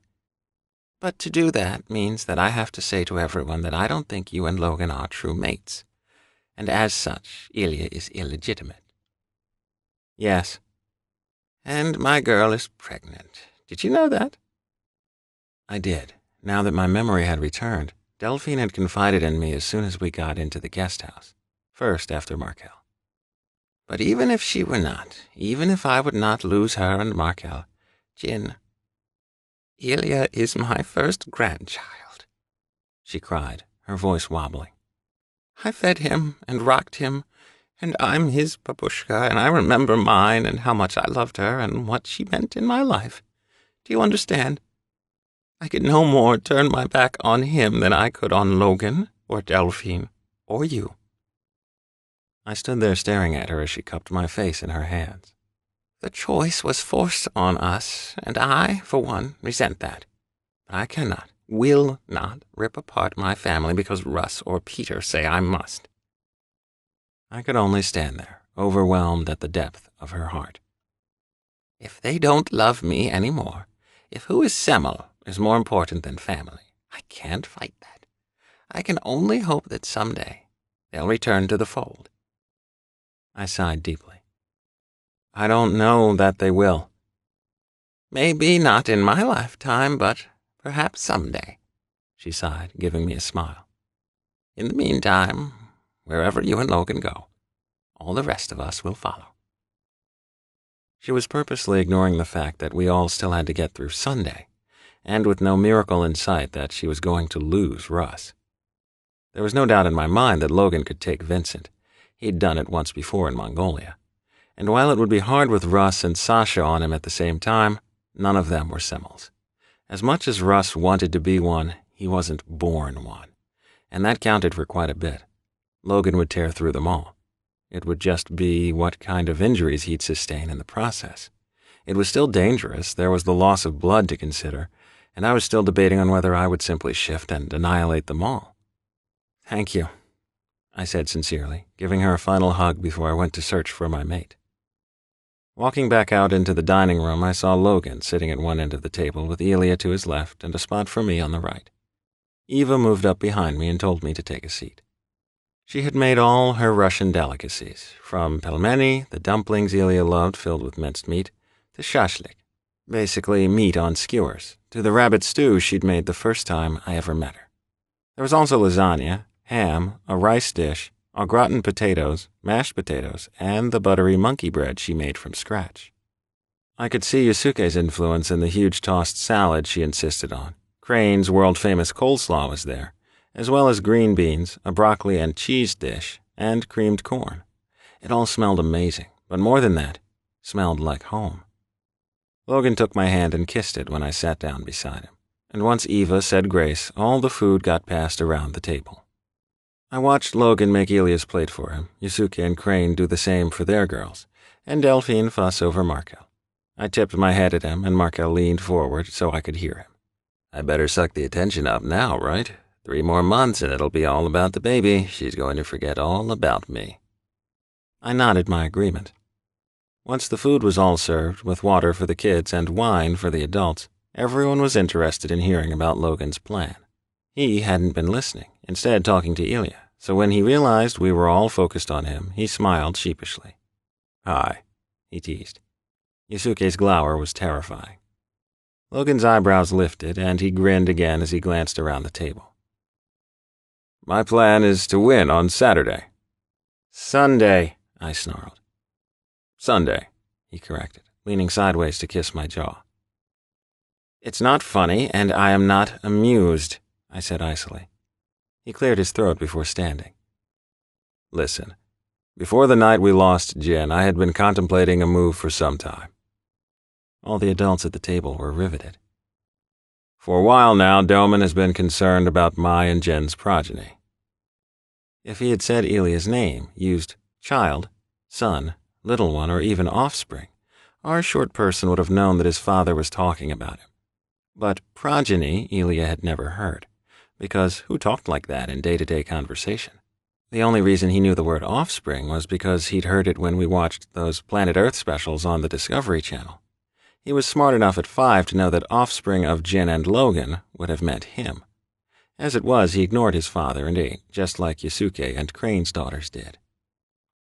Doman believes that the best place for us, for all of us, is Sobek. As I'm already one of the 7 laws, one of the members of his council, He thinks the transition for me to become Semel of his tribe, the tribe of Rahotep, would be seamless. He firmly believes that his tribe would prefer to have a Semel devoted only to them, who is accessible and not traveling the world as Doman now finds it necessary to do. I was shaking my head and not even realizing I was doing it until Logan crossed his arms and shot me a look. Jin? What? Speak. No, I said flatly. No, you won't speak, or no to my plan? No to your plan, I snapped. And why not? This tribe, the tribe of Mafdet, is your birthright, Logan, and you are the best Semel they could ever hope to have. You don't just leave them to Russ or Corin or your father because Doman wants you to. That's not why, and you know it, he said, adamant. I need to keep you and Ilya safe. If what happened here had happened there, in Sobek, there would have been nowhere for you to run to. Logan. The tribe of Rahotep has always been ruled by the Semelatin before Doman took the name of Akhenaten, and so there is inherent distance already in that dynamic. And that's what you want? You want to be separated from your tribe? I already am to a certain degree, he stated, gesturing at Yusuke. I gave her my attention. Jin, you have been forbidden from attending public gatherings for years, she reminded me. Even before I came, that was the mandate. There are not enough of us here to protect you from all the members of your tribe if any of them simply wanting to touch you turned ugly. Yes, but... So already, Crane chimed in, you have the separation between the tribe and the mate of the Semel. That has been going on for years, as Yusuke said. So people feel they don't know you anymore. Just finish your meal, Logan ordered us all. When we're done, we'll adjourn to the living room and talk. I wanted to talk it out then, but Logan was right. It was going to get loud, and I didn't want to scare the kids with the volume. The rest of the dinner was amazing. Between the food, the company, and then the dessert and coffee, I was sated inside and out. Even washing dishes in the kitchen while Logan and Crane got the kids settled upstairs was like a balm to the soul.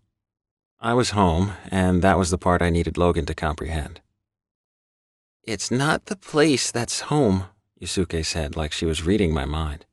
It's the people. Believe me, I know. Years ago, her entire world had been taken from her in an instant. Her Semel, her first mate, had scourged her, taken her eye, and cast her out because she had not killed Logan during a challenge when she had the chance. She had instead rushed to his side and saved his life. Of course, her Semel, Narai Hiroshi, had thought he could have taken care of himself, thus the maiming he had inflicted afterward. But Yusuke was a very smart woman, and even in the midst of a fight to the death, she had been logical. She'd weighed what she knew of his fighting skills against the number of attackers and had made the decision to assist him. He, in a rage of bloodlust, had tried to kill her. She had lost everything, but that day, she had chosen life. Crane had helped, but she had found her footing and her strength. When she was whole again, she had reached for my best friend, realizing he was the best man. And now, years later, she had forged a new life and had a place at Logan's side. She was a wife because of Crane and a mother because of a surrogate. Everyone in her old family, in her old tribe, had turned their back on her. To them, she was dead. But as she told me often, it didn't matter. She wasn't Narai Yusuke anymore. She was Yusuke Adams. So when she told me that it was the people who made a home, not the land or the house, I had to listen. But it is important to so many people. She scowled at me. Of course, Jin. If this was a farm or a place where generations of people played music, if it was land we'd fought for or something of great significance, then yes, your argument would be valid. But it's a house on top of a mountain. No, And I understand. It was the first place that you called home. It was the first place you had a mate, the first place you felt safe. But Jin, come on. It's Logan you need. It's Ilya. It's Crane and Delphine and Eva and me. It's your people, nothing else. I rubbed the back of my neck as I regarded her. And Jin, think about it. If you go to Sobek, Mikhail is there. Yuri is there. Well, when he's not traveling with Doman. And Taj, and even more than that, you and Ilya would be safe. I won't have Logan give up his birthright for me. That was the whole argument to begin with. That was what his father feared all along. Yes, but did Logan fear it? I shook my head. You don't understand. The tribe of Mofdet has had a church as Semel since the tribe was created. Of course, she agreed. And when was that? 200 years ago? 3? I don't... The tribe of Rahotep is the first tribe, Jin. The very first. You're talking thousands of years. They trace their legacy back to the pharaohs, and now Doman is saying that the position of the Akhenaten will be one without a tribe, because all tribes are his, because all the Semels will make up his tribe. I understand. Do you? Because I don't think you do. Doman's tribe will be made of only Semels, I said snidely.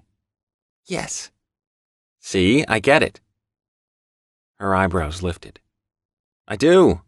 The tribe of Rahotep will become Logan's, she reiterated, in case I'd missed it again. I heard him, I snapped. So Logan's new legacy will be that of the tribe of Rahotep, she said again, like I'd missed it. Are you following that? Is that sinking in? The tribe of Rahotep is the largest in the world. It's the only tribe with its own city, its own palace, its own library of antiquities, its own museum, and its own great feast. My God, Jin, you and Logan would host the Feast of the Valley. You and Logan would be the rulers of Sobek. It's just, I can barely wrap my head around it all. He would be the Semel-Aten. That's not anything he ever wanted.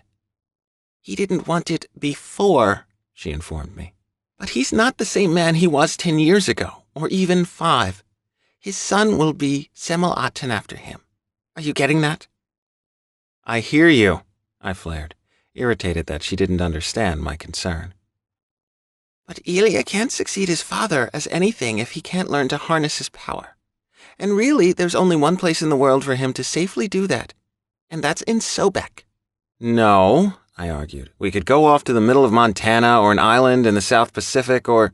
No, you can't, she contradicted, because there are other Semels everywhere. Other tribes, and you'll be infringing. You'll be scary to them. We would not. Oh, yes, you would, Crane barked, and we both turned to look at him as he charged into the kitchen and crossed the floor to stand in front of me. You scare everybody, even your friends, even people who love Logan, like his buddy Justin Cho, cannot have an Akene cat in their territory. That poor bastard in New Orleans, I bet he drank until he passed out when he got you and Logan out of his city. You don't know what you're talking... The hell I don't, he ranted. You are scary. Your son is scary. The only one in your little family who doesn't make people piss their pants is Logan. But he can't even concentrate on leading anymore because all he's doing is managing you and Elia. I glared at him. So Logan's cursed with both of us? This is what you're saying? His bark of laughter was worse than a slap in the face. It hurt me more. You're an idiot, and you're not listening. He worries day and night. What will Elia shift into today? What will Elia do today? What will Jin have to do today? Will I lose my family today? I suddenly couldn't breathe. But all his power, all his warmth, all his kindness and strength, that all comes from you and Elia. Without either of you, he's not the Semel he was born to be. And I understood that, because it was the same for me. I had been different without him. I would be different again. But have you actually thought about it? Crane urged. Thought about what? His wicked grin, with the squint, made me smile in spite of myself. Jin, the Shu is in Sobek. Jamal Hassan is in Sobek. He trains the Shu. He's in charge of them. Don't you think he could train Elia to control his power? I had actually never thought once about the Shu. Crane was right. The greatest warriors in the werepanther world would be more than well equipped to deal with Elia. Taj was part of the Shu, then part of your tribe before he left to go to Sobek with Doman. He's Doman's Shesaru now. He'd be Logan's if Logan took over the tribe. Logan would get Mikhail back as Sylvan, and I understand that Doman has a wonderful Mahis. I seized on that. So then what would Yusuke do? He laughed at me. Logan would find a place in his household for Yusuke, and I remain, forever, the Basset of the Rhea. But Jin, honey, How is Sobek not the best place for you and Elia? I can't imagine any better. The honey that he'd called me only a handful of times in our lives, only when something was really important, when it was imperative that I heard him. Jin.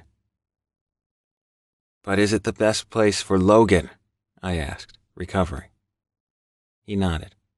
I think so, yes. When we first came, would it have been? No, I don't think so. When Doman took over, was it then? I don't think it was then either, but now I think it is. Now I think Logan could use a tribe that is used to dealing with the things like the Feast of the Valley, that understands about protocol and rules of hospitality, and more than anything respects their Semel and doesn't expect him to be human. What the hell does that mean? He put his hands on both sides of my neck. Right now, this tribe, the tribe of Mafdet, resents Logan for being distracted, resents him for loving you and Elia more than them. I shook my head, but didn't pull away from his hold. But a good Semel, like a good king, should care more about his tribe than his family. What? Grasping Crane's wrists, I lowered his hands from me and stepped away. A good Semel would sacrifice his mate or children for his tribe. The tribe must always come first. Then I'm a bad Semel. We all turned to the door as Logan strode through it in that fluid rolling stride he had where it really felt like he owned the world. It wasn't a swagger, but it was close. I made you bad, I husked as he reached me and pulled me into his arms. There was no place better to be than trapped against Logan's hard, muscular body that both thrummed with power and radiated heat. All I'd ever wanted since I met him was to be wrapped around him. You make me strong, he whispered into my hair. You make me kind and gentle and more caring than I ever would have been. I shook my head. Elia and I together are causing exactly what your father always said I would when you first found me. We're taking you from your tribe. He began stroking my back with one hand as the other slid up under the red Henley I'd changed into after my shower. He said that having a male mate would isolate you from your tribe because many of them wouldn't understand how you could claim me, Rhea, to your Semel or not. His rumbling purr was comforting, even as his fingers traced over the small of my back and moved lower. Logan, you're confirming all his ominous predictions about your time as Semel from all those years ago. Am I? He asked, his voice a sultry whisper. I wanted to twist free and talk to him, wanted him to listen to me and see the logic of my argument, but my body betrayed me as the roar of desire caught me off guard, and I shivered in his arms.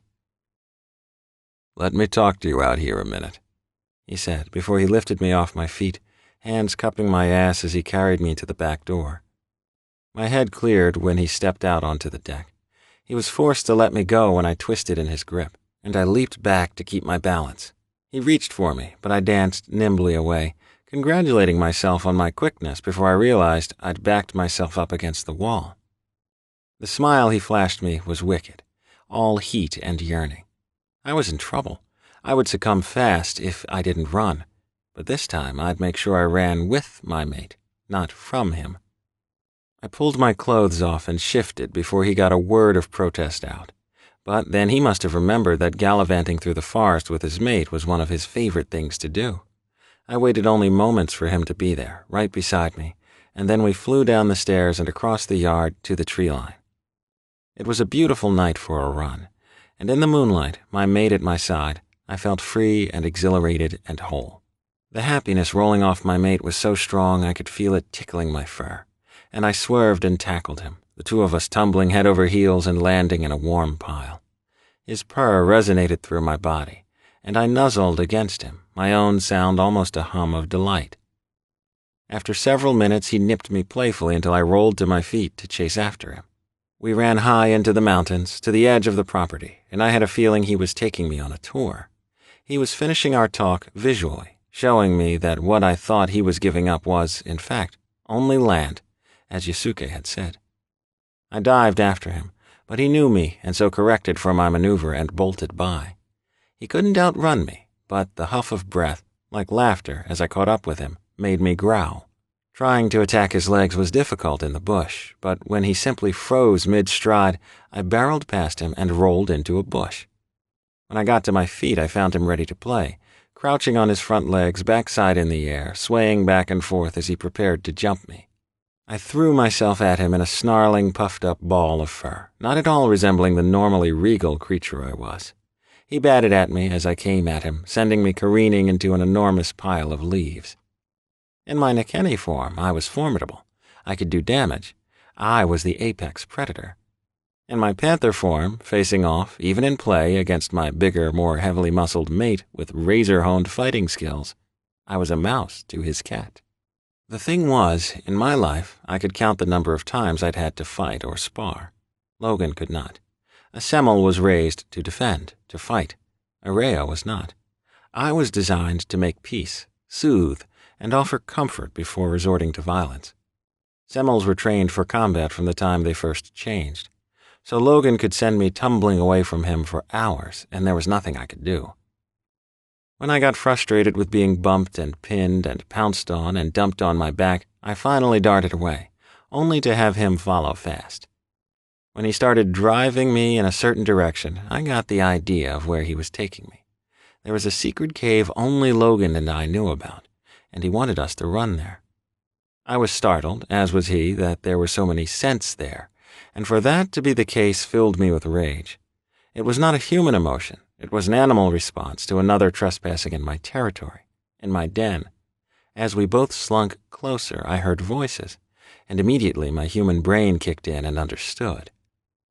Peter had revealed the location to Russ because he was about to be, in Peter's mind, the new Semel, and Russ, in his wisdom, had given it to the tribe. It was no longer a sacred spot for only the Semel of the tribe of Mafded and his mate. It was for the whole tribe to enjoy and desecrate. I wanted to drive everyone out, but Logan merely nipped me on the ear to get my attention before he took off in the opposite direction. I was devastated. He didn't care. In our panther forms, there was no hiding emotion. I could sense and smell the truth on him. He was unaffected. When we reached the guest house again, Crane and Yusuke were there with robes, and as we shifted and stepped into them, I whirled around to plead with Logan. No, he said flatly. Russ thinks he can seduce the tribe with gifts. I'm sure the gatherings will be lavish. He'll forgive trespasses that I never would. More money will be funneled to them, and all the while, that which I used to set aside for college tuition, mortgages, retirement, and medical emergencies will be steadily depleted until the reserve is gone. The year after we leave will be a boom for the tribe. But after that, 2 years later, 3, Russ would be as hated and vilified as Logan was now. Only then would people remember Logan for the true Semel he was. It would take time for their vision to uncloud, and when it did, the remorse would be as great as the desire now to have him gone because he dared to love his mate and child more than them. Logan, I began, but stopped, because I smelled blood. And it was not a trace, but a lot. Someone or something was bleeding out. Logan turned from me quickly and lifted his head just as a man came staggering from the tree line and collapsed 10 yards from us. Logan moved fast, and I was right behind him. When we reached the fallen man, Logan rolled him gently to his back, and I saw who it was. "Andrian," I gasped, using my hands to cover the stomach wound pumping his lifeblood out into the dirt. "You have to shift." Logan shook his head. No, Jen, look at him. Look at he doesn't have enough strength. "Yes, he does," I pleaded frantically. No, love, he said quietly, grabbing hold of my shoulder. This is not a Semel that you're looking at. You can't pull a regular cat through his shift and expect him to heal. They don't have the power. I heard his logic, but had to do something. I could not simply hold Andrian's hand as he died. "Then we'll call Dr. Sheridan, who—" "He's in Reno, Jen. He'll never make it." "Then 911 to—" "Love." He stopped me. "A panther's heart beats 3 times the blood of a man. They would have no idea what to do with his physiology or how to treat him." "Logan!" I almost screamed. "I can't just—" "Would you have him die alone, in a human hospital?" "So I should do nothing?" I rasped, my voice cracking. "You should give comfort," Logan urged, looking down at Andrian and grasping both of his hands. my friend. Logan's voice was like honey. What happened? Andrian had blood coming from his mouth, and as he spoke, it gurgled out between words. My wife and son, they were taken before we returned home. I felt my power rise, felt the air heat around us, and saw Andrian's body relax, watched his eyes narrow as he calmed. They were confined to the main house, and were there when I went to leave. I have been there since I saw you last. While we were spending time with family, Andrian had been tortured. They were taken to try to get me to turn my allegiance, as I was head of your Kachu, my Semmel. They are still there, and Danny, he's in the basement. You have to save him. Logan nodded and bent close to Andrian. Who attacked you? Your brother Russ, my Semmel, at the goading of others. You were tied, were you not? I was, and my mate. She was made to watch. You must save her and my boy. I will, Logan promised. I'll get them. But who will help you, my Semmel? There are so many. I have my mate, he assured his friend. Andrian rolled his head sideways, and tears ran freely from his eyes. If only you were restored, my Rhea, then I would know they would pay. He didn't even know that I was the one warming him, so I concentrated until he couldn't miss the hot prickling wind dancing over his skin. I then lifted my hand so he could see it change from first claws to a bird's talons, and finally to an enormous paw, before returning again to fingers. Oh, he gasped, and his joy made it hard for me to speak my next words. I will make them pay, Andrian Basargan, I vowed. You are the first man I ever met from the tribe of Mafdet, and your warmth and acceptance have remained with me. He nodded fast, and I felt it, felt his relief, his trust, and his absolute belief in me and in Logan. It was my greatest honor to accompany you and my Semmel to the challenge in Mongolia. That you chose me, I will carry that memory with me to the next life, as I have carried it here. Yes, I agreed, feeling his hot blood covering my hands. Wherever you go, take my wife and child. I swear, I said. I swear on the life of my child, Andrian Basargan, I will not fail you. He exhaled deeply. I know, my Rhea. His eyes rolled to gaze up at Logan. You and my Semmel have never failed me. I knew the instant he died, and I bent and touched my forehead to his as my vision went, and I felt the grief like an anvil on my heart before I did what I always did, and shouted for Crane. Logan slipped a hand around the back of my neck and held tight, anchoring me even as he took shallow breaths. In moments, Crane and Yusuke were there. "Oh no," she cried out before she bent over Andrian and pressed her cheek to his. Crane took hold of my hand, blood and all, and clutched tight. Logan cleared his throat. Yusuke, contact Miguel Garza, Semmel of the tribe of Desret in Los Angeles. Tell him Logan Church is here and is claiming the title of Semmel. Tell him I've been challenged, explain who you are, and then wait for instruction from him," he said gruffly. "Go now."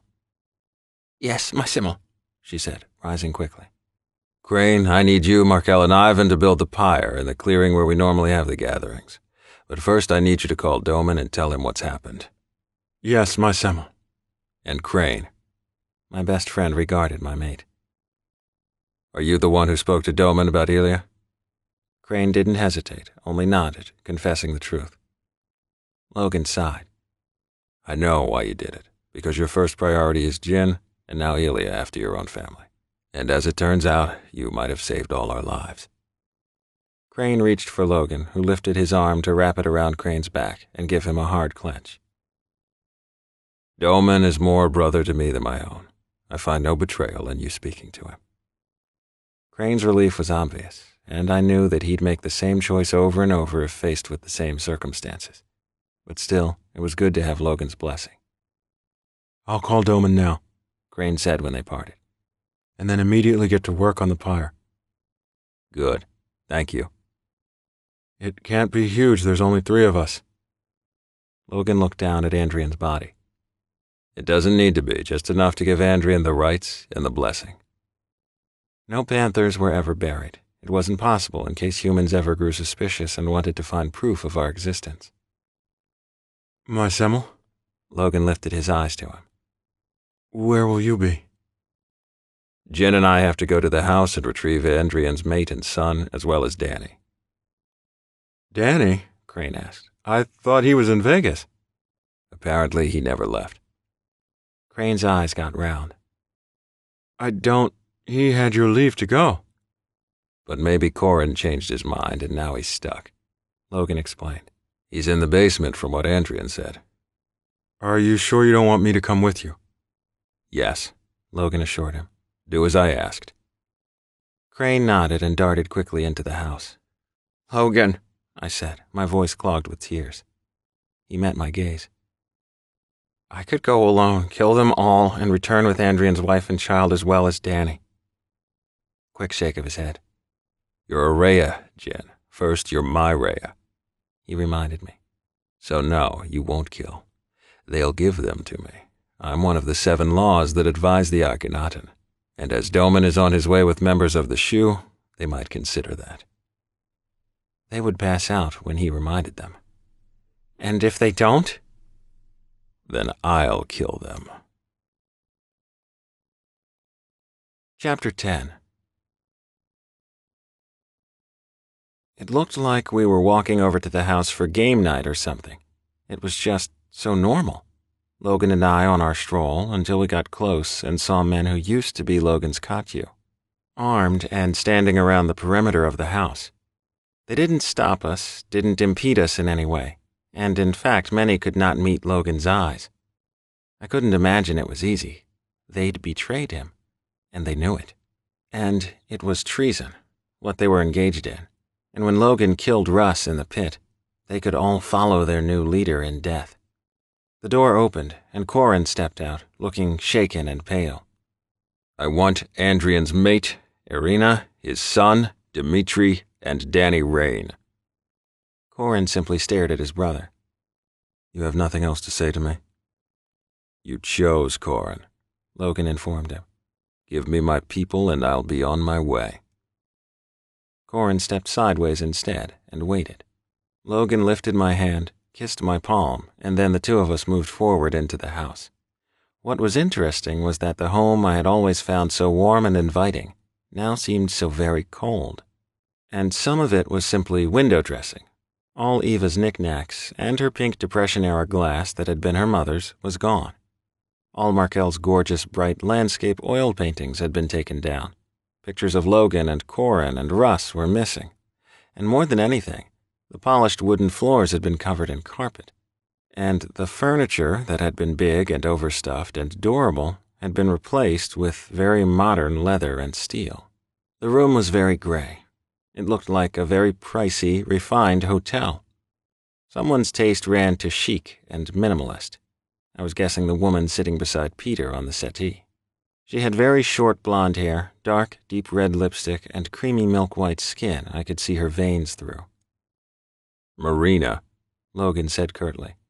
"Finally marrying into the church family." She smirked at him. "Don't be jealous. You had your chance. You're the one who insisted on that whore, Simone. It's not my fault your brother Corin is smarter than you." He nodded. "I insisted on my Rhea, but before that, yes, Simone. She just had a successful IPO with her company, and she and her husband and their children are taking a trip to Greece to celebrate. It's good that she moved on, don't you think?" She sneered, and I could tell she was ready to just give it to him with both barrels. "What are you doing here?" Peter asked, taking hold of her hand to stop her. "So, Sasha Orlov is to be Russ's Shesero. Marina Antipen, Corin's wife. My God. How long have you been planning this? Is Dacia coming? That was another you wanted me to marry. Or Anton, Vadim's son?" How many children of your friends finally get access to the Semel? You were always so proud, wanting to do things your own way without any guidance from me. And I told you one day it would lead you to ruin, and now it has. Okay, Logan scoffed as Russ strolled into the room with another stunning woman on his arm. This one was also blonde, but her hair hung down to the middle of her back in thick highlighted waves of platinum and gold. The copper silk swing dress she was wearing complemented her curves and accentuated her toned legs. She was gorgeous, and what was interesting was that as soon as her eyes found Logan, they didn't move. Russ, Logan greeted. I request Andrian Basargan's mate and his son, as well as Danny Rain. Yes, Peter called over to Russ, who glanced at his father. Let Logan have them all. It's not worth upsetting the tribe anymore. Agreed, Corin mumbled, and I noticed how flat his voice sounded. His coloring was off, too. He didn't look like himself at all. Already, Russ, people are coming to ask about Andrian. You need to defuse this as soon as possible. Russ turned back to Logan. It was an accident, you must believe me. Logan's voice was deep and resonant. We're giving him his rights in a couple of hours, so I need his mate, his son, and Danny. Now. Russ moved fast and bumped his fingers into Logan's collarbone. You dare to— I dare, Logan roared, and it sounded like thunder in the cavernous room, his hand shifting fast so that he grabbed Russ's face with claws instead of fingers. You play at being Semel, but I am one, and as I plan to renounce this tribe once I win, you, your Shaseru, and your Sylvan will face me in my werepanther form in the pit. The color drained from Russ's face. I would suggest you prepare yourself. He sneered at his youngest brother before he shoved him away. Guards, Peter yelled as everyone moved. You will stay as you are, Logan commanded, and everyone froze, even his father. I am one of the 7 laws that advised Omenthorn, the Akhenaten, and as he will be here tomorrow, I suggest that you do not anger me in the interim. No one even breathed as Logan turned back to Russ. And you, little brother, Logan began, his smile genuinely evil. Did you speak to or make reparation to Miguel Garza of the tribe of Deshret before you answered our father's call? What are you talking about? Peter snarled at his firstborn son as he charged across the room to stand beside Russ. Russ took on the status of Dua, Logan reminded his father. He told the Semel of the tribe of Deshret, the Semel of Los Angeles, Miguel Garza, that he would live on his land and never shift. He would be dead as a panther and live only as a human unless he first told Miguel that he had been received back into his birth tribe and then moved out of the Semel's territory. I watched Peter absorb the news and blanch. What? Russ gasped. Logan's sigh was deep. The only person who can receive you into the tribe of Mafdet is the official Semel of the tribe of Mafdet. Literally, the pin-dropping analogy was valid. I am the Semel of the tribe of Mafdet. You are the Semel Bennu. No, So, Russ, brother, as you remain Dua in the territory of Miguel Garza, I have taken the liberty of informing him that you have both left his territory without his permission and are now going to challenge me for my seat. You cannot. I already did. He should arrive before the challenge. Miguel Garza has no hold over— Oh, he does. Logan cut him off. Ask father. All eyes were on Peter, who couldn't seem to find his voice to speak a word. Is this your Yareya? Logan asked Russ about the woman on his arm. Yes, this is Lydia, who— Demand a champion for your child now, Yareya, Logan cautioned her. The Semel of the tribe of Desret may demand a blood sacrifice. She gasped and rounded on Russ. I asked you if it was to leave, and you said it was. Yes, She slapped him hard across the face and turned quickly to Corin. You must champion my child. I cannot. Cannot, she cried, or will not. It won't be necessary, I told her. She whirled to face me. You're the Rhea. I am, I said gently. It's only posturing, lady. Ask Artem Varda, who will be your husband Shesaru. He'll stand as champion for your son. You're certain? I am. She took light hold of my hand. Thank you. I squeezed it gently. The Semel will want Menat, tribute, to forgive the trespass, and perhaps to have your Semel flogged. You must insist on whatever price he names or punishment will be doled out. It won't kill Russ, he can heal the damage, and the money is of little consequence. Protect your son. Yes, she agreed. But, Russ began. No, she shouted, and when Peter tried to touch her, she slapped his hand away. My son is what's important. Of course, Russ offered, soothing her. You all treat Logan as though he is still Semel, Marina snarled from the settee. But he is not. Guards! Logan's former kachu surrounded us.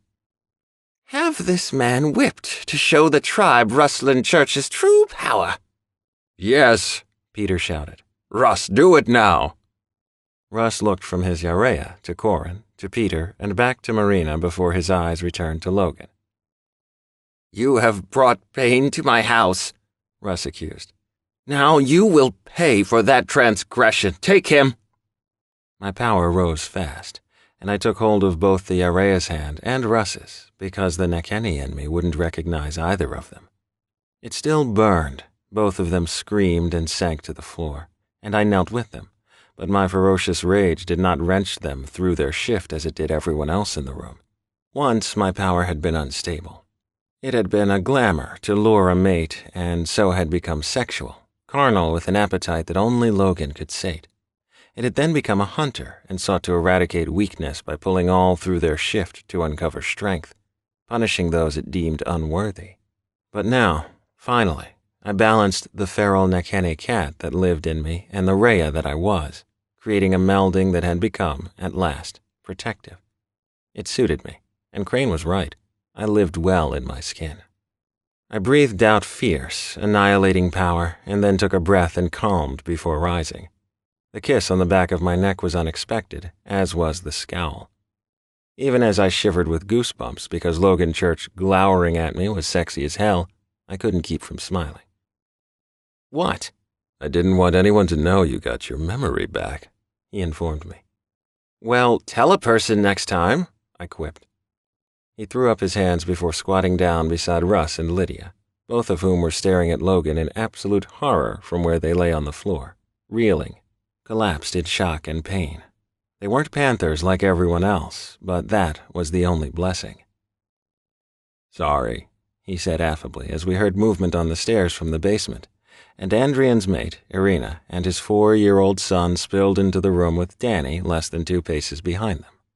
I hadn't drenched the house in my power, which was the only reason the two of them, Andrian's son was still too young to shift, were on their feet, having instead focused on the room and the people in it. Once, long ago, that kind of control hadn't been possible, but I'd had years of practice since then. My Rhea, Irina screamed and ran to me, arms out, hitting me hard. Her son, too, and me, there, clutching them both, hugging them tight. Andrian promised you and my Semel would come for us. Of course, I crooned. I'm only sorry we couldn't save your mate. She nodded fast as she began to weep. We will go with you and my Semel, yes? Oh, yes, I swore, petting Dimitri's head before I pointed to Logan. Dimitri looked up, gave me a tearful, toothy grin, then leaped at my mate. Logan plucked him from the air and tucked him against his chest, snuggling the boy tight and patting his thin back. We will raise him and Delia together, he promised Irina, and that was it. She collapsed in a dead faint. I caught her easily, and when the door opened and Crane and Markel came in, I passed her to my best friend. Take her to the house, get her a room. When she wakes up, we'll need to take her home to collect her things. Yes, my Rhea, Crane answered, his gaze slipping to Russ before flicking to Danny. And him? Danny was there, shivering, eyes on me, unsure and frightened. He looked even thinner and paler than normal. "Well?" I asked. It dawned on him that I was asking him to make a choice, giving him one, and his smile through his tears was beautiful. "Please, Jin, let me return to my family." "And are we truly your family?" "Yes," he answered quickly, his eyes brimming with tears. I gestured him to me. Bolting, he filled my arms, squeezing tight, bringing the litany of words. How much he'd missed me, how happy he was to see me, how pleased he was that I was restored, and how right I had been about Logan Church. "Told you," I growled, hugging him back before shoving him out to arm's length. "I need you to collect your things from wherever they are, go to the house, shower and shave, and be ready for Andrian's funeral.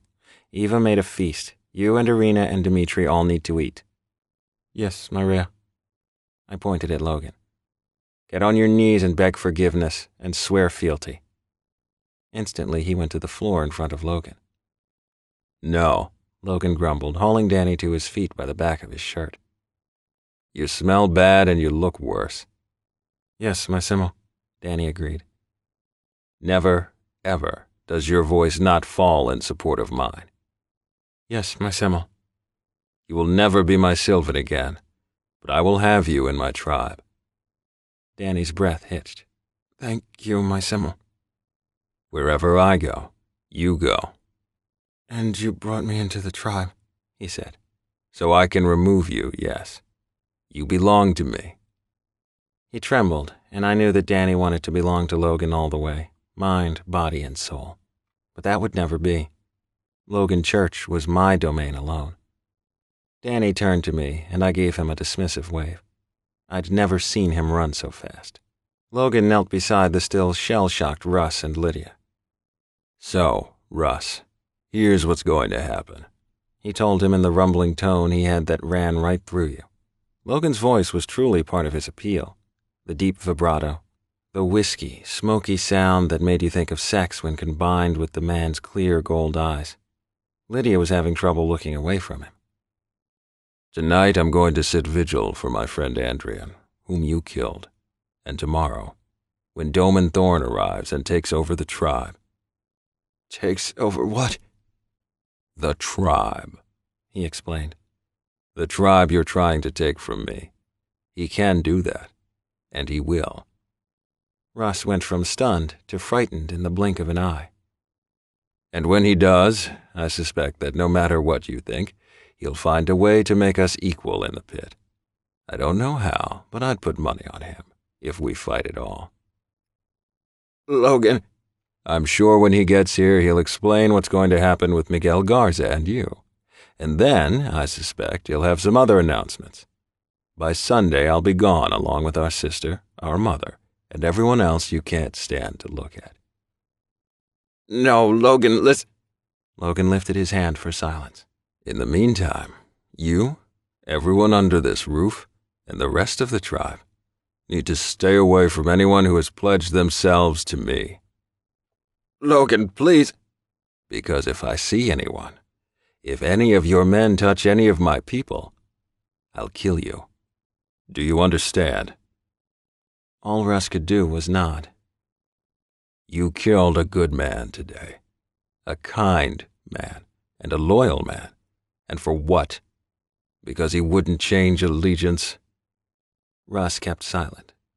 "A real Semel cannot be made to do anything he doesn't believe in. A Semel is a rock, Russ. You have to learn to be one." For the first time since we arrived, I saw pain in Russ's face. There were many tribes, all over the world, run by younger brothers because of death or challenges or abandonment. Most of them didn't have to learn to be good men, but they did have to learn to be strong men, both physically and mentally. A Semel had a head start. They were firstborn, and birth order in a line of a Semel gave one inherent abilities. The Semel was the alpha, strongest, fastest, with increased healing ability and an overabundance of testosterone and pheromones that could be used to call any panther to him.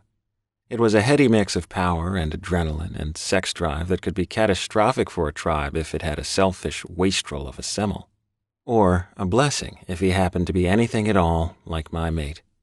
A Semel bound the tribe to him as he was followed and worshipped, but he also cared for it in quiet, imperceptible ways where he used his strength to guide and mediate and to serve as a model of how to lead.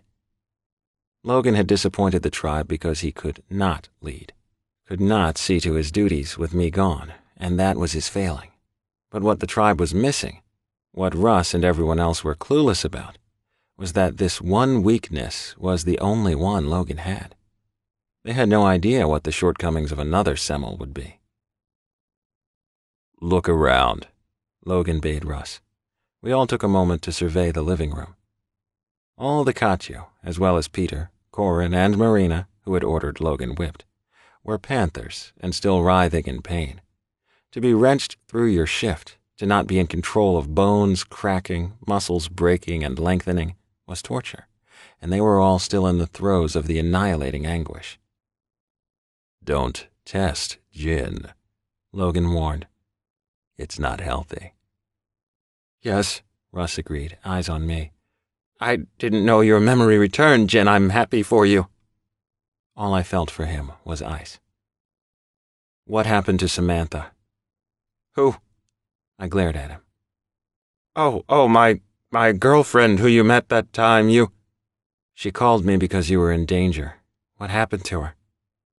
"I had to give her up," he replied sharply. I glanced at his urea. "To be a panther." He coughed. "Yes."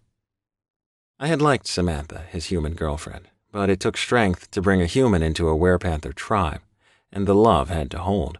Apparently Russ didn't love hard enough. "Okay," I said simply. "She's better off anyway." "You—" I raised my hand. "I'd prefer to never speak to you again, so please address my mate," I said abruptly, turning for the door.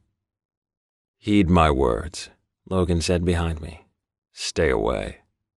I stepped out onto the enormous porch that I used to sit on in the summer and realized for the second time that it was cold. It wasn't my home anymore. It was Russ's now, and that made it easier to leave. "I'll miss the bay window you put in for me, and the marble patio in my bedroom. I loved being there with you, and all my memories are good." "We'll make new ones," Logan promised as he walked up behind me and draped an arm around my shoulder. As we walked down the steps and began toward the path that led out to the guest house, we noticed the two panthers lying in the leaves, panting heavily. The clothes they had crawled out of gave evidence of who they were. Logan stopped over Sasha. "You were never strong enough to be my Sylvan," he said, scowling at the contorting animal. "It was only ever going to be Mikhail." "He can't understand you," I huffed. "You know that." "Yes, but I understand. And that's all that's important." And he was right. It was. Chapter 11. It was well after midnight when we gathered outside in the field behind the guest house. My hand in Logan's was necessary for both of us as we stared at the funeral pyre, and he spoke Andrian's lineage.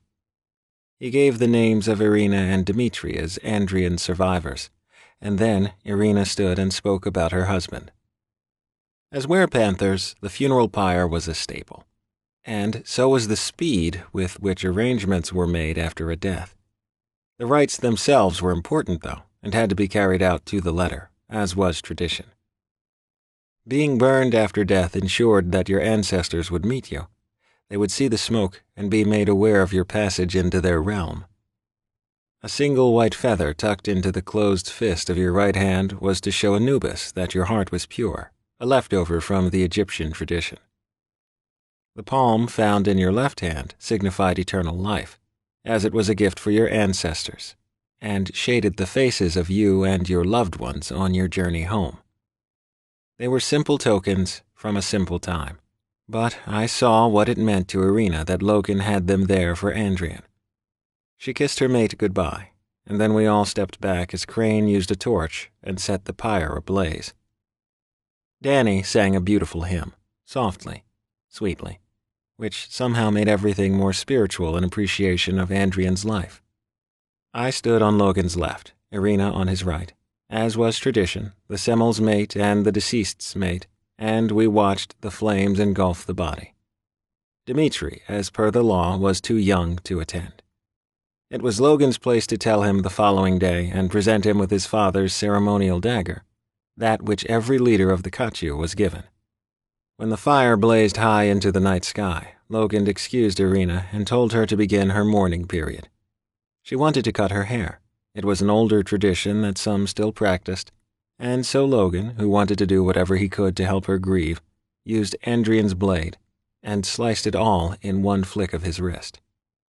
It went from hanging down her back to falling to her shoulders, but the act itself, the formality, sent her into hysterics. I couldn't imagine the pain. Losing Logan was beyond my ability to comprehend. When Markel carried her into the house, Delphine promised to sit with her until she fell asleep. Logan, Crane, Ivan, Danny, and I, and Markel when he returned, all sat outside and told stories about Andrian. I shared our first meeting and how he had said that Logan was getting old at the time, to still not have a mate at 32. Logan twisted on the step he sat on to look at me. He thought I was 32? I waggled my eyebrows at him. He lifted his chin to speak to Andrian, now above us in the night sky. I was 34, you idiot. I laughed, and the others joined me. God, you're old, Ivan snickered. Logan flipped him off and then squinted at Doman's former Sylvan. Where's your mate? Ivan shrugged. He wants to stay here and remain in the tribe of Mafdet. That's not an option for me. Leaning forward, Logan reached for Ivan, who immediately grasped his Semmel's outstretched hand. I'm sorry for your loss, Vanya, but I selfishly want you with me on my next adventure. I cannot lose anyone else I care about. It weighs too heavily. Ivan was visibly pleased and touched to be called by the familiar childhood name. My parents are coming too. Wherever I'm going, they're going as well. Only child, I teased. At least I have parents, he said, shooting both Logan and I a smirk. Crane snorted. What's so funny? You're kidding, right? I was at a loss. You're an orphan, Crane began, enlightening me even as he chuckled. My father's dead, my mother disowned me years ago, and Logan has only a mother now. And that's funny to you? No. Danny snickered, and it was nice to see him smile. Andrian was an orphan, so was his mate. Delphine's in the same situation as Logan. Markel's an orphan. I was disowned by my family, and Crane's mate has no family that counts her among the living. Yes. Crane lost it, laughing hard. And fucking Doman. He turned to Logan. Shit, does Doman have a mother? I mean, I know his father died. No, he's an orphan too, Logan made known, snorting out a laugh. That's not something to laugh about, I assured him. But apparently it was, because he leaned over and lost it, his laughter loud and deep and very sexy. God, I loved him. None of you are orphans, Eva proclaimed as she strode out onto the deck. You all belong to Logan, and everyone knows the Semmel provides. The Semmel is life. Now bid Andrian a safe journey home, and all of you need to go to bed because you're getting punchy out here. Yes, babushka, Ivan said warmly, getting up to kiss her cheek. She bent and kissed my forehead. I know you're grieving, but Delphine said as they went off and on the property tonight that no one gave them any trouble, even out at the main gate. To me, that means everyone in the house was still in panther form, even when they came back from Irina's. I grinned up at her. You don't know your own strength, Angel. It was possible that my power was surging just a bit. When you had a relationship with a house, you knew its sounds just as you did a lover's. The creaks of a settling foundation, the cycle of a refrigerator, the hum of a heater or the air conditioner, all noises that could be accounted for. But when you were someplace new, and if, like me, you were a light sleeper, then floorboards squeaking in the hushed pre-dawn hours were cause for alarm. Despite my exhaustion, it had been after 3 when we all finally got to bed. My eyes still drifted open when I heard something odd, and I saw 2 things at once. First, Ilya snuggled up against his father's chest on the left, between Logan and me, and second, the enormous panther closing in on the bed. Logan had his back to the door. He was vulnerable, and the animal was there, too close for me to shift and kill if his intent was to trade his life for my mate's. He was already in his panther form, so I couldn't grind him through the change, and my sleek, lithe panther form was no match for the ferocious strength I was looking at. It hit me that I couldn't save them. And yet, it wasn't always supposed to be on me. I'd been alone, and it was taking me some time to get back to where I was before I'd left, to instinctively put my safety in Logan's hands. It was about trust and faith and not always thinking but simply reacting, because I knew, in my heart and in my head, he was there. He was my rock. I had to count on him. All of that crossed my mind in an instant because my first impulse was to protect my mate and my son. But I wasn't alone anymore. "Logan!" I screamed. The panther dove for my mate, but Logan rolled sideways in a blur of fluid motion and caught the snarling murderous beast by the neck in his vice-like, clawed grip without even rising from the bed. "Daddy?" Ilya asked sleepily. Avert his eyes, Jen, Logan said, his voice a guttural command. I folded Ilya close, his sweet little face pressed to the crook of my neck, and watched as Logan crushed the cat's jugular, snapping his neck like a twig. I did not have that kind of power in my werepanther or panther form, did not have the hair trigger reflexes. But a semel was another matter, and people kept forgetting that. There seemed to be quite a bit of confusion over the difference. "Yusuke!" Logan roared for his mahin, his voice booming through the house as he released the dead panther from his fist. I couldn't see to the other side of the floor, and so asked Logan simply, "Who?" "Sasha," he answered icily. Exhaling, I reached for him, but he sprang from the bed, clad only in sleep shorts, and told me to keep hold of Ilya. Yusuke was there in the doorway in moments, and how she did that, just came awake and ran at the sound of his voice, was beyond me. She crossed the floor quickly and stopped before him. They were beautiful together, her thick jet-black hair hanging heavy and straight just past her shoulders, her skin in the moonlight even more pale than usual, her face a study in fury. He stood there, every muscle in his body corded, ready to kill whatever else came for his family, and I saw both the beauty and rage in the man. "How?" was his only word. "I'll check, but there's only one way I can imagine," she replied, "and that's through the door from the deck up the back stairs." Logan nodded. "Crane and I are in the room at the front of the house, and you know, between the two of us, we would have heard him. There was no way he could get by." "Who's sleeping in the back room?" "Ivan," she whispered. "Okay," he said soberly. "Let me check the house. I'll be right back." "No, I'll go with you." He snapped, head turning to me. "Stay here." "Yes." He bent, threw the lifeless naked body of Sasha Orlov over his shoulder, and followed Yusuke quickly from the room. I gave my attention to the child stretching in my arms. "Hey," I soothed Ilya as I leaned him back down on his pillow. "Everything's fine, Angel. Go back to sleep." He yawned and puffed out a breath, and then fell back to sleep. That was the thing with my boy. He slept like a rock because of the shifting. Normal kids went through the change for the first time around puberty. Ilya, being half my line and half Logan's, shifted all the time. He was the first and only werepanther cub I had ever seen. After kissing the top of his head, I got out of bed, in pajama bottoms and a t-shirt, and walked to the window. The moon was full, so the grounds were well lit, and nothing moved outside. "Papa?" Turning, I heard breaking glass behind me, and then across the room saw the glass on a picture crack.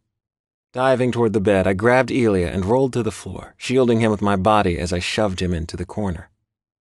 Both windows exploded in machine gun fire. Wood splinters and glass flying everywhere. It was loud, and Ilya started screaming, clutching at me and yelling for Logan. I could feel his power rising and so kissed and hugged him, whispering that he was okay, and I wouldn't let anything happen to him ever again, and that I knew it was scary, but we were going to be fine. "Promise?" he whimpered. "I promise, honey." He burrowed against my chest, and I squeezed him tight, more worried about what would happen once the shooting stopped than us getting killed in a hail of gunfire. Would men storm the house? How many were there? Without knowing the number of armed men, I wasn't sure what the best course of action was. In moments, it was over, and in the quiet that followed, I tried to hear voices or anything that would let me know how many attackers there were. "Jin!" Logan yelled as he barreled into the room. I lifted a hand from the corner near the closet. "Here, we're here."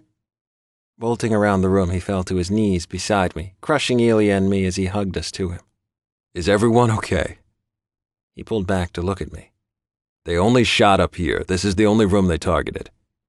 How would they have known which room Logan and I were in? "Did you find Ivan?" "No, but I have Crane and Markel out looking."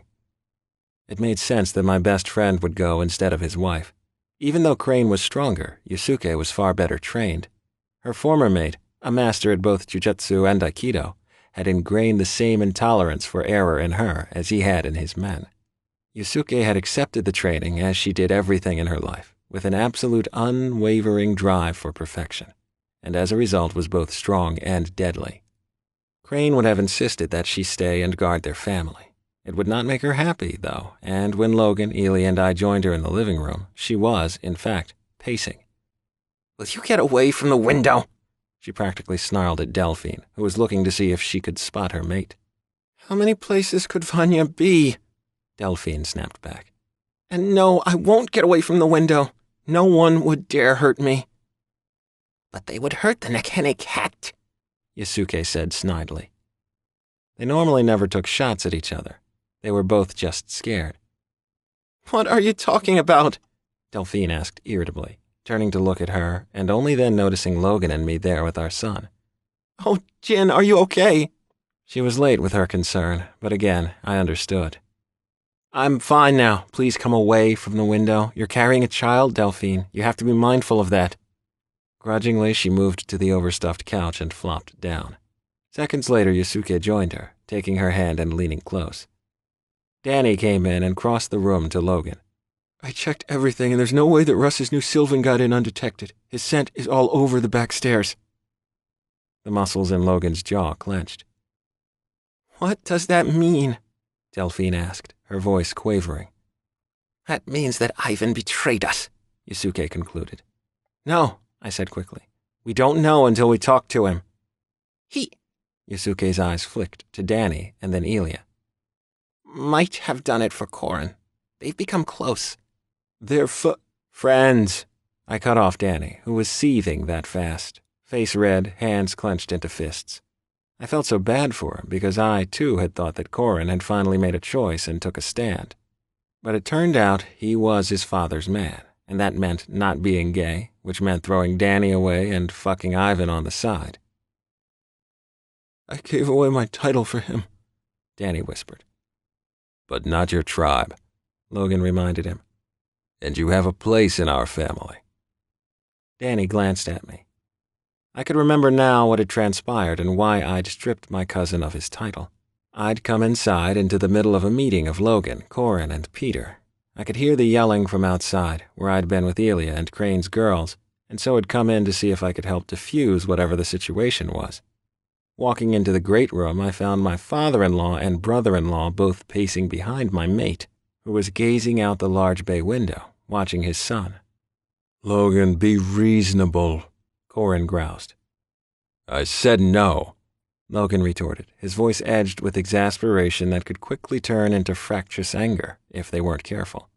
Ilya was playing tag with Crane's daughters in his panther form, and they were squealing with delight as he pounced on them. "Are you going to listen now?" Peter spat at Logan. "No," he sighed, turning to them and smiling when he spotted me.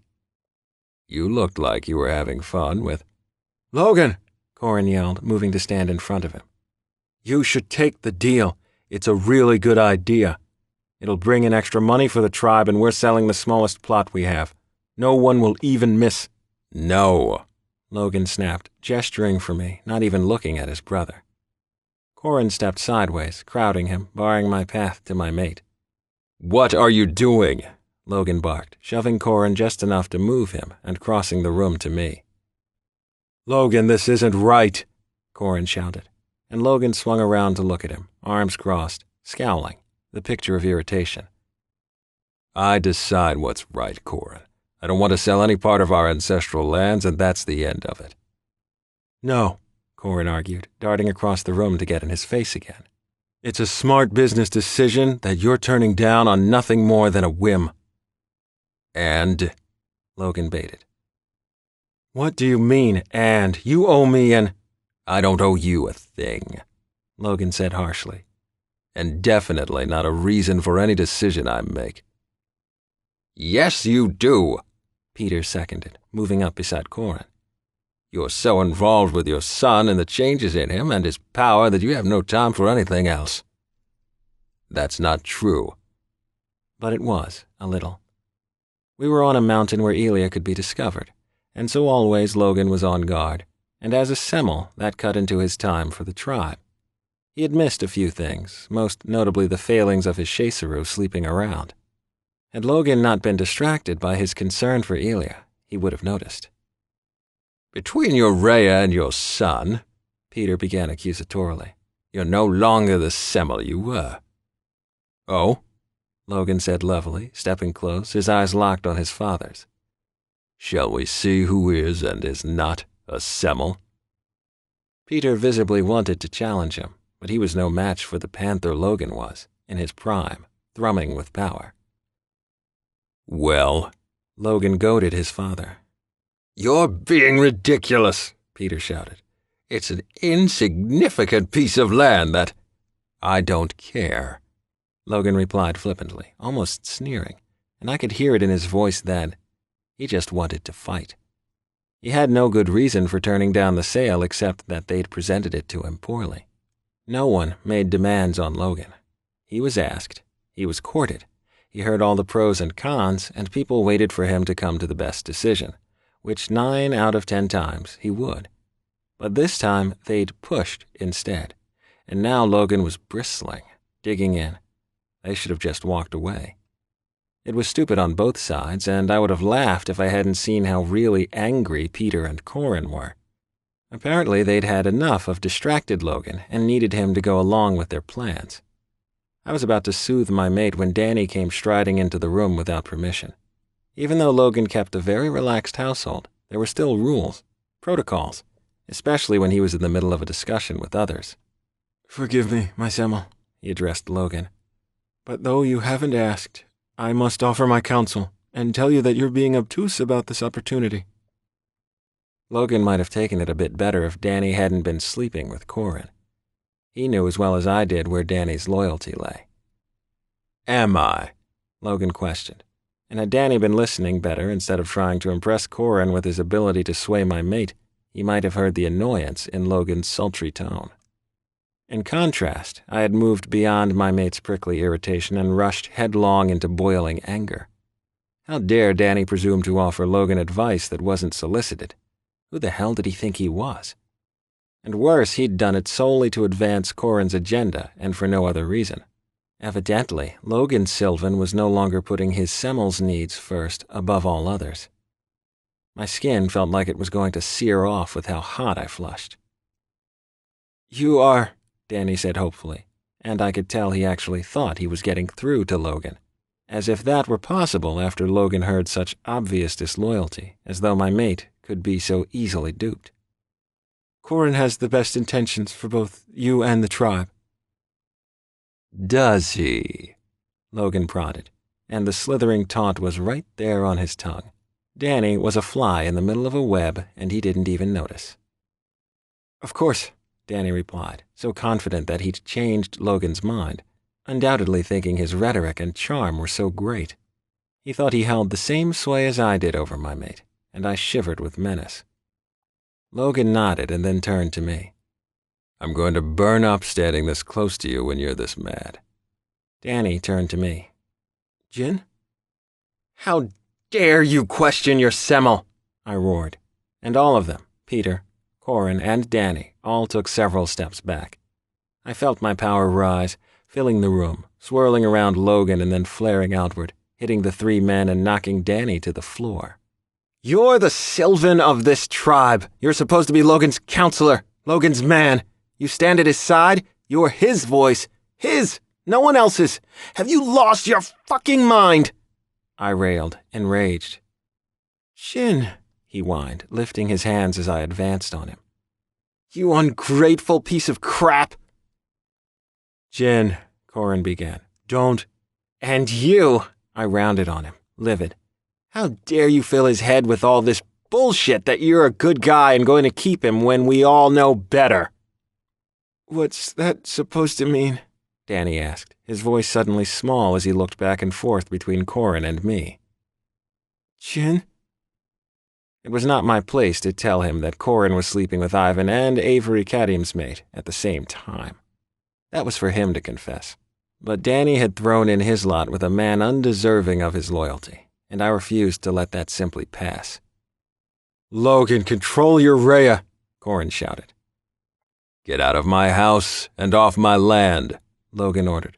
If you can't respect my rules, then you have no place in my household. If he goes, I go, Danny threatened, rising from the floor, facing Logan and me imperiously, so certain of his place in the tribe. Then go, I thundered, incensed over his hubris, as well as his idiocy. To think for a second that Logan Church was worth selling his soul for was the height of stupidity. You can't threaten him, Corin blasted. Oh, but I could. Daniel Rain, I said, ignoring Logan's brother as I stepped in close to my cousin. You are hereby relieved of your duties to this tribe and are stripped of your title of Sylvan. What? He gasped. You can't do that, I can, and I just have, I said icily. I will find another Sylvan, one who places his Semmel's interests before his own. And until then, I'll act as the teacher for the tribe of Mafdet. No, Jin, Danny pleaded, reaching for me, finally at the end understanding what he'd done, what he'd given up. I stepped back, out of his reach, to stand beside Logan. Get out of my sight, I whispered, my voice filled with disgust. I can barely stand to look at you. Go, Logan dismissed the both of them. And don't come back. I turned and stalked out of the room, and I didn't stop until I was all the way outside on the porch and could breathe again. When Logan grabbed my arm and spun me around, I was momentarily caught off guard and prepared to trade more angry words.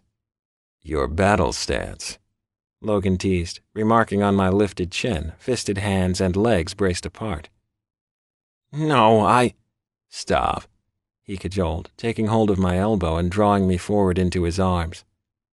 As I unclenched my hands, I found they were shaking, and I blinked hard so I wouldn't cry. I had trusted Danny to put the welfare of his Semmel and his duty to his Semmel before everything else, and to find out I'd been wrong after it had taken me so long to put faith in any member of my birth family rocked me to the core. It's not your fault, he promised, nuzzling his face in my hair. I trusted him too. I sucked air in through my nose. Don't worry about anything, my Semmel. I'll make an excellent Sylvan until we find another who will never disappoint you. Only you could manage that, my sweet, fearsome Rhea. I grunted. Don't mock me. Never? My thoughts returned to the present as I faced Danny. I was angry, I said. We all were. It's done and doesn't bear repeating or reliving. He nodded quickly, wiping at his eyes before turning to Delphine and Yusuke. We give it 10 more minutes, and then you and I will go look for them while the others watch the kids. I like that plan. Delphine smiled up at him. Yes, Yusuke agreed quickly.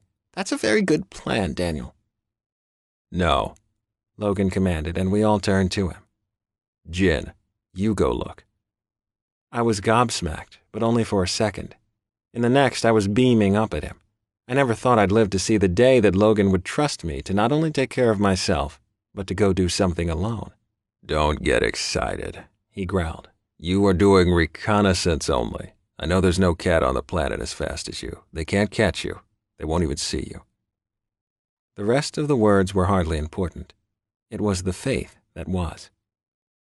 You dare stop or engage, I'll skin you. You understand? I did. My mate was letting me go do something alone, and he knew I'd come back. We were in deep, uncharted waters, and I was almost quivering with happiness. And yes, horrible day, worse night, wretched new morning, but still, my mate believed in me. I was ready to fly. Logan! We all turned at once to the front of the house, having heard the booming call from outside. He lifted a finger for us all to be silent as he picked up Ilya and walked him over to Eva, who was sitting in the Masood Stella oversized chair beside the fireplace. Stay with Babushka. I need you to be my big boy and protector. Ilya's brows furrowed the same way mine did at times, and he nodded to his father, taking the task so very seriously. Can I shift if I have to? Yes, Logan told him before tousling his hair and then striding past me to the front door. I followed quickly, so did Delphine, Yusuke, and Danny. It was just after sunrise. Outside in the clearing, on their knees, were Crane, Ivan, and Markel, and behind them were Peter, Corin, Russ, and several of the Kanchu. Vincent Rector had what looked like a katana in his hand, and Peter had a dagger in his. What the fuck? Logan asked, charging forward, moving fast from the porch and crossing the lawn. Stop, Peter ordered. Logan kept moving. Stop or we'll kill them all instead of allowing you to choose, he screamed at his son. Jolting still, Logan waited. You killed Sasha, did you not? I did, Logan answered, his voice clear and deep. He came to kill my family. I had no choice. He came to kill you, Peter yelled. My family doesn't work without me, so either way he was going to die, Logan insisted. It was foolish to send him.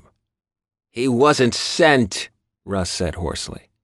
His red-rimmed eyes, trembling shoulders, and chewed lips made it obvious that yesterday's events had been more than a bit overwhelming. Peter had probably told him it would be easy, the transition to tribe leader, and it had been anything but. And you murdered him. I defended my family, Logan declared, as I said the first time. He was in my bedroom with my son and my mate, Logan said, his voice icing over. He was never getting out of there alive. He only wanted to scourge Jin for what he did to him. He only wanted to make him pay for taking him through his shift. Again, if you hadn't tried to attack me, hadn't murdered Andrian, then that action would have never been necessary. Enough, Peter yelled. I promised his parents he would finally be Sylvan, and you killed him. He was a fine young man, decent, not a perversion like you. Finally, it was out. I wondered how it must have pained Peter to hold it in for so long. It had been like a festering wound, all these years hating me, hating what he thought I had turned Logan into.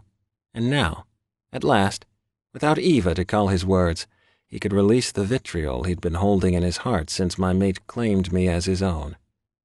He'd shown sparks of acceptance. He'd even defended me to others upon occasion. But really, like a nagging, insistent suspicion running around in the back of his head, he'd hated me. I was never what he wanted for his son, and nothing could change that. Rhea, Nakene, it didn't matter.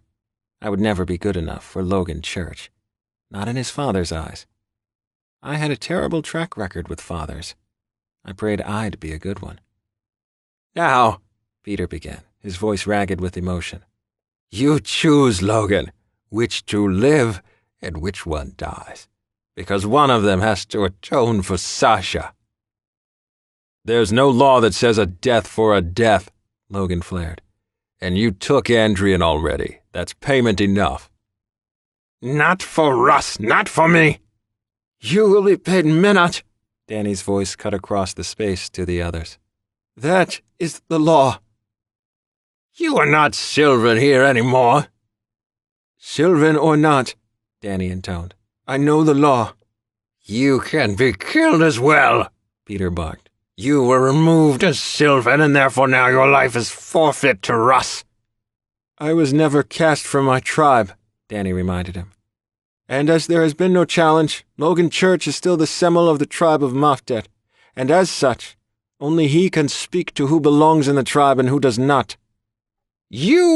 I am a member of the tribe of Mafdad until my Semel, and only my Semel, says I am not, Danny finished. I belong to him, and that, also, is the law. There was no debate, and I saw the worry sweep through the Kachu. Danny had stood as Sylvan to the tribe for 6 years.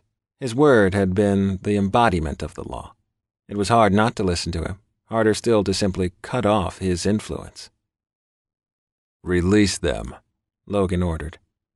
I will release Markel, as he is my daughter's mate and their bond is a blessing, not the abomination that yours is. Logan was about to yell, but I said his name softly, under my breath, so no one but he could hear. Markel was silent as Corin released him, and he grasped Crane's shoulder quickly, and then Ivan's before bolting past Logan to reach Delphine. Take her in the house, Logan instructed, and even over Delphine's protests, Markel did as he was told. So now we must decide, Peter said, his voice shaking with rage. Do we kill a man who tried to lead Corin astray through coercion? Or do we kill the man who has dedicated his life to supporting the anathema that stands before us? He meant me, of course, but he wanted to kill Crane because Crane loved me, plain and simple, just like he wanted to murder his own son. Homosexuality was worse than anything Peter Church could think of. Logan and I were accepted everywhere. There was nowhere in the werepanther world that we were not. And even those who were bigoted or unaccepting, intolerant, did not doubt the power of a Semel finding his Rhea. It was too absolute. By some, my father, Logan's, Crane's, they had only ever seen me as a curse. Something to be driven out and destroyed simply because I loved a man. I could not process such blind hatred. I'd never been able to. I understood how it happened, but still, it was beyond me. Choose, Peter howled at his son. Yusuke ran toward Crane, but Logan caught her, sweeping her off her feet and hugging her against him, gathered close, her back to his chest. He could shift to his werepanther form to immobilize her if she actually put up a fight. It's okay, baby, Crane soothed, his eyes flicking to mine and holding. She struggled fruitlessly in Logan's grasp, sagging to the ground, her sobs racking her small frame. No, please, no, I need him. He's mine. It'll be okay, Crane promised, not looking away from me as he spoke to his wife, then started a slow count. 1. Choose now or they both die. I counted with my friend. 2, we said together. Logan's voice broke. Bring Ivan to me. I heard Yusuke's high-pitched scream. I saw Ivan stumble by me out of the corner of my eye, but I didn't look away from Crane. I could not. I had to count so I would know when he took his last breath.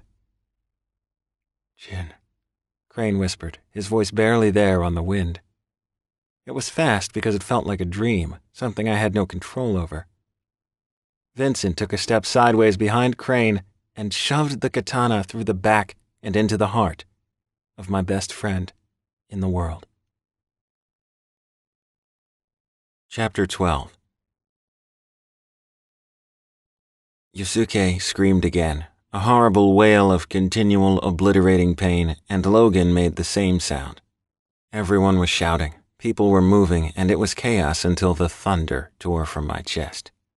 The sound was bigger than me, and instantly my body was gone, and I was with Crane, around him, covering him, behind him, and I could hear the final beat as he counted the last. It was loud. It must have been, because glass exploded from the windows and dirt erupted from the ground and millions of leaves filled the air, so many that it would be hard to see my hand in front of my face. But none of that mattered. There was only my power calling to Crane, to the primordial piece of him that I controlled, to his soul, his Ka, to the part the Nekene held sway over in every panther, and that normally my best friend could dance and play with and accept, thus sidestepping being dragged through his change.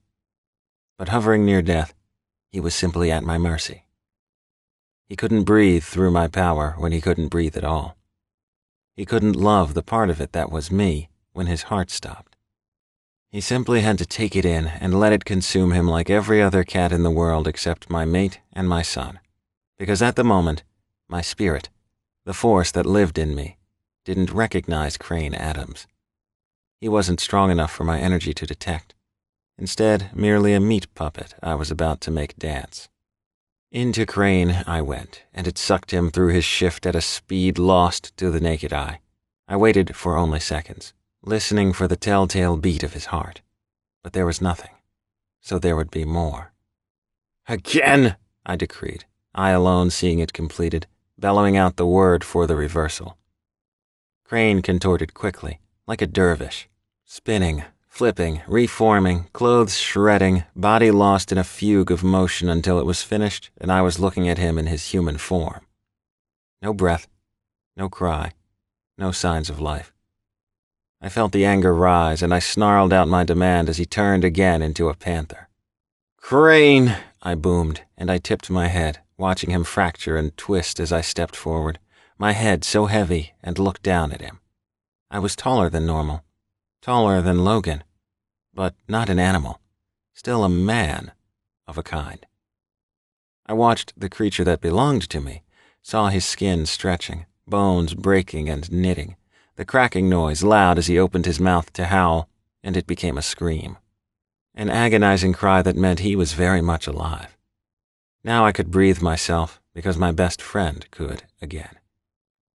3, I murmured, finishing the count. It was quiet, eerily so, and when I glanced around, everyone was on the ground. Logan was sitting with his legs folded under him, one hand on his knee, his other arm stretched out so he could hold Yusuke's hand. She, in turn, held Ivan's, who held Danny's, where they all lay collapsed in the grass. I understood immediately what I was looking at. My power had been overwhelming, and Logan's strength had been needed to help hold everyone in human form. The chain of touching they'd made had kept them all safe.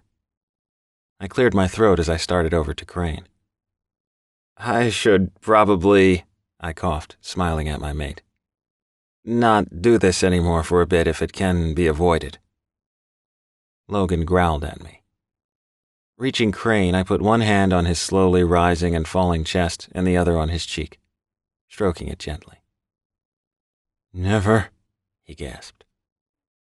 "Again." I grinned widely. "How come? It wasn't fun?" His glare was smoldering sapphire. I chuckled and sat him up. "You need food and water, right now." "I need," he took several breaths, "to check on my wife and kids." "They're too young. My power doesn't even see them. And your wife is with Logan." He whined. "It doesn't matter. I want them all." I leaned in and kissed his forehead, staying there for several moments before easing back to rub my face in his hair. "That was scary." He heaved for air, his voice a crackly whisper. "But still, I could see you, so I was okay." I was clearly a bit overwrought. His grin was wicked. "You shifted too." "Oh? Into what?" "It was hard to tell through the leaves, but like a bird." "Bird?" "Well, like you with the head of a bird." "What kind?" "A hawk." "Strange." "I think your Nikene power is changing again," he said, and I noticed how pale he was. "Yeah," I agreed, nodding. "So how about we get you inside and fed and—" "No!" I heard Eva yell from the porch. She was there, leaning on the railing, throwing up. "What in the world?" I began, turning to look over my shoulder. "No!" she shouted from where she was, wiping at her mouth with her fingers. "Don't look, Jin," she ordered me, and then turned toward the house, her finger out, pointing. "And you, darling, don't you dare come out here, young man. I forbid it." I knew she was speaking to Elia, but I couldn't see or hear him from where I was on the ground with Crane, and had no idea what she didn't want me to see. "He's fine, so is your daddy," she said to my son. Go on upstairs with the girls. They'll all be in a minute. He must have argued. No, you know better than that. And he did. He should not have been second-guessing his grandmother. You can see I'm fine. My stomach just hurt, that's all. He was being protective. That was all right then. Go, she commanded in her tone that was all business. No, Del, stay inside. Markel, keep her there. I don't want her to see this. See what? I started to twist around to look behind me again. Jin. Crane retook my attention, and I realized he appeared worse now than he had moments ago. Jesus, we gotta get you inside. Yeah, he admitted. But just look at me, okay? It hit me then, and I took a breath, and the smell of blood reached me. Oh, God, I moaned, twisting my head. No, Crane rasped, not reaching for me because he didn't have the strength. Here, on my face. Don't look away. I coughed. Are Corin and Russ dead? He turned his head, narrowed his eyes, checking. No, Peter neither, but they're all Panthers. If they're Panthers, how can you tell it's them? He coughed. Because all the men are in pieces, and none of those are Peter or Corin or Russ. Process of elimination. Rector? Yes. Yes, alive? No, not alive. I took a shaky breath. All the rest dead? He cleared his throat. Yes. It's bad. His gaze warmed. You love me, yeah, always have. Even what just happened, there was love in that. And because it was your power directed at me, as vicious as it was, I had your full attention. So you were precise. You were intent. I nodded.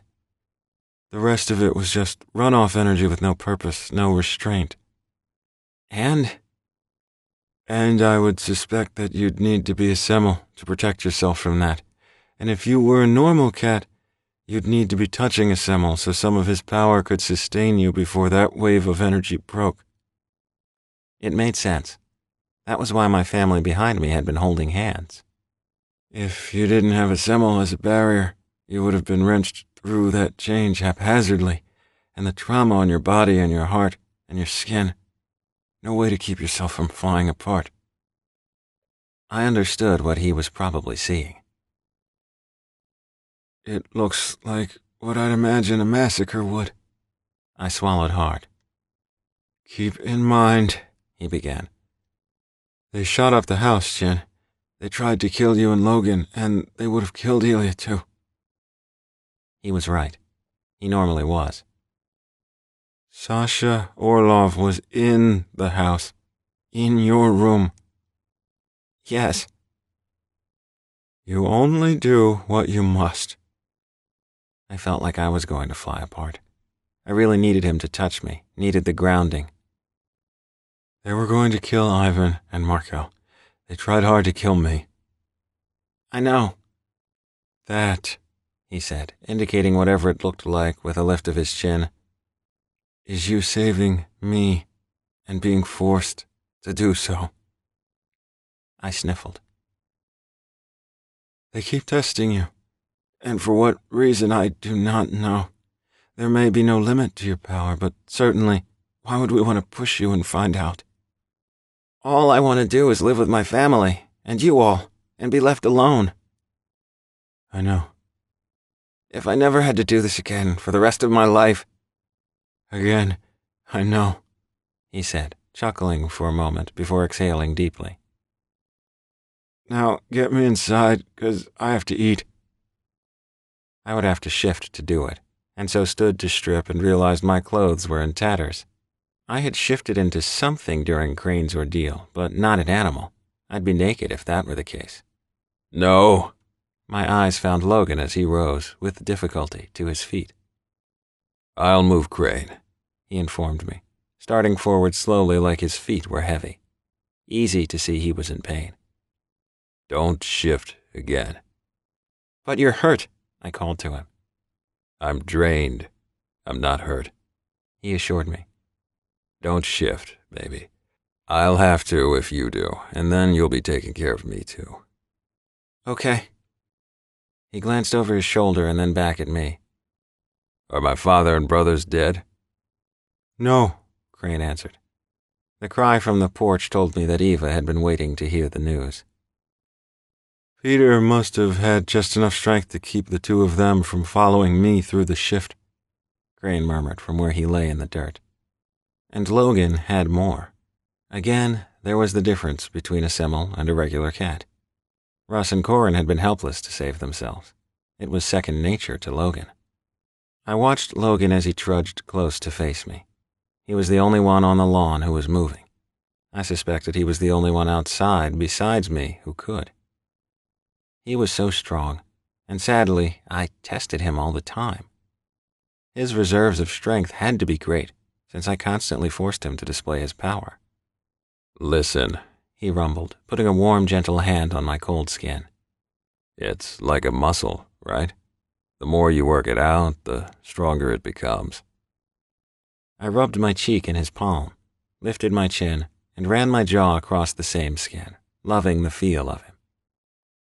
You make me strong, he whispered, taking hold of the back of my neck as I whimpered, wanting to be closer, in his lap, and he eased me forward. I breathed out before he kissed me, gently, softly, and then whined when he eased me back, running his thumb across my lips. My mate needs claiming, but first his beset needs food. Hey man, Crane grumbled. Stop fucking your mate on my time. He was trying to keep the mood light after the horror I'd unleashed. Logan bent to lift Crane into his arms, one arm behind his back, one under his knees, and it looked odd, because while my mate was quite tall and broad, my best friend was not a small man. I started to do a slow pan. No, Logan warned me as he rose to his full towering height. Look at me. Instant obedience as I tipped my head back to meet his golden gaze. I forbid it. Do you understand? I will not have that image in your mind for all time. I will not have you torture yourself for defending your family and saving your friend. My body heated as I stared, and I realized how much I wanted to be where Crane was. Yes, we were in the middle of God knew what, and I had no idea how many men were there, but still, I was at the mercy of what I needed to stay me, as well as his pheromones. Aside from my father, Corin, Russ, and Rector, there were 5 others. So you're saying 6 men are dead because of me? We all make choices. Yes, we did. Now, I need to eat too, so I'm going in. Can you carry Yusuke and Danny and Ivan one at a time? Of course. Okay, then, come on. I was torn.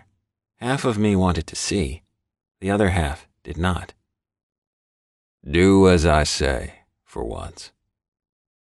I will, I agreed. But don't make a habit of thinking I'll listen to you all the time. Don't worry. I know better than that. I didn't understand why no one was moving until I followed after Logan. All of them, Yusuke, Danny, and Ivan, were on their backs, breathing, but that was all they were capable of. Markel helped Logan and me carry the others in, and Artem showed up with the remainder of the Kachu to retrieve Peter, Corin, and Russ and to pile the others for burning. It was hard to know how to feel. I had Yusuke openly sobbing as she sat in my lap, her arms wrapped around me. During the crying, she managed to get out a thank you, and that I was a blessing right before she started hyperventilating. Logan took her, lifted her up off me, and then put her into a chair beside Delphine. His sister had her breathe into a paper bag Eva brought from the kitchen, and then, when she calmed, Delphine fed her. Markel fed Ivan, who couldn't stop crying, and Eva fussed over Danny and Logan at the same time. I tried to help her. I really wanted to take care of Logan, but she was right. I was a little unsteady myself. While Eva bustled around, Elia took care of me. He made sure I had more meat on my plate, poured water for me and everyone else, and went from person to person, hugging them. I wanted to sit up straight and be strong. Everyone had gone through worse than me, after all. But Logan yanked my chair sideways so it butted up against his, and then leaned me into him so he could rest his cheek in my hair. I'm so proud of you. I was a nightmare out there. You were exquisite, and you saved us all, he murmured, kissing my temple. Again. I kill people. When they try and kill people you love, yes, you do. I moved my food and bumped my head down on the table. I can't believe we lost Andrea and just... Oh, God, Irina, I gasped, lifting my head, staring at Logan. She's sleeping, Eva promised me. So is her son. I checked. Nothing wears you out like a funeral. They could have slept through a tornado. Which they did, Markel said, giving me a warm smile. I should go check on Crane, I announced, getting ready to rise. No, Eva said, hand on my shoulder to keep me in my chair. He ate, he drank, and he's asleep. His body needs to heal. I hope he sleeps for days. None of us can sleep, Danny uttered, shivering now that his body was digesting his food. It was too much to ask it to regulate his body temperature at the same time. What if they attack us again? No, Logan replied. I made a call. And as if on cue, there was a knock at the door. Logan yelled. He couldn't get up. He was too tired. And in walked Christoph Danvers, Semel of the neighboring tribe of Paquette, who crossed the floor to us, flanked by his Sylvan, Raina Shah, and his Shesaru, Joshua Levitsky, and 20 other men who fanned out in the living room. Jesus, you look terrible, Christoph barked at Logan, reaching us. You too, he said, including me. My Rhea, Josh breathed, moving quickly to reach my side and kneel. I hate the Rhea crap, Christoph grumbled, but he put a hand on Logan's shoulder and held on. What can I do? Protect us until until Doman what? Just say Doman. We all grew up together, for fuck's sake. He's still Doman to me. I know all about the time My son is right there, Logan groused, pointing to Elia. Oh yeah, look at that, Christoph said, smiling. Minijin, that's super. God, I was so happy to see him. I leaned forward and hugged Josh, which startled the hell out of him and left him sputtering as I stood, wheeled around Logan, and leaped at Christoph. He caught me easily, all the time shaking his head, and I realized that in all these years he'd mellowed the most. His first Yareya he'd divorced, and he'd taken for his second Yareya Heya Bloom, who was the exact opposite of Talon in both temperament and appetite, meaning that she was the salt of the earth type, extremely level-headed, very kind, and she only slept with her mate, which was a huge change for Christoph. She made him accessible and thoughtful, and most of all, she gave him the ability to laugh at himself. He used to take everything so very seriously, but for the past 4 years he'd been a completely different man and Semel, so it made sense that Logan would turn to him now. Get off me, Christoph mumbled, giving me a hug before we separated. I'm glad you're back. It wasn't the same while you were gone. I wasn't either. And I'm sorry you lost Avery, he said to me, before moving his gaze back to Logan as he arched an eyebrow. But I told you, Avery wasn't strong enough to be your Shesaru. He was not strong enough to be anyone's Shesaru, Rana said, sounding exasperated before offering me her hand. Blessings on you, my Rhea. And you, I replied, taking her hand and squeezing. Christoph took a seat beside Logan. Explain what's going on to me. They talked while the rest of us moved around. I got Yasuke in bed beside Crane, and she got naked and wrapped around him like a second skin. She needed to feel his heart beating. Their girls went into the room with Delphine and Markel. Ivan and Danny got thrown into a room and a bed together. Eva went to her room, but not without promising me that while she was relieved that Peter and her sons were alive, she had been fully resigned to them not being. We all have choices to make, Jin. I keep telling you that. I went upstairs to grab a cardigan because it was getting cold. and when I walked out of the bedroom, I was grabbed hard and shoved face first into the wall. I would have struggled, shifted, done anything to get away if I wasn't already begging my mate to take me. "Logan," I husked, breathing his pheromones in and out, his spicy scent cloying, sticking to my skin, my hair, all of me.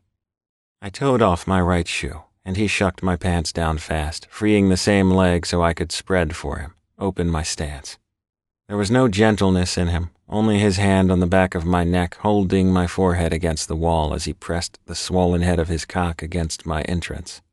"You are bound to me," he whispered roughly before he drove to the hilt in one violent movement, the lube he'd quickly slathered on his shaft allowing the savage breach. I writhed on his cock, wanting more, needing him to move, to take me, even as I reached down and stroked myself to hardness. "All your power is mine, because you are Gin Church." "Yes," I whimpered as he snapped his hips forward, plunging inside again, boring deep. "Never forget you belong to me." "No," I rasped, panting as he pummeled into me, ravaging me as I chanted his name. He bucked into my body, and I felt his release, spilling inside me as I came on the wall with what would have been a scream if he hadn't slapped a hand over my mouth. I loved it when Logan Church was gentle and slow when he made love to me. I loved it when Logan Church was fast and dirty, fucking me against the wall. All of me loved all of him, and he always knew what I needed and delivered the exact thing. After losing his tribe, he'd needed to claim what would always be his. I was the one unchangeable thing in his life, for I was his mate, and I belonged only to him. He had just reminded us both. He slid too fast from my body, and I cried out, not from pain, but from the feeling of fullness so quickly gone. Spinning me in his arms, he bent and kissed me hard, molding my body to his even as he cupped my ass, still leaking his cum, and lifted me. "You need another shower," he sighed, kissing me as I was carried down the hall. "I love you," I whispered. "I know you do," he teased. He showered with me and then left to return to the others, but not before kissing me breathless once more. "I love you too," he said in leaving. I was exhausted, my body spent, and went to lie down in bed. Right before I nodded off, Elia bounded up the stairs to our bullet-strewn room, though now without benefit of glass in any of the windows that faced the courtyard, and dived onto the bed with me. "Oh, love, be careful of the glass," I warned. "I had my slippers on," he told me. "Daddy said I had to wear them if I came up here." My Semel was always vigilant. "Good," I said with a yawn, barely able to keep my eyes open and noticing that he was the same. "Will you lie down with me?" He nodded and crawled across the bed to reach me. We snuggled together, leaving room for Logan, and I had a twinge of fear, remembering Sasha in the room. For a moment I wanted to open my eyes, just to reassure myself that he wasn't really there. But then I heard my mate's low chuckle from downstairs and let the tension flow out of me. We would be safe while we slept. It was one thing to terrorize us on our land, a whole other to threaten another Semel or his retinue. Logan was brilliant to call Kristoff, and I knew that had he thought we would be attacked the second time, he would have called him the moment we laid Andrian to rest. God, what a day and night and morning. I can only hope that from here on things would be better. I wanted to be a blessing to my mate, but it seemed like I brought pain as well. If I had been gone forever, I wonder if Peter would have still reached for Russ. He might have let Logan drown in his grief and then simply propose he step down. Logan probably would have simply released the tribe and taken Elia to Egypt to live with Delman. But I'd returned, and so he'd had to fight. I really hoped having me was worth the sacrifices. Chapter 13. When I finally woke up, Logan wasn't in bed, and I instantly missed him. I went downstairs to look for him and found him showered and shaved and standing between Kristoff and Justin Cho, Semel of the tribe of Kebwe from San Francisco. He was one of Logan's oldest friends, and as far as I could see, he was alone. "Morning," I greeted them. Logan turned and crossed the room quickly to reach me, opening his arms wide. I lunged at him, and he kissed and hugged me and held me close, all the while murmuring the same words. I love you. You're the world to me. There was my answer. No matter what, I was worth everything to my mate. When he finally let go, rubbing my upper arms like I was cold and brushing away tears I hadn't realized were leaking from my eyes, his smile made his laugh lines deepen. "What's Justin doing here?" I asked, happy just to be looking at him. Justin agreed to Doman's proposal, so he's meeting him here. And what was that? To build. I'm not following. That's what Justin's company, Crescent, does. He's a real estate developer. He builds all over the world, and then he sells those buildings as one or in pieces through agents. Okay. Are you awake? I think so. What time is it? It's around 2, on Sunday. Holy crap! Well, you're the first one up, so what does that tell you? Did you sleep at all? I slept down here once Justin arrived. Which was when? Around 6 last night, I think. Oh, God, Logan, you've got to be exhausted. No, I'm okay. Christoph's a good guy. And I would have been fine, but I needed someone here who I knew liked me better than anyone, and who would have no other agenda, and would have no interest in making any kind of deals. I studied him. You thought maybe your father or someone could make a deal with Christoph that he couldn't say no to. Maybe, he reasoned. And probably not, but still, I needed the extra layer of security before I could pass out. So you slept down here on the couch with Justin and Christoph? No, Christoph went home and left Josh here with enough of his kachu to defend us. And what time did Christoph get back? Just now. I took a breath, glancing over Logan's shoulder at the other 2 Semmels. Okay, so tell me about what Justin will do for Doman again, because I missed it. May I interrupt? Justin Cho was just the most beautiful man. He had gorgeous carved features, he was covered in long, sinewy muscles, and he moved with fluid, feline grace in either form, man or beast. His glossy black hair used to be longer, to his shoulders, but was now shorter than mine, and his onyx eyes were as liquid and gorgeous as I remembered. I'm so glad you're here, I whispered, lunging at him. He wrapped me in his arms, hugged me tight, and then released me to Logan, who tucked me into his side.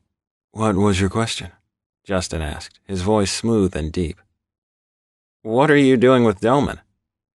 Oh, well, Doman's learned that the tribe of Rahotep owns property across the continents, and so he wants me to build on it and sell it, and those funds he wants Mikhail to manage while he traipses all over the world.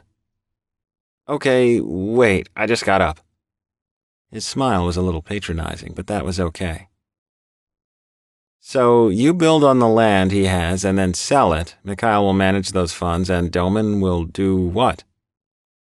Continue to travel, meet more of his people, and eventually bring everyone under one single umbrella of leadership. I mean, there are bad tribes out there, still, Jin, and Doman plans to weed out every single one. He'll be doing this until he's ready to pass the reins on to the next Akhenaten. You mean Semelaten? No, I mean Akhenaten. Yes, but... He's making them separate. Making what separate? He will be the Akhenaten and continue to have absolute power, but he's restoring the position of Semelaten as the name of the leader of the first tribe of Rahotep. Yusuke had mentioned something about that. I need to sit down. The 3 of us walked into the living room, and I had a minute to wonder where Christoph had gone before I heard him barking orders outside. There was no glass in the window, so it was easy to hear. Okay, I took a breath. Doman will be Akhenaten, you're traveling with him making money, and Mikhail is where? In Sobek. Ruling? He's a Sylvan, you remember, Justin said, squinting at me. The last I checked, Sylvans don't rule tribes. I meant overseeing, then. He can't do that either. Mikhail will be far too busy managing his staff of tax attorneys and accountants and whoever else he needs. Is Kabore ruling as Mahis, then, in Doman's absence? That ceased working well. The tribe needs a Semmel with a mate. They need to see a family with a lineage that they can depend on and put faith in, even though, as you know, The tribe of Rahotep will always be one where the Semel may be challenged. Of course, it has to be that way so that the seat of Semelaten can be fought for. Up to a point, of course, he clarified. I mean, you get a strong enough Semel in there, no one's challenging him, and really, living in Egypt is not for everyone. No, it was not. So Kabore is... Stepping down is what he is. For now, he's helping Jamal out at Satish with the library, so Jamal has more time to devote to his new family and to his position as Mentu, keeper of the law. Guardian of the law, I corrected without thinking. Guardian, that's right. He's basically a glorified record keeper. Yes, and that suits him since he's married now, and he and his mate are expecting their first child. Jamal Hassan was the most fearsome man I knew, and imagining him as a father made me smile. He has a mate? He does, and she's expecting, as I said. No one told me anything. Okay, so Kabore's out. Is Rahim still Focal? Does Rahim Duadar still command the Shu, the assassins of the werepanther world? Why, yes, he does. You don't have to be such a smartass. He tipped his head.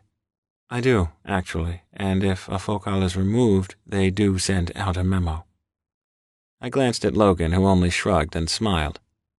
Shahid Alon is still Rahim's second, and Taj is still Shesero. Nothing has changed except what Doman wants to do. Which is what? He needs someone he trusts, implicitly. To do what? To be Semelaten and take over leadership of the first tribe, but who would never, ever think to challenge him or turn on him in any way.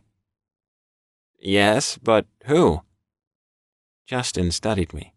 Really, how had that question even come out of my mouth? Twisting in my seat, I turned my whole body to face Logan. He grunted. I'll be Semel Najer, Semel Ray, and lastly, Semelaten. I nearly swallowed my tongue. Logan waited patiently as I tried to breathe. Did you already say yes? Yes, Justin informed me. Shut up, Logan snapped. Jesus, Logan, I gasped, trying to stand before he made it impossible for me with his hand on my wrist, holding me in my seat. It's for the best, as I explained before. But I'm sick of being scared. I want to lead people who want me there while still understanding that this is not a family. There are protocols and rules for a reason, Justin said simply. The law, with all of its etiquette, is in place to protect both Panther and Semel. This is moving too fast. It's taken too long, Justin told me. He's dying here, Jin. He has been for so long, worrying about you and Elia, and he... Stop, Logan said gruffly before he took my face in his hands. I've explained my position, and you understand what I think's best. We're not going to debate about this. You're my mate, and you'll follow me. Of course I would. Yes? Anywhere, I promised breathlessly. Well then, he said softly, leaning in to kiss me. We are going to Egypt. I smiled at him. It was what the priest wanted in Mongolia. Shaman always wanted you to be Semelaten. He was so disappointed when you gave the title to Doman. I didn't give Doman anything. He fought for it and won. But you gave him the opportunity, I argued. You know you did. The priest wanted you and Aman al-Masri to square off, but instead it was him and Doman. You stepped back and gave Doman his shot. And look how well he's done. He has, but still the priest wanted you. And now, finally, years after his passing, he'll get his wish. If I was him, I'd haunt you, Justin teased my mate. Again, shut up. And you, he said gently, eyes on me, need to get used to the idea of living in the desert. But I hate the heat. My statement sent Justin into peals of laughter. He's annoying, right? Logan chuckled. Yes, he certainly was. By the time I showered and changed and got back downstairs, the others were blearily waking, and Eva had started cooking. She was thrilled to see Justin, hugged him tight, and then had him and Christoph sit down so she could feed them first. Danny was adorable when he came stumbling downstairs, rubbing his eyes and blinking at the sight of Justin Cho sitting at the dining room table. He turned to go back upstairs, but Justin got up so quickly to bar the smaller man's path that he bumped the table. Danny's groan made Justin smile in response. So, how did that situation work out with Corin? It's none of your business, he replied disdainfully, as if Justin smelled like cow manure instead of warm musk and clean mail. Justin took a step closer, into Danny's personal space, and the younger man had to tip his head all the way back to hold eye contact. With Danny being 5'9" and Justin 6'6", the height disparity was hot. Oh, it's definitely my business, Justin said, his voice husky as he took Danny's chin in hand. You were serious? Danny stammered, noticeably stunned. Why wouldn't I be? But you said when? I did say when, he agreed, bending to kiss Danny's cheek. When Logan Church leaves you, you agree to be mine. But I didn't think you... Logan is my best friend. I'd do anything for him. But I didn't know he'd actually need me here so he could sleep. I came to check on you. No, you... Justin nuzzled Danny's cheek so he would tip his head sideways, and when he did, Justin kissed along his jaw to his ear. I came here for you, he said, slipping his hands around Danny's hips and drawing him closer, against him. Danny's exhale was sharp, and his eyes fluttered shut. I'm not over. I'm still messed up from... You knew he'd leave me. I did. Danny lifted his hands to Justin's chest and leaned into the bigger, stronger man. It was very telling, the motion and the absolute surrender. You knew he'd get tired of me. I know Corin's an idiot, Justin murmured so quietly that I had to take a few steps closer to hear them. And he never keeps what's best for him. Best? Danny asked, his voice muffled as he spoke into Justin's wide chest, wrapping his arms around Justin's waist. Yes. Justin grinned smugly, and if Danny could have seen it, he'd have known that the fight, such as it was over, and that Justin was ready to claim what was his. Maybe we should give them some privacy, Logan whispered into my ear. I waved him off and heard his long, suffering groan. Shh. So you'll be my rebound guy, and then you'll leave me too? Justin grunted, shoved Danny back, and then bent and threw him over his shoulder in a caveman move that made my cousin yelp in surprise. You're watching too many movies, Justin assured him. I waited longer than I should have, out of respect for Logan. Me? My mate responded indignantly. Yes, you, Justin said, turning. He's your brother, after all. If you wanted Danny, you should have fought for him. Put me down, the man in question demanded weakly, even though he no more wanted to be put down than I wanted a root canal. What do you think I'm doing here? Justin yelled at Logan. I'm fighting. Logan gave him a dismissive wave. We both know you don't really want me, Danny lamented. I rolled my eyes, turning to face Logan as Justin left the room. He's so dramatic.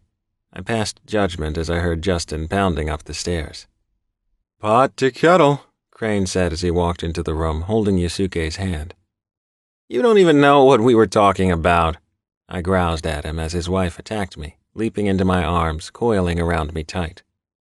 You calling anyone out for being dramatic is ridiculous, Crane assured me, palming the back of my head as he leaned in to kiss my cheek. Again, thank you for what you did. We both know that Logan knew you could save me, so that's why he picked Ivan. But still, that was all you. Of course I knew. Everyone did. And even Ivan could not be so clueless as to think that, given a choice, there was any way Logan would have chosen him over Crane. If there had been a gun in Vincent's hand, Crane would be dead, no question. But it had been a sword, and a sword created slow enough physical damage that I could heal it. Just as many years ago I'd shifted too fast to be burned in a fire, I could now compel Crane to that same speed. That was good since the pace was what saved his life.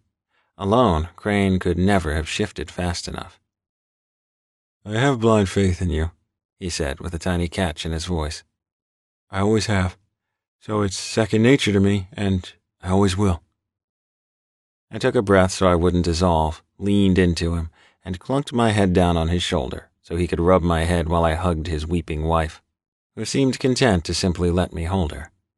Suddenly, she lifted her head, sniffled, and looked at me. Was that Justin Cho? I chuckled through my own tears. Yeah. Louder sniffle. He's a very handsome man. Standing right here, Crane told her, leaning away from me, smacking Yasuke's ass hard before asking Eva if she would make him banana pancakes for breakfast, even though it was closer to 3. Of course, darling, she crooned, opening her arms for him. He went into them as Ivan staggered into the room and up to Logan. I think your friend, that Semmel from California, just threw me out of my room. Logan grinned at him. Yeah? Did he have Danny with him? He nodded. Yeah, that was weird.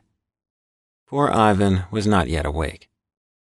Would you like some banana pancakes? Eva offered. I'm making some for Crane. Yes, please, he answered groggily, walking to the kitchen table and sitting down. Is there coffee?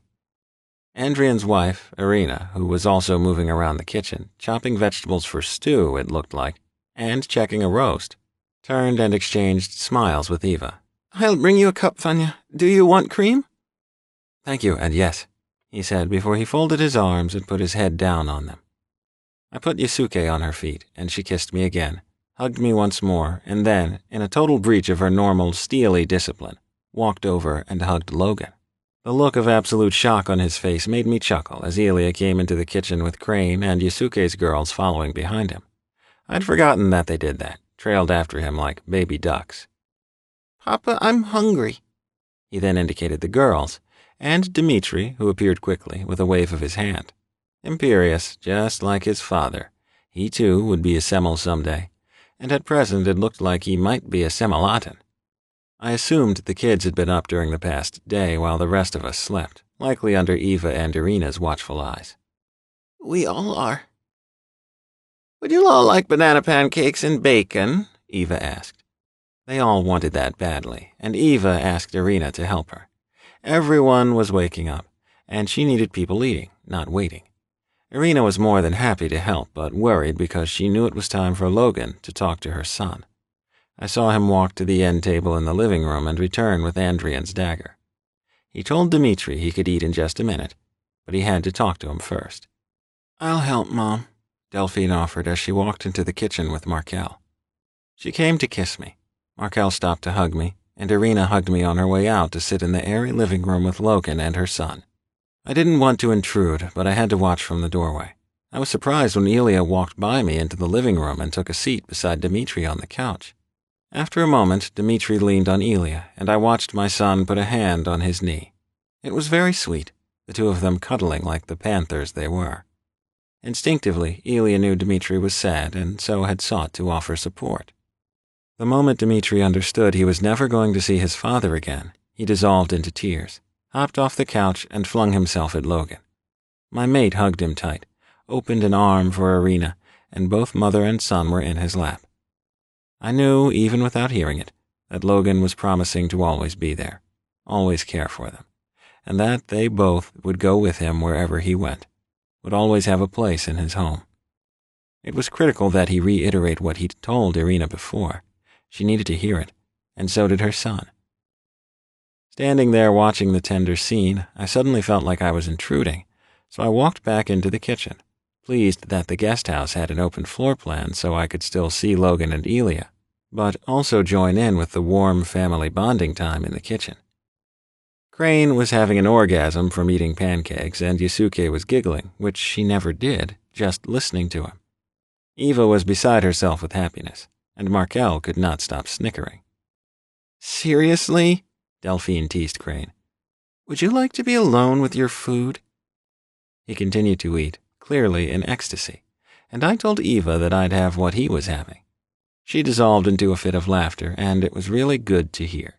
When Logan and Irina and the two boys rejoined us, Dmitri showed everyone his father's dagger, and then settled down to have pancakes and eggs and bacon as well.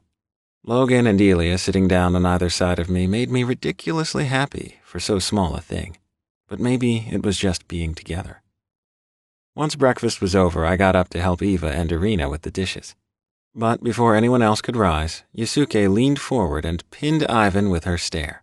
It was amazing how she could go from happy and laughing with her husband to hyper-focused predator in seconds.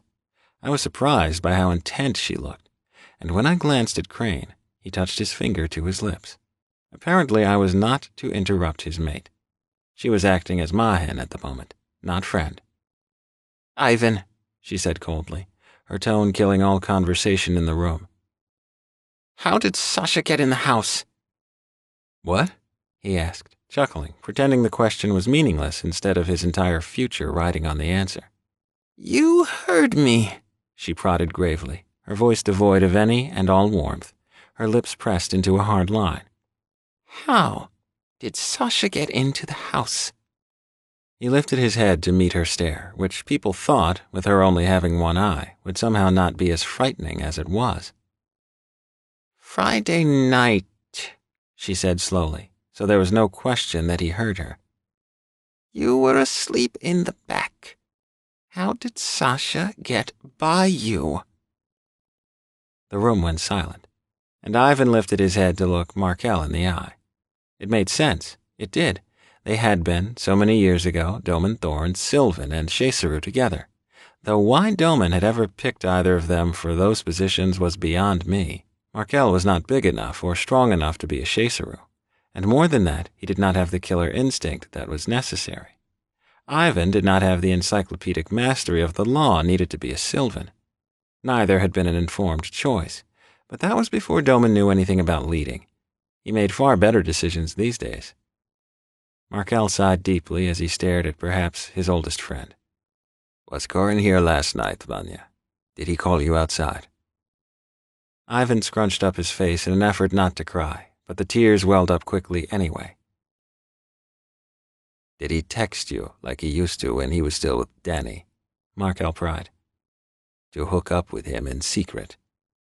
Quick nod. So you left the house to meet him outside? Yes. Did you see Sasha come in the house? No, he answered Markel and then turned back to Yusuke.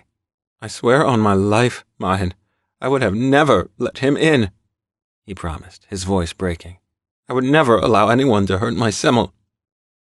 She was deciding, and Logan was standing quietly beside me, letting her weigh what she knew of him against what she did not. Did you see Corin throw you away last night? He nodded.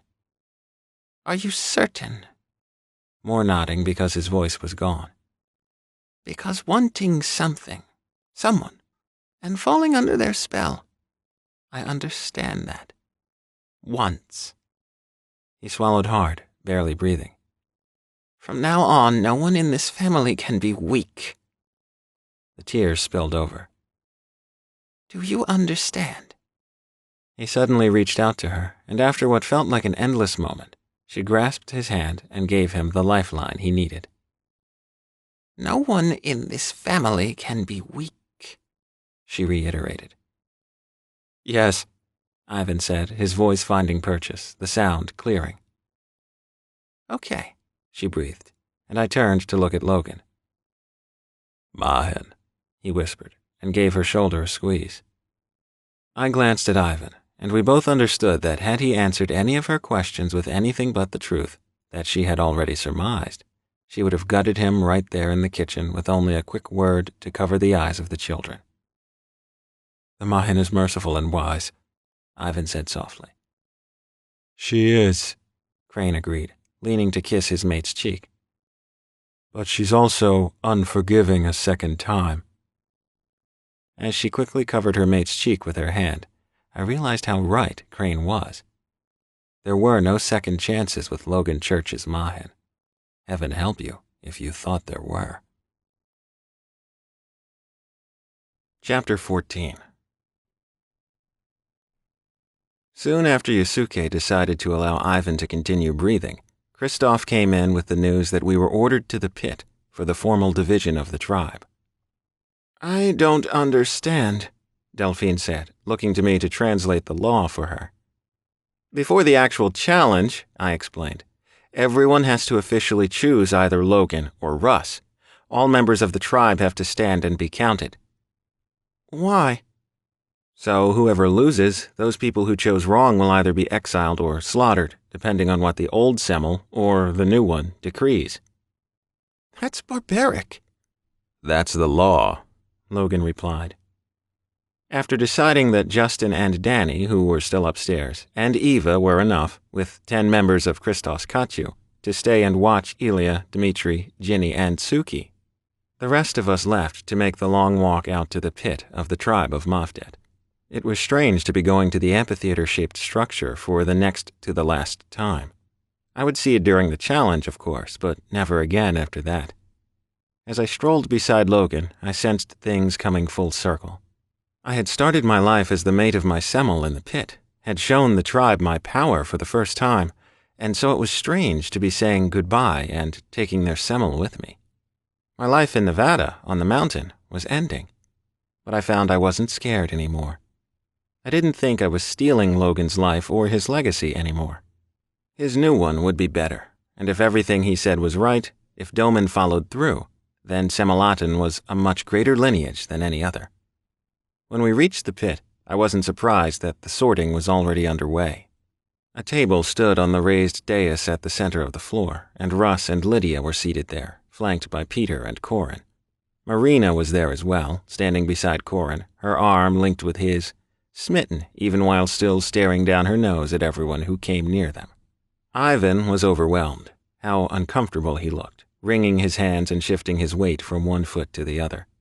Seeing that Corin had chosen the stunning blonde woman had to be hard on him. I was going to send him back to the house. Logan had his proxy anyway, but Yusuke's words about the family being strong sank into me, and I knew we all needed to remain and stand together. As we took the steps that descended to the floor of the amphitheater, and then those that led up to the stage, whispers and murmurs followed as we moved around the lines of people to face the dais.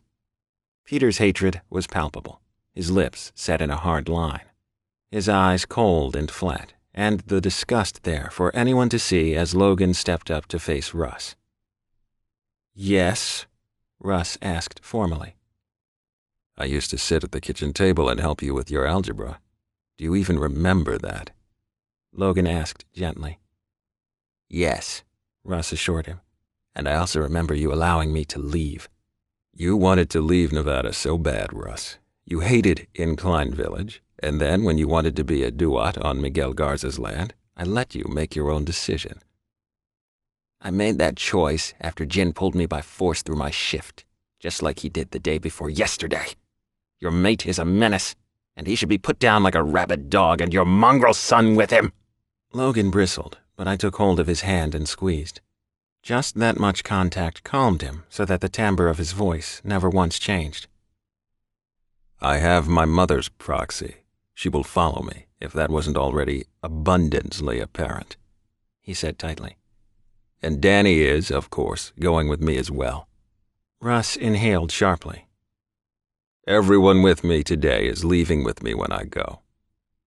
He had their sudden attention, his father and brothers all riveted. Go, Russ asked, standing up slowly. Yes, Logan apprised him. You want me gone. It seems the whole tribe does. Ask for a show of hands now, Russ, and we'll make this simple. He was stunned. Peter could not look away from Logan, and Corin's mouth hung open in obvious shock. After a moment, Russ turned from his brother to the assembled crowd. "May I have your attention?" he called out.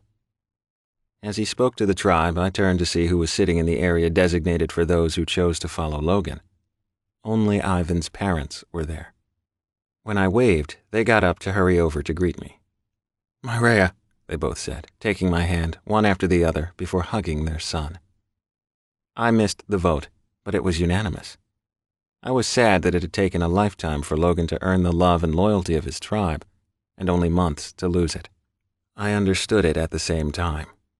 I wanted to tell them all, "You're making a mistake letting Logan go. He's the best man, the best leader, the best everything. Him leaving will diminish this tribe."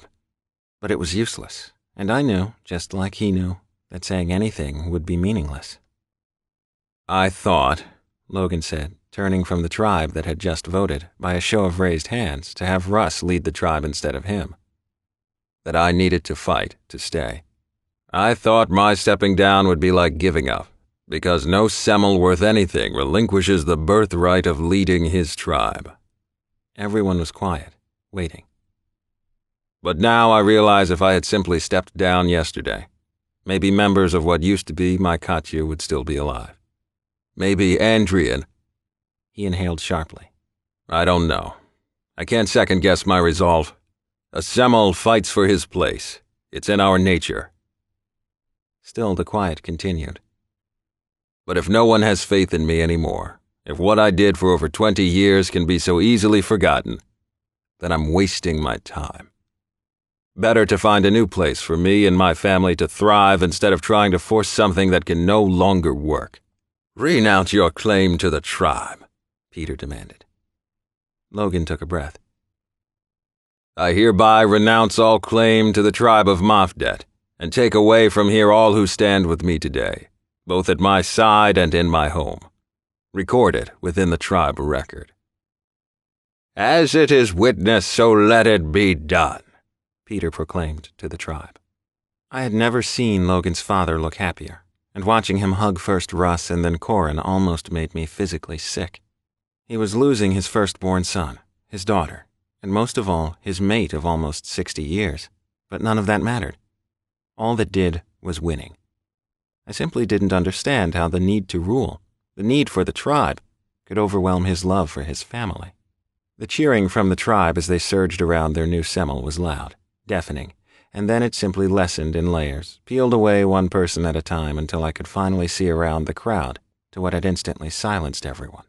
Doman Thorn stood at the foot of the dais, flanked by Yuri Kosa and Mikhail Gogorin. His smile was wicked and wide.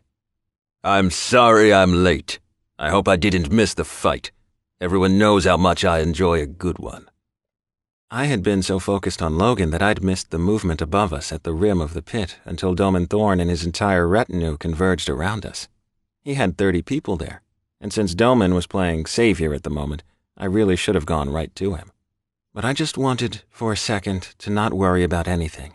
For one small moment, I wanted to put myself completely in someone else's hands. Logan protected me, but never just me. Everyone. It was the Semel's lot in life to worry about the many. It was how they were made. Even now, everything, all of us, were on his shoulders. Russ, his father, the tribe. They all thought that Logan needing me had meant he would let down his guard of all the people he loved. But it never would have. He was vigilant for everyone, which meant Ely and I were not his only concerns. Crane had his own family to care for, so he couldn't be my singular champion either. The fact of the matter was, as a Rhea, as Logan's mate, I needed more people than just my Basset by my side. And there had been no one I trusted to be there, fully invested, since Yuri Kosa. So when I saw him there, standing next to Doman, looking for only me, I broke inside. And then I ran. I got close and leaped, and Yuri caught me in his big beefy arms and hugged me to his wide-barreled chest, and I would have lost it, would have totally just broken down and bawled. But he spoke first. My Rhea, he whispered. From Yuri it meant more. From Yuri, who had been the first to say it, my title meant that I was his because I was Logan's. It wasn't an honorific to be spoken, but instead was my place in his heart. He loved Logan, he loved me, and so it was simple. I came to see a challenge, Doman crowed as he patted my back before he walked by. Yuri gave me a tight squeeze and then set me back down on my feet so we could both see Doman as he swaggered up to Russ. So you want to be a Semel? They all looked terrified, and I knew some of it was the knowledge that Doman Thorn didn't travel with regular Katyu, but instead with Shu warriors. But even more, it was that the Akhenaten was in the pit of the tribe of Mafdet on a Sunday night, and if he wanted, he could put every last person to death just on his say-so. Where are your challengers? But you heard Logan, my lord, Russ managed to get out. He relinquished all ties to the tribe. I did, Doman agreed. But I'm not talking about Logan. I'm speaking of the others. Others? Doman tipped his head, and while it looked suspiciously like he didn't understand something, I knew better. I'm not following. Have you or have you not called for challengers? Doman asked, smiling. It's a simple enough question.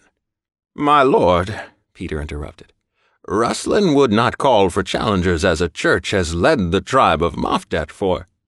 A firstborn male has led, Doman corrected him sharply. A Semel-born has led the tribe of Mofdet, not an heir, and certainly not a third-born. Yes, but... So, because a firstborn, a true Semel, will no longer be leading the tribe, then you must, in fact, as a point of law, ask if there are any challengers. I challenged Logan, Russ protested. But you didn't win in combat, Doman explained slowly, condescendingly. You didn't defeat the Semel, and really could not, as that would be impossible without the benefit of additional men or a weapon. Yes, but... A normal cat, which you are, cannot defeat a Semel in solitary combat. There was no retort. It was the absolute truth. Therefore, as you did not, and as we've established could not, defeat the Semel in the pit, your claim is void. All eyes were on Doman, but he was used to that. He was the Akhenaten, the most powerful man in the werepanther world. He was quite used to being the center of attention. So now, as tradition dictates, the challenge for Semel is open for one cycle of the moon. 30 days, and if there are any contenders during that time, each will fight until there is a victor. The strongest panther wins and leads the tribe for the duration, be it short or long, that he can hold the seat. No, Peter gasped, and I could tell Russ was confused by the way he turned to his father. Corin, too, was missing the ramifications of what had just transpired. I had been so wrapped up in Logan leaving the tribe that I hadn't even realized what that actually meant for the tribe. There were two kinds of werepanther tribes, those led by Semels and those led by uncles or brothers or cousins or simply by the strongest panther in a certain territory. It was how during challenges in Sobek during the Feast of the Valley, when Semels died, their brothers or named heirs were contacted and had to take over and lead. But what happened after that was the tribe moved from being a Nebu tribe, a true tribe, a golden tribe, to being a Menhed tribe, a tribe of recorded names, a tribe of lists. Only a true Semel could pass down his tribe through his bloodline, and since Peter's bloodline, by werepanther tradition, ended with Logan, and since Logan was stepping down, the tribe was no longer considered a true tribe. The tribe of Mofdet passes into the dominion of Menhed, Doman proclaimed. And as such, until rule can be established, the Sylvan will be caretaker and administer funds, the Shesaru discipline until— I made Artem Varda the Shesaru of the tribe, Russ told him. But now you're saying that I had no right to do that. Correct, Doman agreed. Only Logan could have, so if— Actually, we both did, Logan said quickly. Russ and I made provisions for Artem, so please accept him as Shesaru. Certainly, Doman agreed. And Artem walked out of the crowd and would have continued over to Doman, but Shahid alone, second to Rahim Duadar, Fokal of the Shu, was not having that. He stepped directly into Artem's path. I wanted only to thank the Akhenaten. No thanks needed, Doman assured him. Logan Church, one of the 7 laws, my former Semel, my friend, and the man who I will make Semelaten of the first tribe of Rahotep in Sobek, vouched for you. How could I ever say no? Logan put his hand over his heart and bowed at the waist, and everyone saw the happiness on Doman Thorne's face. He went from looking more than a bit menacing to beaming like a little kid on Christmas morning. Darting around Shahid, Doman reached Logan just as he straightened. Yes, you'll come? He asked, sounding both anxious and excited at the same time. You just announced it, Logan grunted, scowling at him. There was no missing, even if you didn't know either man, just from the way Doman was looking at Logan, that the man was dear to him. Yes, but— Logan opened his arms and stepped into the Akhenaten's personal space, and when he hugged him, everyone saw Doman Thorne lean. He gave all his weight to Logan, and the relief was obvious, as was the very possessive hold evidenced by the claws that his hands had changed into, now grazing Logan's back. It seems that my mate likes yours, Yuri chuckled beside me. Yes, he did. Everything's going to be okay, my Rhea? Yes, it was. Chapter 15. All of it, the whole scene, the way everything imploded, the noise, the yelling, it was all simply too much. So when Peter came at me, yelling, blaming, attacking, I was unsteady on my feet. Yuri, however, was not. He put his immense muscular bulk between me and everyone else and finally just scooped me up and carried me out of the pit. I actually hate it there, I confessed. No one likes the pit, Jen. That would be nuts. I think because I'm so trained in the law, I've always felt a certain amount of safety there because I always knew how things would go. Which makes sense, he agreed. But now you're going to be the mate of the leader of the first tribe, and that's a totally different situation for you. The tribe of Rahotep. They're going to lose their minds to have you and Logan there. To have the Semel Najer and the Nekene Cat? I mean, that tribe needs to have a Semel with them. They have not thrived with Doman gone, and they never really accepted Doman because he's Kaddish. Logan's impure too. He wasn't born into that tribe. And he's American as well. Yes, but Logan's a Semel who found his true mate, his Rhea. That already makes him special. He's then the Semel Najer. And everyone saw you champion Doman during the challenge of the Katyu of Ra, and they cheered for him when you won. I remembered that. It had been 6 years ago, right after Doman became Semelaten, before he'd christened himself with his new title, Akhenaten, which basically translated to the New Dawn Semel, a title I had never liked. While I understood why he wanted to break with tradition and mark the differences in his reign with a new title, I thought calling his time as Semelaten, Harmaket, New Dawn, was enough. The title Semelaten had stood for thousands of years. It was a cherished, worshipped name. For Doman to simply sweep it aside was something I deeply disagreed with.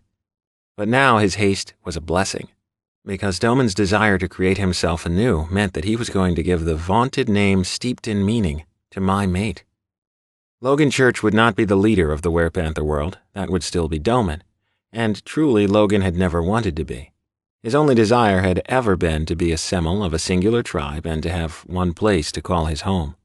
Now he would again. And while it would not be the tribe he was born into, and he could be challenged by anyone stupid enough to take him, or me, on, it would be one where his word was unquestioned. The first tribe, the tribe of Rahotep, was also the tribe where, more than any other, the bond between Semel and Rhea would be seen as sacred. All the horrors we'd experienced since returning home would never have occurred in Sobek, the city outside Cairo where the first tribe resided. Jin, Yuri said as he placed me down on the path from the pit back to the guest house and beyond, the main house. Are you all right? I am now, I assured him, taking hold of his arm as we walked. Tell me about Sobek. How is Ibere? He chuckled. In preparation for Logan taking over the tribe, Doman has finally given permission for her mating with Rahim Duadar, Fokal of the Shu. What? I gasped, and when Yuri looked down at me, he snorted out a laugh. Apparently it all began when the two of them made their first trip to Ippus together. It turned out they're very well suited, and being the mate of a military man agrees with her. She was made to be needed, I sighed. She was, as are you. I made a noise. Maria. People never give you enough credit for being such a keen judge of character. He tipped his head from side to side, eyes narrowed. They didn't used to. They do more now that I'm Doman's mate. As Sekhem, my thoughts carry more weight than they did as Shesero. People make a mistake of thinking that brawn never equals brains. That's foolish. It is, he agreed. So, tell me about your adventures. First, tell me more about everyone else. I know Doman made Jamal heir to the tribe so that if anything happened to him, Jamal would take over. Won't he be upset that he's handing the tribe over to Logan? Yuri scoffed. Jamal is completely occupied with Satis, with being Menthu, and with the imminent birth of his first child. He petitioned Doman 6 months ago to remove the claim of kinship. When Doman released him, you would have thought he gave Jamal $1 million. He was that relieved. I exhaled deeply. You were worried about that. And Ibere too, yes, I admitted. I never want to displace anyone. Sometimes you have to. I lifted my eyes to his. Andrian's dead, and all because Logan and I made the decision too late to step down. My understanding was that Andrian's family was taken while you were in transit from New Orleans. That means that the planning to get him to change his allegiance began before Logan's response was even given. But... And Jin, they were always going to go after Andrian. Whenever there is a change in power, you have to immediately secure the loyalty of the Sheseru and the Kayan, the leader of the Katyu, before you do anything else.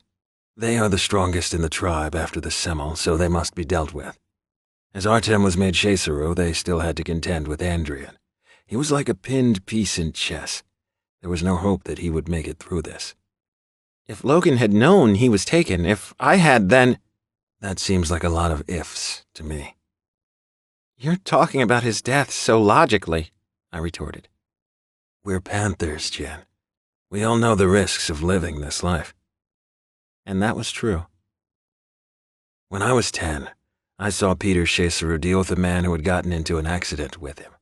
He was drunk and had plowed his car into the side of Peter's, which was where Logan was sitting. So not only had he almost killed the next Semel, but he could have killed Peter as well, all because he made a poor choice. Yes. So what do you think the punishment was that the Sylvan demanded and that the Sheseru doled out? I waited. He was decapitated. That's horrible. It's the law we subscribe to as panthers. There's no court but your Semel and Sylvan, and the punishment is your Sheseru. Yes, but think about it, I entreated. If Logan had just stepped down, there would have been no point in going after Andrian. You're missing it, he assured me. Because you don't think like this, about killing to secure your place. And if Logan had immediately said he was resigning from the tribe, you have no way of knowing what would have happened to everyone.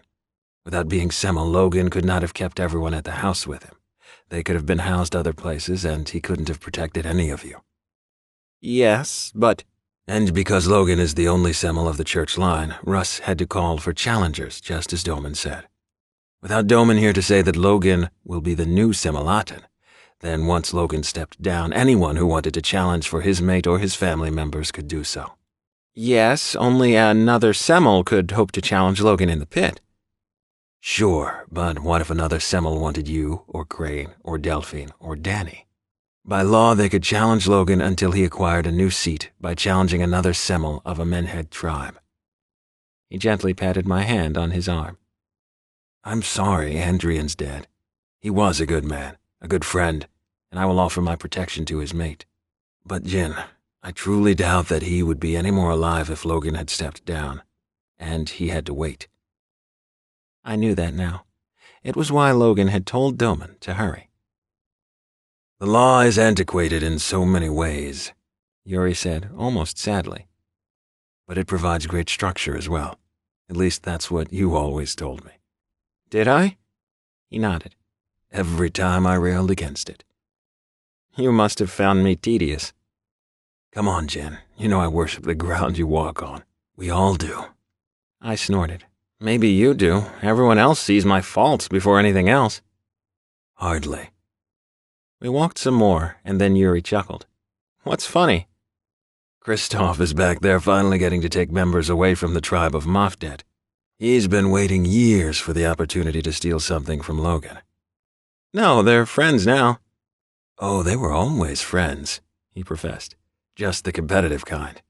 You can't help that with Semels, and this being, simply by geography, one of those places with several tribes clustered together, territories overlapping, you have Semels in constant competition with one another for resources. Yeah, but it's not Logan's tribe anymore. I know, and that probably galls him a little, but not enough to not want to take people from the tribe. It's nice of Kristoff to offer, though. Yuri nodded. It is. I mean, not everyone wants to follow Logan to Sobek, but neither do they want to stay in a tribe that they'll never know who's running it. Won't that be the same for the tribe of Rahotep? But it's always been that way for them. It's one of those ironic things, that the first tribe has never been a Nebu tribe. They've always been ruled by the strongest Semel. Yeah. But now it's different. When Logan becomes Semelaten, who in their right mind would challenge him? He's so strong, and then someday when Elia's ready to step into his father's role, again, where will you find the werepanther to challenge the heir of the only Semel Nesher and the only Nekene cat in existence? I smiled up at him. So I guess it will be Logan's tribe, truly, for the first time. His father will have had nothing to do with it at all. Yuri grunted. And that's sad, in a way, because there's tradition here, and all of that. But, Jin, how much does that really matter? The entirety of the church claim to the tribe of Mafdet is land on a mountain, a glassworks, and a big-ass house. It's the people who you fight for and live with. It's your family and friends who make your home. I squinted at him. I've been told that a lot lately. He shrugged. Maybe you should start listening, huh? Perhaps it was time. Yuri was cooking, well, grilling, and Eva was chatting with him about Sobek. When we found out that Logan was going to be in that first Sabbath, I was leery about moving to Egypt because I was certain he'd win, she confessed as he cooked steaks and boneless chicken breasts on the enormous outdoor barbecue. I was so relieved when I found out that Doman would be Semelatin instead. And now? Yuri asked, glancing at her over his shoulder. Now, with your mother there, and 2 of my children and my grandson, and soon-to-be newest addition, I think I'm ready. His grin was warm. I'm glad. Mikhail will be in heaven to have some of your cooking. You know him. He's very traditional in his eating habits. He's picky is what he is, she said with a chuckle. But I have missed cooking for both of you, as well as Doman. I can't wait to do so again. She loved with food, so Yuri understood what she was saying. I wish you had been in time to save Andrian, she finished quietly. I do too, Yuri sighed. We came as soon as we could. Of course you did. You were coming for Logan and Jin after all. She was right. My family had been broken up 6, almost 7 years ago now, when Doman became Semelatin, but the bonds remained just as tight. I can't wait to see Mikhail and Samani's children, Eva sighed. They're so beautiful when we do the Skype thing. Yuri seemed pleased. I'm looking forward to having Ilya and Crane and Yasuke's girls, and now Dmitri, all there, plus Mikhail's twins. We'll have children in the palace when we come home, and that will be wonderful. Do you want your own, Yuri? He thought about the question a moment. I would if Doman and I were at home, but not with the traveling we do. And I realize that while we're flying all over the world, Doman needs me at his side, completely focused on him. His gaze met mine. It's a powerful thing to be so needed, and I find that it suits me. It always had. Ilya wanted to help Yuri cook, and Yuri was more than happy to have his first minion. I excused myself and went upstairs and stopped outside the door of Danny and Justin's room. Since I heard nothing, I poked my head in just to make sure they were both still breathing. The room reeked of sex and pheromones, and Danny was on his side being spooned by the much bigger, more muscular Semel of the tribe of Kebwe. Not only was Justin hugging Danny to him, but his face was pressed into the back of Danny's hair. When I saw my cousin's big brown eyes flutter open, I waited. When I first met him, I'd thought not only that he was a carbon copy of me, but also that our temperaments and knowledge were similar. What I'd missed was that my father had Danny dye his hair jet black like mine, and that the real color was a deep, dark brown like his eyes. My father had wanted a new me, and had one for a little while, but in the end, Mitchell Rain had been disappointed with us both. Even though Danny was much more logical and introverted than I was, he also could not let Logan Church be hurt, and so had stepped in to see to his safety when saying nothing would have left him on solid ground with my father and his tribe. He'd leaped to help my mate, and from then on I'd felt differently toward him, familial, warm. And now he was the little spoon to one of Logan's dearest friends, the closest after Doman Thorn, and from the sprinkling of blood I saw, and more drying on his shoulder, I knew that Danny had begged for and been given the Semel's bite. It was supposed to be reserved for Semels and Reyes. It was generally believed that only the strongest of normal cats could accept the mating bite of a Semel, but as long as the Semel was careful, it could still be given. The difference was that from a Semel to a Rhea, it scarred. Under layers of fur when I was an animal, on the back of my neck when I was human, the mark was there. Danny's would scar eventually if given daily, as Yuri's had, but it looked like a wound, not like the bite of the tribe leader. Still, though, seeing Danny smile as his eyes drifted closed, watching him nestle back against Justin, who curled his arm around Danny's collarbone, let me know I was looking at a mated pair. When I turned around after closing the door behind me, I was surprised to find Logan there. "Hey."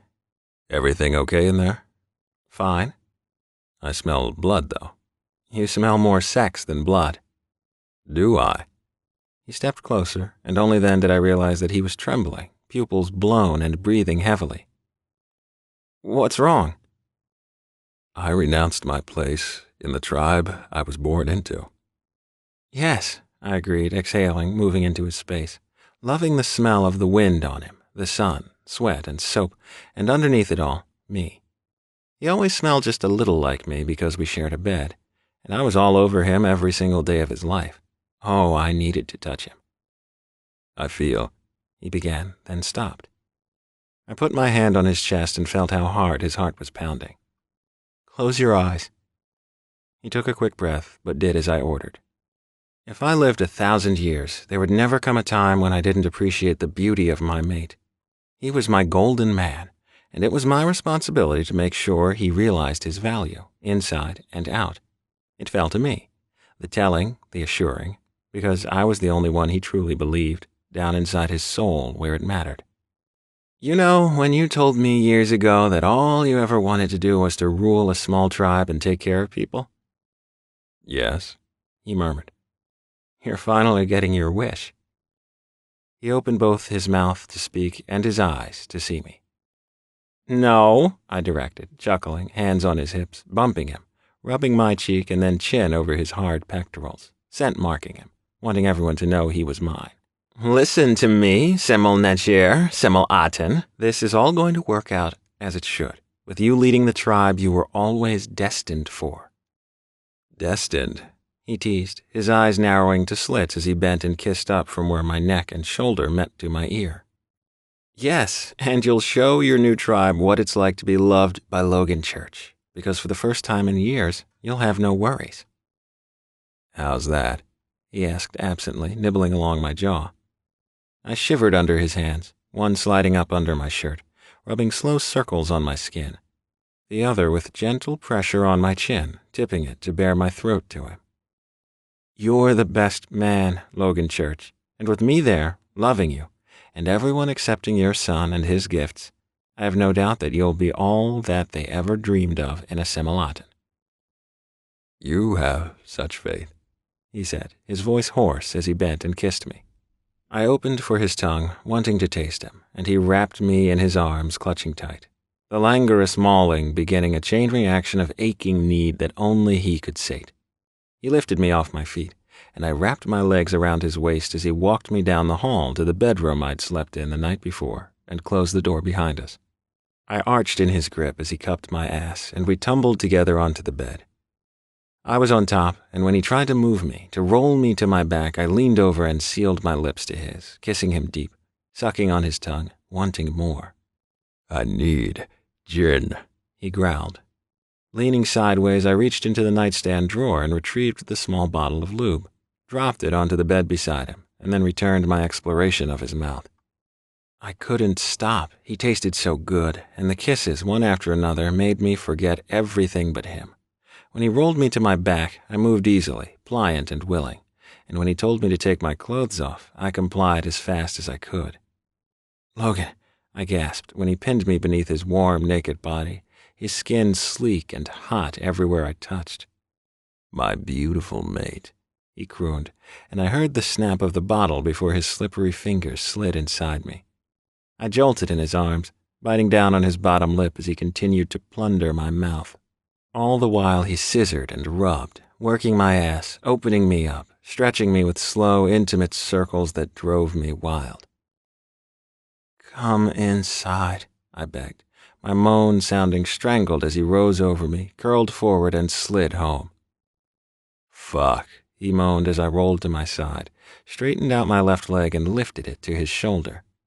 It was a favorite position because he could pump into me as I jerked myself off while he watched. He loved to watch. "You're so beautiful," he told me before he grabbed under my thighs and spread me open wide. "My Rhea." What started out slow and sensual would end with him pounding me into the mattress, and I was more than ready. "Hurry," I demanded, and he began the relentless thrusting he knew I loved. "God, I missed you," he murmured, coming down on top of me, hands framing my face, staring at me, eyes soft as I was admired, adored, before he took my mouth. Logan pushing deep, skin to skin with me, the fluid roll of his hips as he drove inside, kissing me all the while, was more than I could hope to resist. I came without warning, hard and blinding, arching beneath him. "Fuck, Jen!" he roared, shivering in my arms with his climax, my muscles clenching around him as he fucked me through his orgasm and mine. We stayed locked together for several long minutes after the orgasm faded, breathing hard and trembling. The knock on the door was a surprise, even more so that it opened. I was not surprised to be looking at Doman. "You know, it's not like we can't hear you yell Jen's name all the way downstairs." I groaned and buried my face in the hollow of my mate's throat. "And your kid is getting worried." "Fuck," I mumbled. "Yeah, speaking of, do you want me to explain that word to him?" Logan grabbed a pillow and hurled it at him, but it was easy to sidestep. "Is that a no?" "That's a no," we both yelled at him. "Well, then, maybe we can hold off on the rest of the screwing until we get to Sobek." Logan's snarl was pretty cute.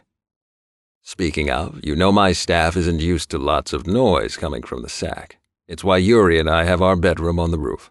So you guys might need to get your room soundproofed."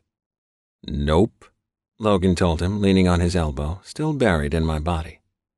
"They want me. They get to hear me being loud in bed." Doman grinned wide. "Okay, brother. Hey, it's okay. You guys can do it again. I'll just stand here." "Doman Thorne!" Yuri bellowed from downstairs, and he immediately slammed the door and was gone. I have never seen him jump for anyone. "Well, you do for your love," Logan said, easing slowly from my body. "Yes," I agreed, reaching for him. "Should we go downstairs?" "In one more minute," I sighed, before I kissed him. Chapter 16.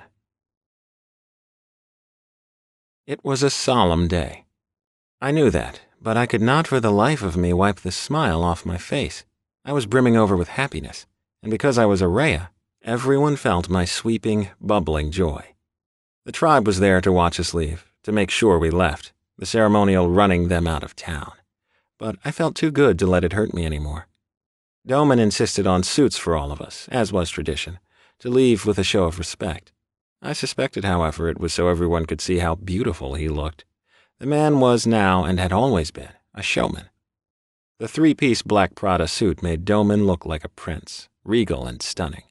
He smiled wide, his pirate grin, all wicked, carnal heat before he put on his sunglasses. "I bid the tribe of Mafdet peace and prosperity here under heaven," he said, his voice deep and resonant, carrying to every man, woman, and child standing there to see him off. It was an old blessing he had resurrected after the priest Hamid Shaman taught it to him before his passing. The tribe cheered as he took hold of Yuri's arm and steered him forward, like his mate didn't know where he was going. I enjoyed seeing Yuri light up as he always did when Doman touched him, the pale gray suit he was wearing bringing out his deep-set blue eyes and showing off his massive frame. Doman didn't appear to notice Korin standing beside Peter when he passed, too busy saying something to Yuri, chuckling as he listened to the response before he did see Artem Varda, and then they both stopped to shake his hand and wish him well. Crane and Yusuke had been asked if they wanted to walk in the procession or to go on ahead to Sobek on the first flight out. They had both jumped at the chance to leave. "But the tribe will not be able to show you their respect," Danny had argued. Yusuke scoffed. "The tribe can keep their regard. I will prove my worth to another and stand again at my Semmel's side." I was glad that Kabore had already told Doman that he wanted to step down, because I had no interest in watching Yusuke fillet anyone I liked. But really, any who came between her and her duty to Logan was simply morgue-bound. So she and Crane, their girls, Markel and Delphine, Eva, Ivan and his parents, and Irina and her son, Dmitri, were already gone, having flown out of the Reno airport 2 hours prior, half of Doman's Katyu and Wickham Morris and Dav Yadin convening with them there. Shahid alone and more men were meeting them in New York to fly with them to France on a private jet, and then on to Cairo. I had no idea how Doman got passports and all the rest of the paperwork he needed for all of us so quickly, but I didn't question him. I was just so relieved knowing the others were already completely safe that I started to feel like I was glowing. Justin and Danny walked ahead of us, and several people stopped to wish Danny safe travels and to meet Justin, who was holding his hand. I was pleased to see that Danny didn't appear to be ignoring Corin on purpose. Just, like Doman, he didn't notice him, too involved with his new mate. Doman had performed their hand-fasting before we left the guest house, the promise invoked until they reached Sobek, where their mating ceremony would take place. But first, Justin was taking Danny home with him to San Francisco to be introduced as his mate to the tribe. Then they would rendezvous with Doman in Sobek so they could be officially mated before traveling with him. Danny was gloriously happy. It was evident in his shining eyes, constant smile, and bubbling laughter. He didn't leave Justin's side, wouldn't let go of his hand, and when Corin caught up with him before he got into the waiting SUV, Danny was, in his newly found happiness, kind when he didn't have to be. He shook Corin's hand, didn't hug him, that would have meant letting go of Justin, gave him a radiant smile, and wished him all the best with his intended. Corin nodded to Justin, who did the same in return before tugging Danny gently after him. To Danny, it was a new adventure with the love of his life. For Corin, I suspected it was hard to see his best shot at happiness claimed by a man everyone knew to be far too smart to ever let Danny go. I thought that people would want to talk to Logan, touch his hand, say goodbye, but they all stood back and just watched us walk with Elia. I didn't understand it. Logan looked resplendent in his black suit, gold tie, and white shirt. I would have taken any opportunity to put my hands on him. Should I say goodbye to Dedushka? Elia asked me as we got closer to Peter and Corin and Russ and Lydia. You do what you feel, I told him. As we closed in, Peter snubbed us, and even when Elia called his name, he ignored him. Corin knelt and held out his hand to my son, and Elia, though still visibly hurt, bottom lip quivering, eyes filling, took it and smiled. Goodbye, Uncle Corin, he said quickly, gaze flicking up to Peter and then to Logan, who bent quickly and lifted his son into his arms. Elia hugged Logan tight, head down on his shoulder as Logan skipped everyone else, fathers, brothers, their mates, and intended, and headed to the car. He was utterly and completely done with all of them, and I understood. I had no parting words to share either, and simply trailed after my mate. It must have been such a relief for everyone to see me leave, the same as it was for me to be going. Never? Never? Elia was laughing when I got into the car, and I realized I'd missed the beginning of some discussion. One of Doman's Katyu closed the door behind me, thumped the roof, and then we were moving, driving off the property for the very last time. No matter what? No matter what, Logan promised. What if I burn down your house? You're not allowed to play with matches, Logan reminded him. Oh, yeah. Elia considered that. What if I break your favorite watch? I'll get a new one. What if I make Papa go away again? Papa will never go away again, and that wasn't your fault like I told you before. But you were mad at me. I was sad, and that's all. I never stopped loving you, and I never will. No matter what.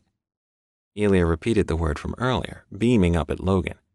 You'll love me forever and ever. Yes, I will. Elia swiveled to me. Dedushka doesn't love me anymore, but Daddy does. And you too, huh, Papa? Yes, I answered, choking up, wishing only ill on Peter Church. Uncle Crane loves me, and Auntie Isuke and Babushka, and you love me too, huh, Uncle Yuri? Yes, I do, Yuri assured him. Elia's glance fell on the Akhenaten, and he bit his bottom lip. Uncle Doman? Doman turned slowly, as though bored, lifting his eyebrows. Yes? Do you love me? He appeared to be considering the matter. Elia fidgeted in his seat. Well? Of course, Doman answered, as though the whole conversation were ridiculously insignificant. The question's utterly beneath you. But all Ilya heard was the "of course," said with absolute authority and truth, and so he got up and plowed over to the other side of the car and tumbled down into Doman's lap. Acting as though Ilya were covered in lice, he tried to shove him away and into Yuri's lap, but my son was already smitten and refused to go. After a moment of fixed regard, Doman scowling, Ilya grinning, the leader of the werepanther world sighed loudly and tucked my child up against his side, kissed his head, and then asked if he wanted to play a game on his phone.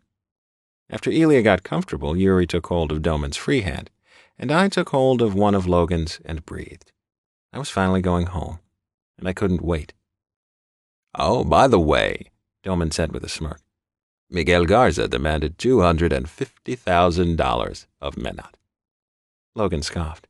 "Good luck getting that from Peter," he said. No more my father, no more any of that.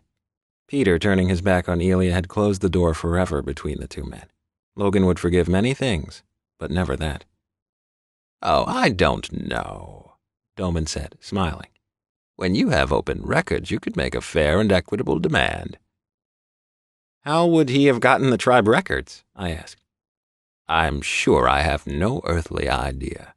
"Speaking of money," Logan said, leaning forward to look at Doman, "all my accounts were joint ones with Peter because of the tribe, so they were closed and drained.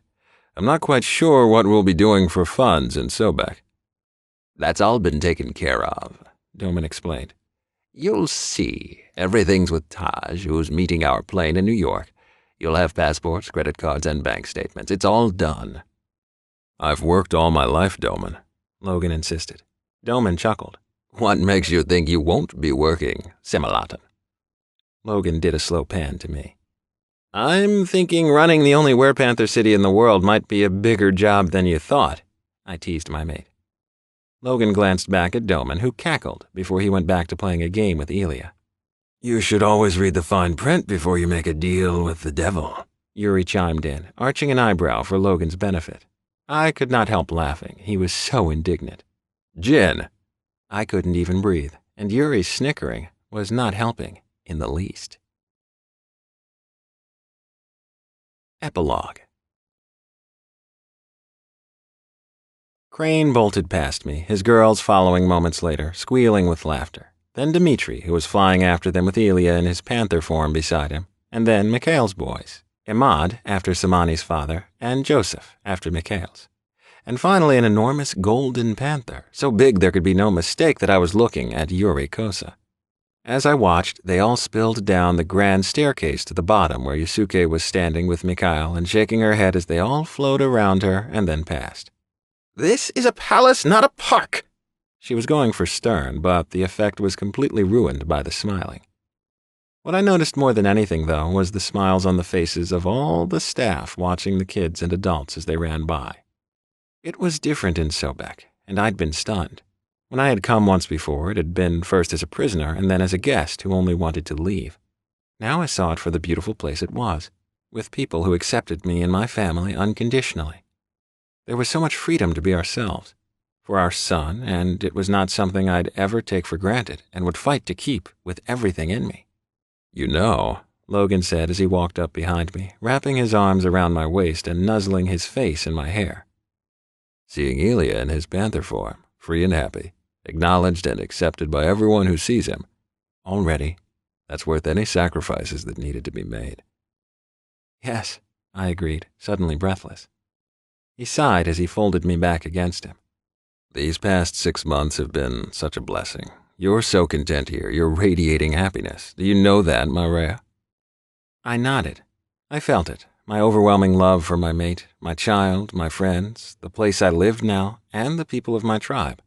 I thought I was home before, but it turned out the priest had been right all those many years ago. I belonged in Sobek, and so did everyone I loved. "We're going to be all right," he said as he bent and kissed me tenderly, achingly, because he loved me, and my heart swelled that much more. "We'll make this home." I turned to look at him over my shoulder.